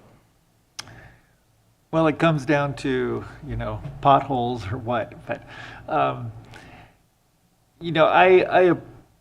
if what Supervisor Jurdy said was a motion, I would second it, but I'd also add that this needs to come back in June as a full discussion about economic development and where we're headed with it and how we're going to fund a full program. Not a full program, because we'll never get to a full program with our budget, but at least a program that will be sufficient for what our needs are going forward. Supervisor Mulhern? Well, is that acceptable as a second? Yeah, that's acceptable. That's acceptable. Supervisor Mulhern. I think that our CEO and our fiscal team have already stated that they're pretty overwhelmed with trying to figure out how to fund the deficit as it is. I have a lot of confidence in our fiscal team, but I don't have confidence that they can bring back a full economic development plan in 3 weeks, in addition to sorting out what needs to happen with the budget. So I just think that that's a really lofty goal, and I appreciate lofty goals. I love them, but I don't think that it's something that'll actually be achievable. And so I would be voting no if we don't move forward with the $265,000 request. Supervisor Williams. I'm with Mo. I think it's short-sighted. I'd like to see the report before talking about a cut. Supervisor Hashtag. Well, I don't think that we're asking the CEO's office to come back with the whole economic development plan. I think that there are some things that Chair McGordy and I have talked about and ways of financing it. And I think that it just needs to be part of the whole picture when we talk about this funding Visit Mendocino. They're interconnected. So they're all very small amounts of money, relatively speaking, compared to our whole budget. To keep our economic development program going, we probably could get by as a little as $100,000 and still have a place at the table. I'm really concerned about us not being there, as they roll out the funds from the Infrastructure and Jobs Act and the Inflation Reduction Act, which are going to be multi-million dollars, billions of dollars actually for the state of California that are being decided through the SURF and SMED process. I want to be sure we're at the table. Much like this, it's an investment. So, we're at that real thorny spot of we only have so much money left, and if you're a farmer, do you hold on to your seed or do you eat it because you're hungry today? That's the analogy that I'd use here. So we have this is kind of like a tennis match here. So where are we on, go ahead, Supervisor Williams. Well, I think we're split, obviously, but I don't want to see a death spiral. Mm-hmm. And this idea that we're down and times are tough, so therefore we should stop investing in our economy. Our social services department is enormous in this county, proportionally, and in great part it's because we don't have a good economy. And we spend a lot on law enforcement, jail, probation. Again, it's because we're not investing in the economy. When people are working, they're not as likely to be out committing crimes. So I think of all times to stop investing in us, this is the worst moment. And I hope businesses do step up and do the 1% increase. And even so, we're grossly underfunding. Even if they had that increase and the county were contributing, we would still see a return on investment. I mean, Chair McGordy, you were part of the effort to create this. You know all the reasons why it's the right thing to have in place. So, the fact that the county is overgrown, has empire built for so long, do we want to squeeze out something that's valuable because we're too big? Or is it time to scale back and put some effort into the economy? Yeah, good point. Supervisor Hashtag? Well, I agree that we don't want to go into a death spiral, and we do want to, build our economy. The question is, do we do it in isolation? And that's why I want kind of a comprehensive approach to this, because, we can say, oh, well, we'll fund this, but then next, when we need seats at the table for all these other discussions that we're having about economic development and the SMED and the SURF programs, are we left out because we've already spent it? Let's have this comprehensive discussion in June and figure out how to fund what we can fund. Because I think economic development is critical for our county.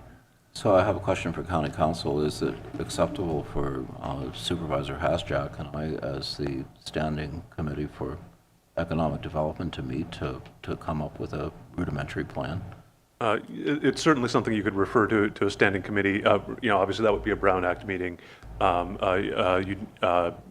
I'm not entirely sure about the schedule in terms of between now and June, and you'd have to work that part out. And if I may, Mr. Chair, I do want to note, we do still need public comment on this item. Okay.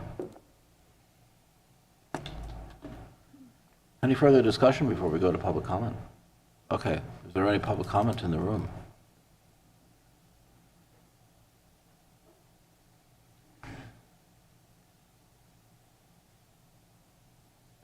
Good afternoon, Carrie Shattuck. I just wanted to point out that Ukiah is becoming a California Welcome Center. They're kicking that off July 11th it's going to be at the Conference Center in Ukiah. So that in itself has anticipated some revenues coming from that as well. Thank you. Any more public comment in the room?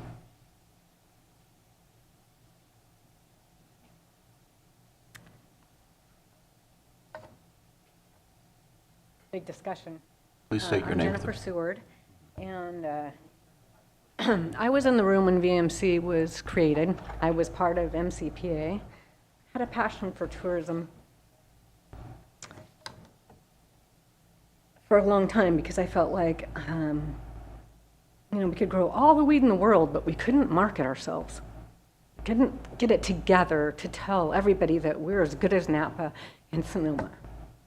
And I sit here and I'm listening to your discussion and I get it, and I hear there are other expenditures, the tunes of over $1 million in other organizations in attempts to get economic growth going. Did you get a letter? Did you get this letter? 17 properties, 17 hotels, inland, Midland, signed this letter of support. This is unprecedented. I've never seen this before. And these are functioning economic businesses, engines, supporting those that are underserved. I didn't know until I started applying for grants just what a bad way our county was in. But I don't think that this is the time to abandon an organization that's functioning.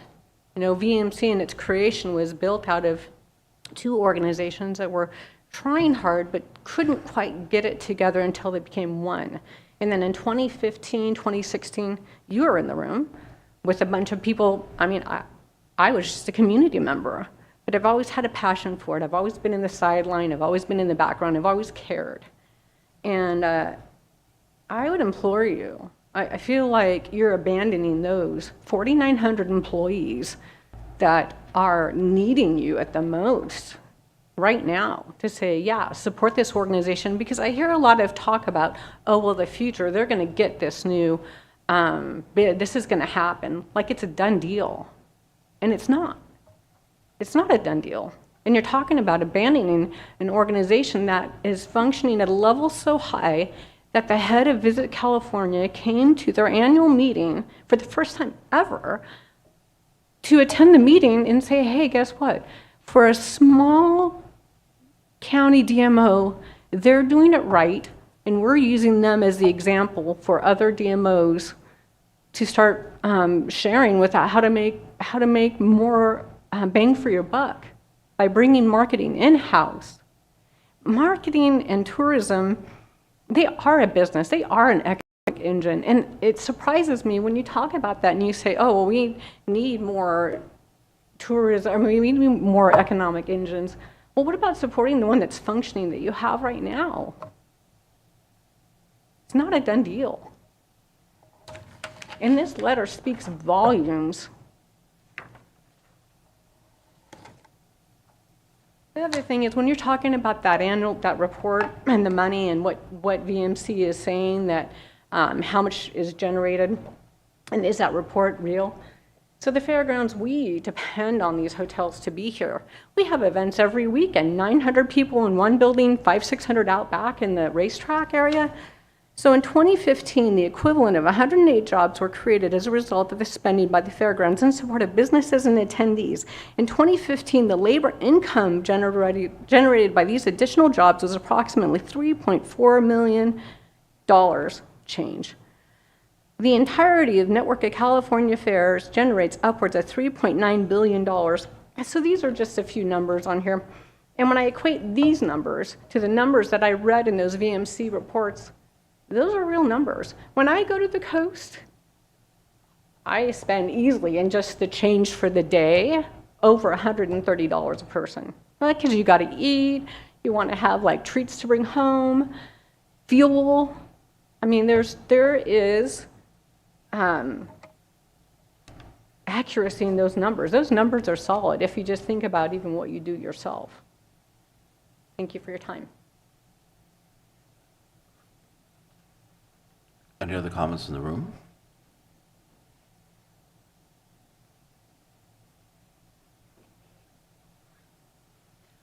Hi, my name's Callie Dim. I'm the owner-operator of Little River Inn and the chair of Visit Mendocino County's Marketing Committee.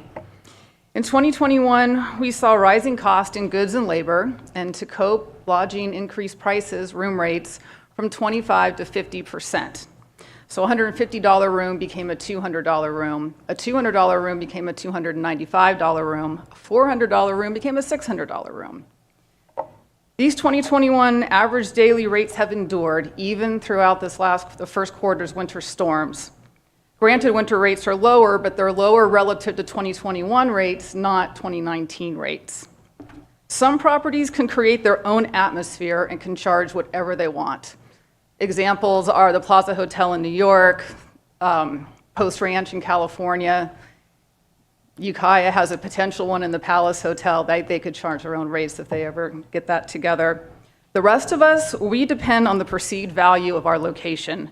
Individual properties cannot create perceived value on our own. Doesn't matter how much we spend on our own marketing. We cannot touch the value of the destination, the perception of value in the destination. We rely on Visit Mendocino County to do this for us. It is only possible to maintain those 21 prices if the value of our destination is also maintained. If travelers stop seeing the value in Mendocino County, lodging properties can go two ways. We can keep our high rates but lose occupancy, which results in layoffs for our employees, or we can revert to the 2019 pricing to retain our occupancy and our staff. Either way, we make less money, so the county collects less TOT. The county is projecting $8 million in TOT collections in the next fiscal year. What happens to that projection if VMC loses its effectiveness? If lodging is forced to lower rates by just 25%, that $200 room becomes a $150 room again. That $600 room goes down to $450. Your $8 million just became $6. You are asking VMC to use our reserves this next fiscal year, and we plan to. So how can $260,000, does it really make a difference? Maybe yes, maybe no. As Travis pointed out, we are prepared to catch that ball because we think that new bid is going to succeed. But we have a year until then. We need to keep all our infrastructure. We need to keep our staff, just like you need to retain your staff. So that $260,000 means that's money that's not spent on actual marketing. The marketing that actually increases brand awareness and the perceived value of our destination. That's what we would be losing if we don't get that money. And it's what you would be losing.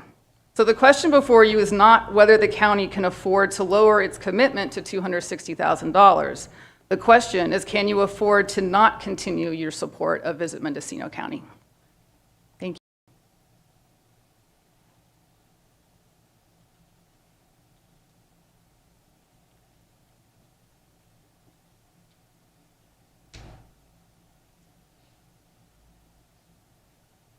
I'm a little slower than I used to be. Hi, Joe Bradley. I am a retired innkeeper, but I also was here for the start of the bid and the fight that ensued then, and to have to explain to our supervisors, and none of you were here at the time. Chair McGordy was in the background at that point. But one of the things we told lodging was the county is supporting this.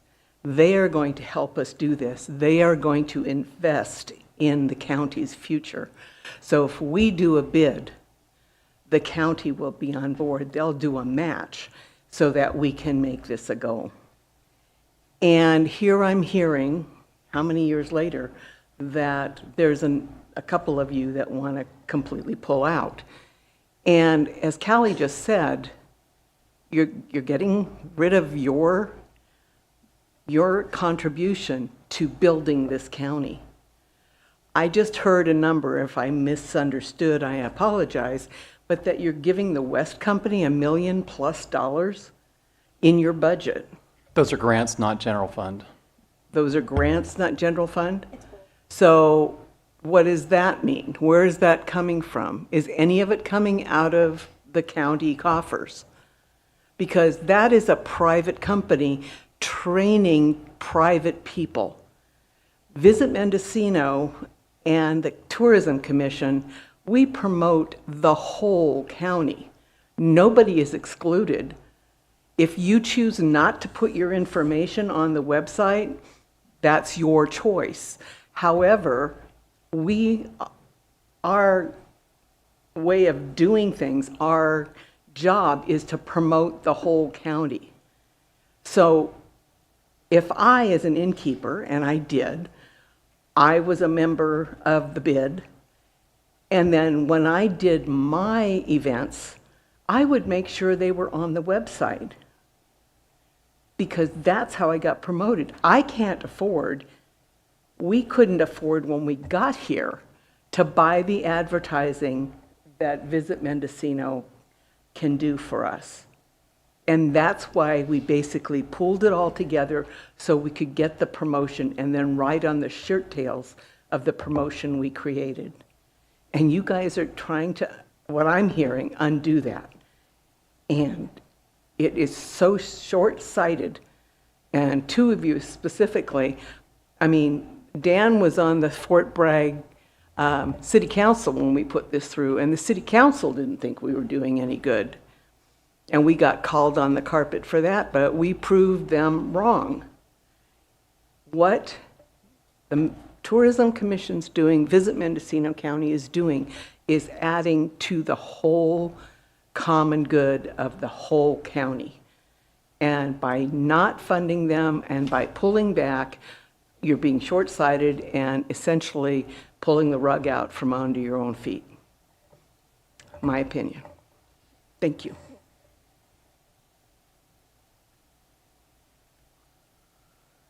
Is there any more public comment in the room? Okay, we do have public comment online, so we have first Leah Marcel. Hello.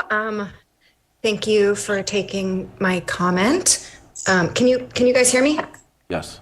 Okay, great. So full disclosure, I am also on the board of the Arts Council. I am on the Visit Fort Bragg Committee, and I'm also the director of the Alleyway Art Project in Fort Bragg. So I have seen on the ground exactly what Ted Williams is talking about. He is absolutely correct. I will say that VMC is part of our county's critical economic infrastructure. If we have decided as a county to pin a lot of our economic hopes on tourism, that means that tourism is the water of our local ecosystem, and you can't expect the ecosystem to thrive and be abundant without water. So VMC is an organization that you've supported before. It has broad public support. It is established and it is functioning.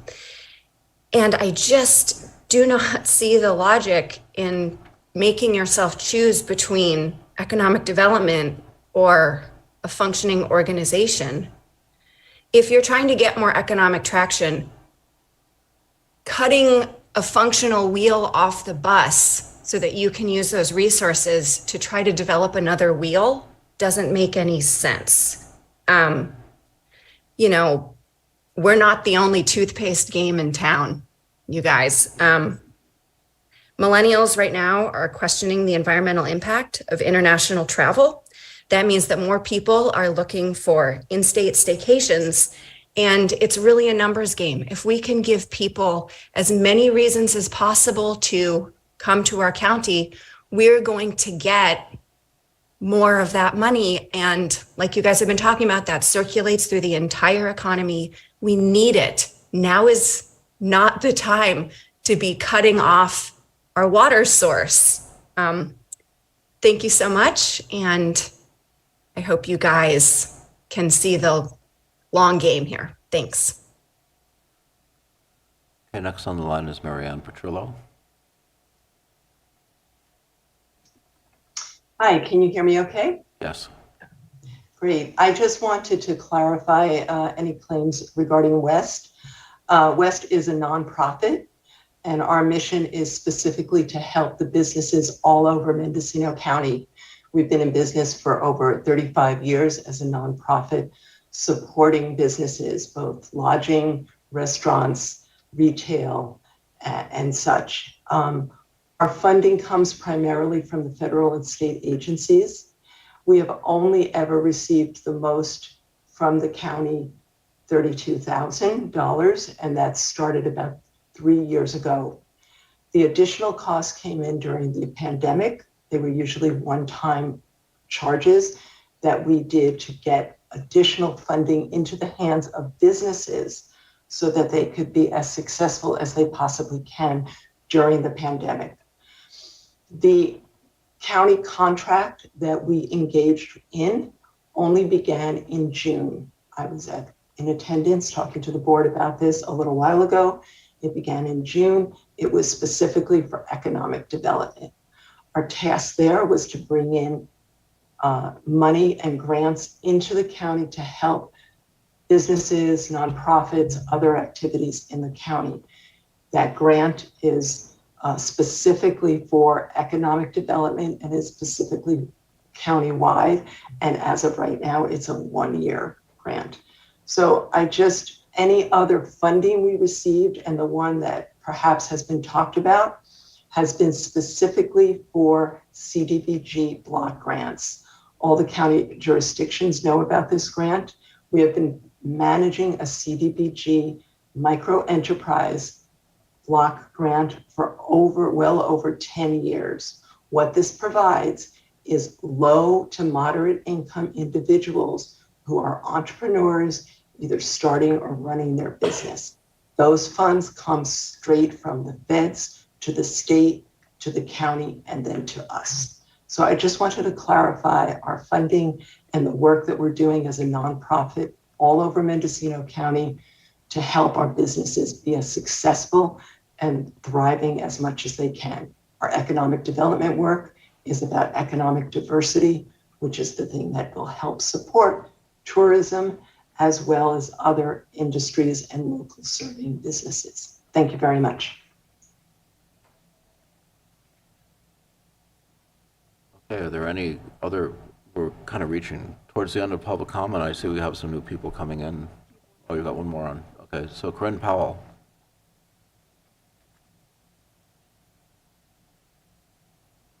Hello, thank you for taking my call at this 11th hour. But as I've sat through this conversation, listening to everyone's passionate feelings about economic development and Visit Mendocino and the coordination thereof, I would just like to readdress the importance economically, culturally, and in every way, what tourism can bring to Mendocino. I know that there was an obstructionist feeling about such things. I know that Visit Mendocino has recently engaged with MCA on some joint projects, and that's very much appreciated. I think there is a tremendous amount more that the cannabis community can do to help support economics in the industry's impact in Mendocino. Tourism is a great place to start. It's not an easy situation to put through a bureaucracy, but it is one that I hope you will return to as you're exploring, and I'm making these comments to the board specifically, as you are exploring how to infuse more dollars into the Mendocino economy. Tourism is a great option. There are many stakeholders in the community who can help guide the discussion, and I hope you will engage with us in bringing more cannabis dollars into this economy. Thank you. Our last call for comments in the room. I know some more people came in. If anyone wants to speak, now would be the time.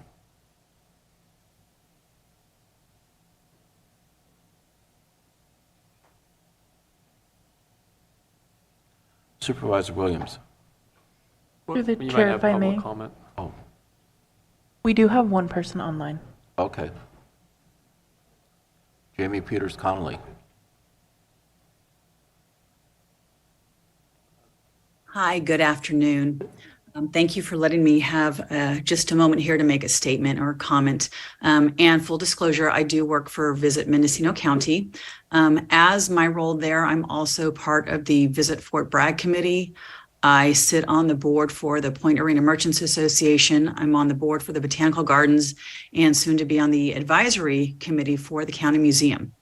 In my role in VMC, as with others on staff, we are really involved with the community on multiple levels. And what I'd just like to say is that I encourage you to support funding VMC. I would hate to see the county only satisfied with reaping the benefits of our efforts to promote the county and not really having any skin in the game. And I know you care, and I know putting a budget together is very difficult. But without the county's support, it seems there seems to be really a question of fairness and equity. That is all I'd like to say. Thank you very much. Okay. That's it for online comments. Last chance for comments in the room. Thank you. My name is Jitu Ishwar. I'm from Ukiah, and I'm partner and own several hotels in Ukiah, within the city limit and out of city limits, so in corporate area. And I hope you do have the letter and some signatures.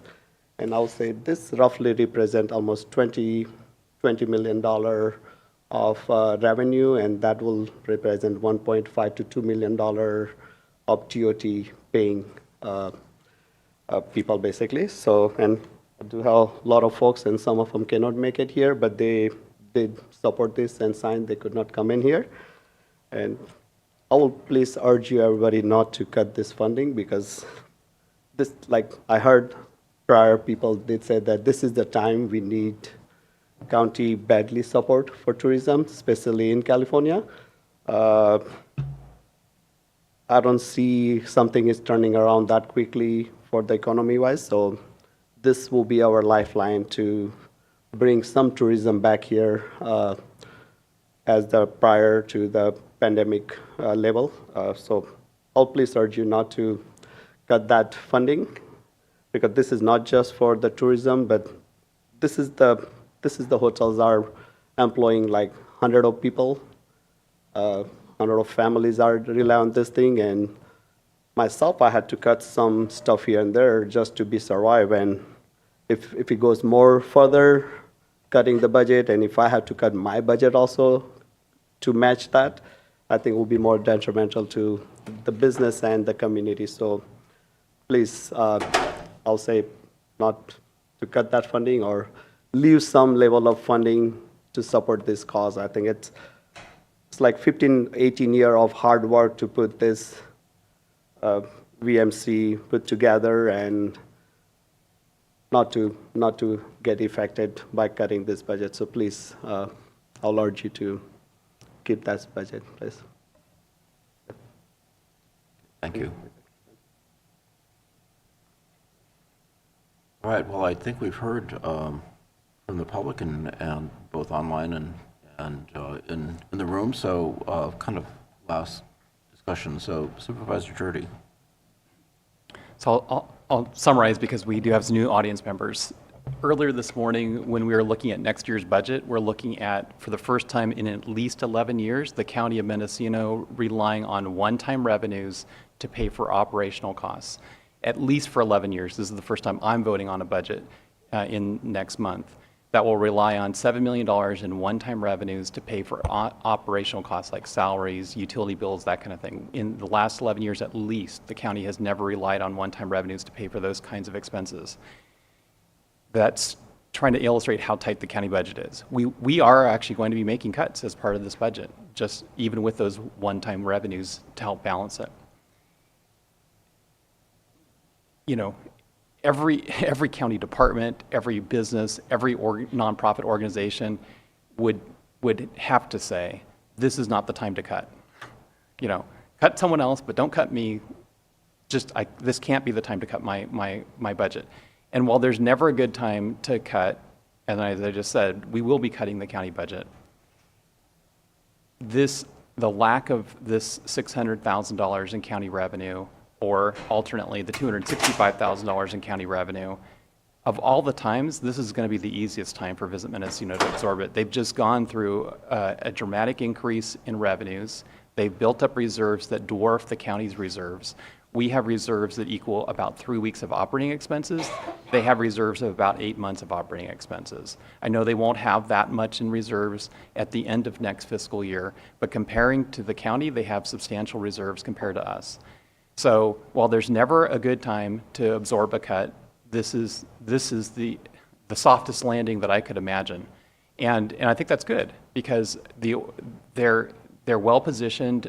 I think they're doing a good job. If I was a lodging operator, I would vote to increase the pass-through to the bid for Visit Mendocino, and I hope that they do.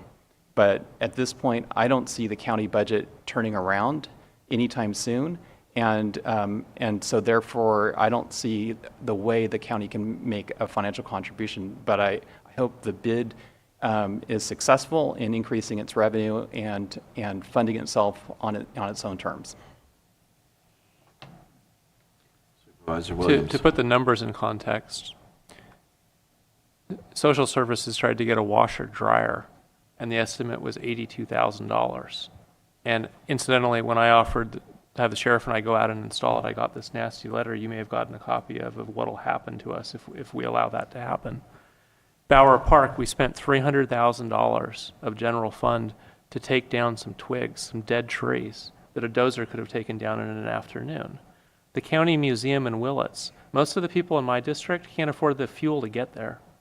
The cost to the county, $480,000 per year. When you look at how we're spending money, we finally get to the economy and we say we have nothing left, we can't afford it. Well, we blew it all on other projects that most of which I support, but implemented in ways that are just mind-boggling. How does it cost $300,000 to take down some dead trees? And you know, this madness doesn't stop here. It'll continue. So we are broke. I agree with Supervisor Jurdy. We don't have the money. That's the truth of it. There's no way to fund this out of the current budget. We'll have to cut something. But if we don't invest in the economy, what do we have to look forward to in the years ahead? What will the county revenue be when we don't have an economy to tax?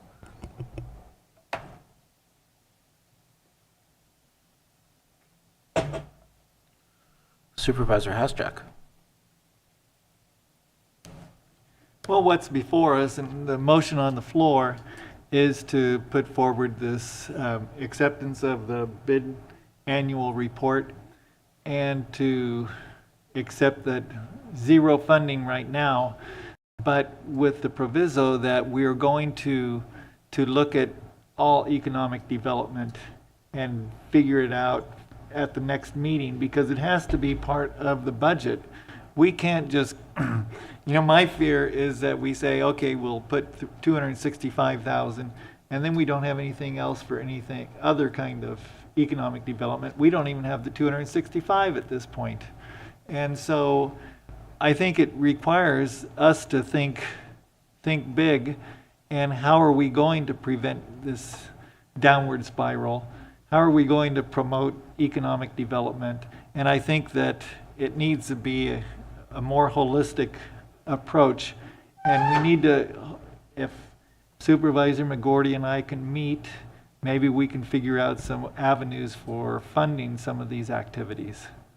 But I don't want to just go ahead and put the county more in a hole without figuring it out in light of other economic development proposals. Supervisor Williams? I will be voting no. I don't think the best idea is to put $0 in the county's marketing budget. I don't think that sends a very good message about the county's confidence in local business. But that could certainly change with discussion about economic development. Yeah, I'm still voting no. I'm not comfortable putting 0 in. I don't want the headline to be Mendocino County Board of Supervisors 100% defunds marketing of the visitor economy. What kind of message of confidence does that send? It might increase ratings at the June board budget meeting. Yes, Council Curtis. Thank you, Mr. Chair. I just want to clarify in terms of the motion on the table now. I know that the motion had been to modify the proposed reports to remove the general fund contribution, and I believe to show that coming from reserves of the MCTC instead. I just want to clarify whether the motion also includes the remainder of the recommended action, which was to adopt the resolution declaring the intent to levy and collect the annual assessment, as well as setting the public hearing on June 20th at 9 a.m. as specified in the recommended action. Yes. Yes. Supervisor Mulhern. Thank you, Mr. Chair. I'll also be voting no. I think that, our county employees, our union representatives are coming to us on a regular basis, asking us to create more economic development, find new ways to add more tax revenue to our economy, which would include property taxes from our lodging partners that we have out in our community. And I think that having a $0 contribution is not a partnership.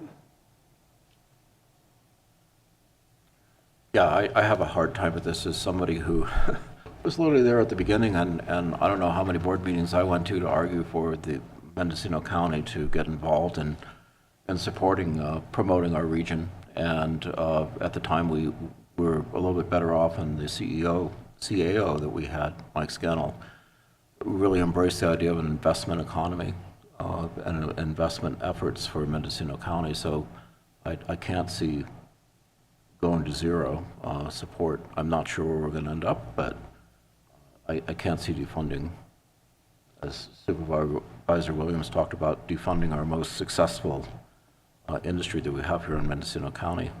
Question to the chair, would the comfort level rise if it said $100,000? It has to be something. Well, 100,000 is a 6-figure number, and it's about one county employee. I also feel like I could use a little bit more information, just as Supervisor Mulhern talked earlier today about knowing everything before you make a decision. So I would like to get us through the point of accepting of everything but setting up a financial level of support for Visit Mendocino. So if we can modify our proposal for that, then I would say yes. So right now our choice is 0, right? Well, I would amend the motion to say $100,000. Would the maker consider amending it to accept the report today and the board as a whole decide on the dollar amount when we come back? By then we'll have the return on investment, we'll have some more financial data from executive office. What I heard from county council is in order to move this forward today without delay, we have to put some number in because we have to have a budget that's included. So if we put $100,000 as a placeholder, that would work for me. What does the rest of the board think of that, having a placeholder? Again, I don't want the headline out of this meeting. I mean, not everybody watches this meeting. What they're going to see is Board of Supervisors decides that their match to the local economy is worth $100,000, down from $600. I don't think that's I don't think that instills confidence. I want to be promoting Mendocino County. I want to see economic growth. I want to see increased jobs, increased tax revenue. This is putting us in the wrong direction. Supervisor Hashtag, then Supervisor Mulhern. The amount it's important. But I see it as we need to look at the other parts of this economic development puzzle. And so I could say, hey, let's put in all 265, let's approve it. But then when we come back in June, let's have that discussion about how we're going to fund, the other parts of economic development that we need. We know we need them to move us forward.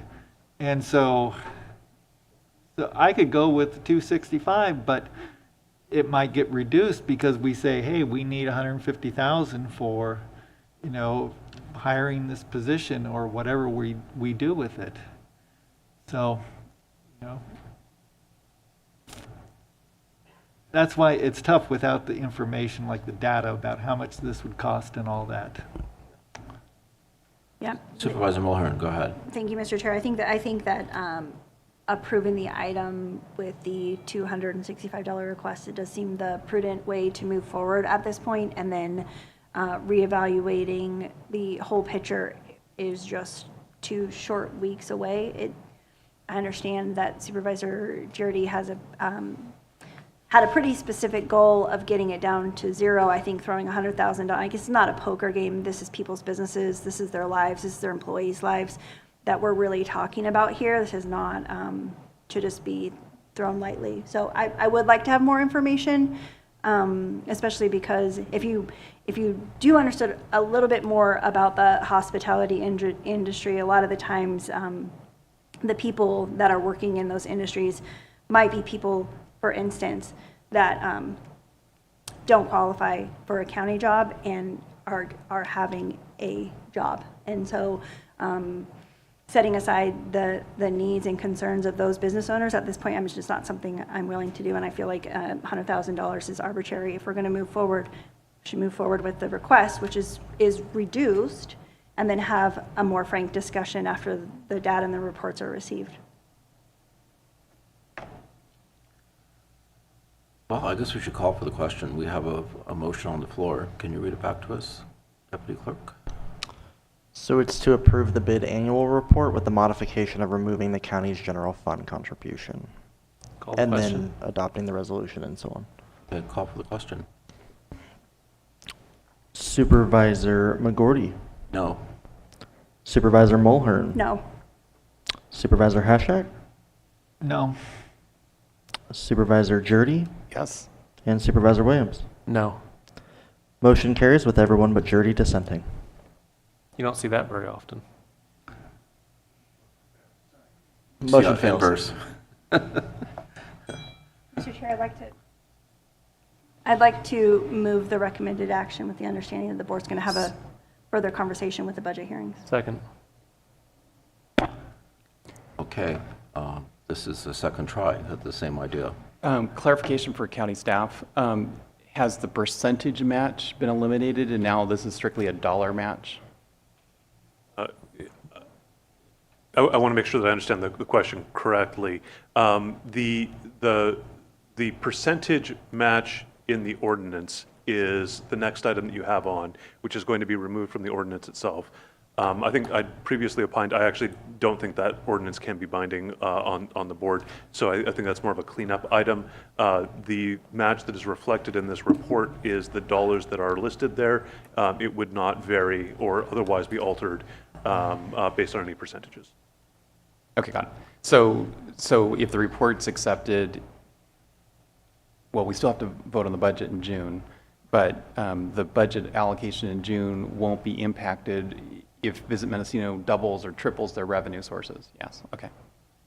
And just to understand too, for everybody, this still represents a placeholder subject to change the final budget and more information. Okay. I think we're ready. Chair. Yes.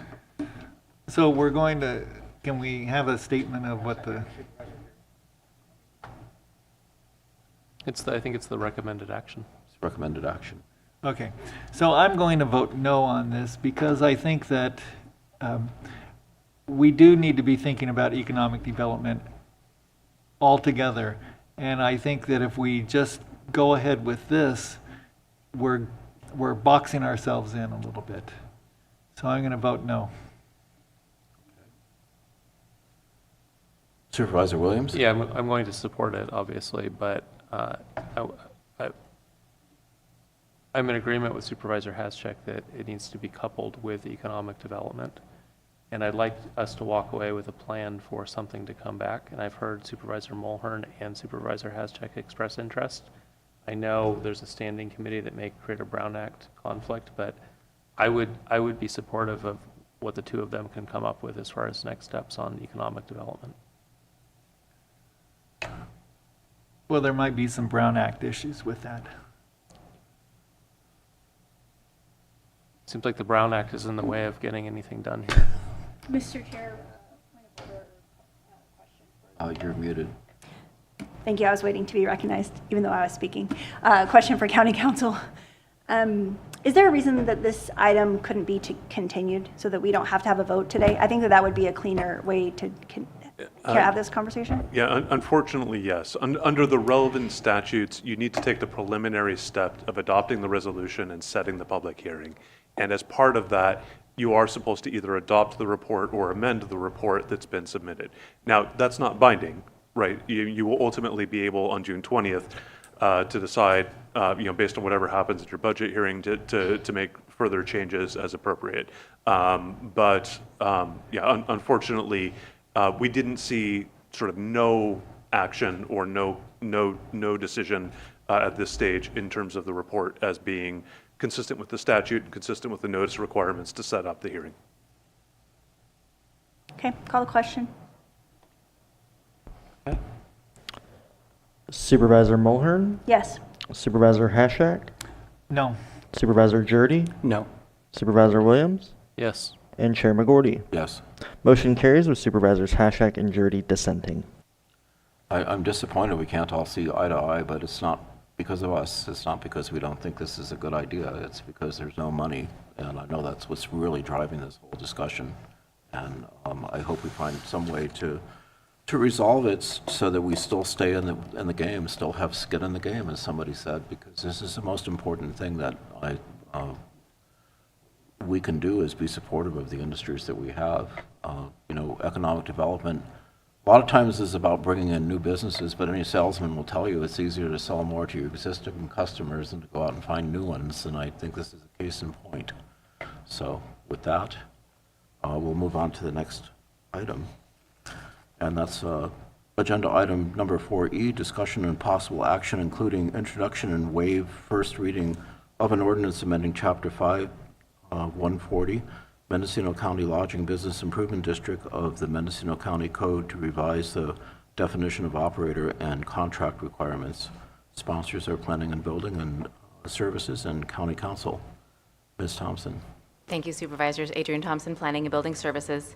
The first change to the ordinance is the operator definition, which has been proposed by the Business Improvement District for multiple years, and it's a cleanup item that we've been moving forward with, as well as from the previous budget discussions under the contract language to change that so the county may provide fundings to the district through the contract at the sole discretion of the board. It removes all language of any proposed match and just says funding in there. And with that, I'm available for questions. And Mr. Chair, I alluded to this in the last item, but just so the board's aware, this was something we flagged previously as the match percentage as likely being invalid in terms of being an ordinance requirement. We don't believe that a past board has the ability to tie the hands of a future board on budget decisions and appropriations to be made at that time. So we've actually, before there was any discussion of possibly reducing any match, we did flag this as a cleanup item. Okay. Any discussion from board members? Supervisor Hasjack. I'll move approval of the recommended action. Second. Okay. Any further board comment? Any public comment?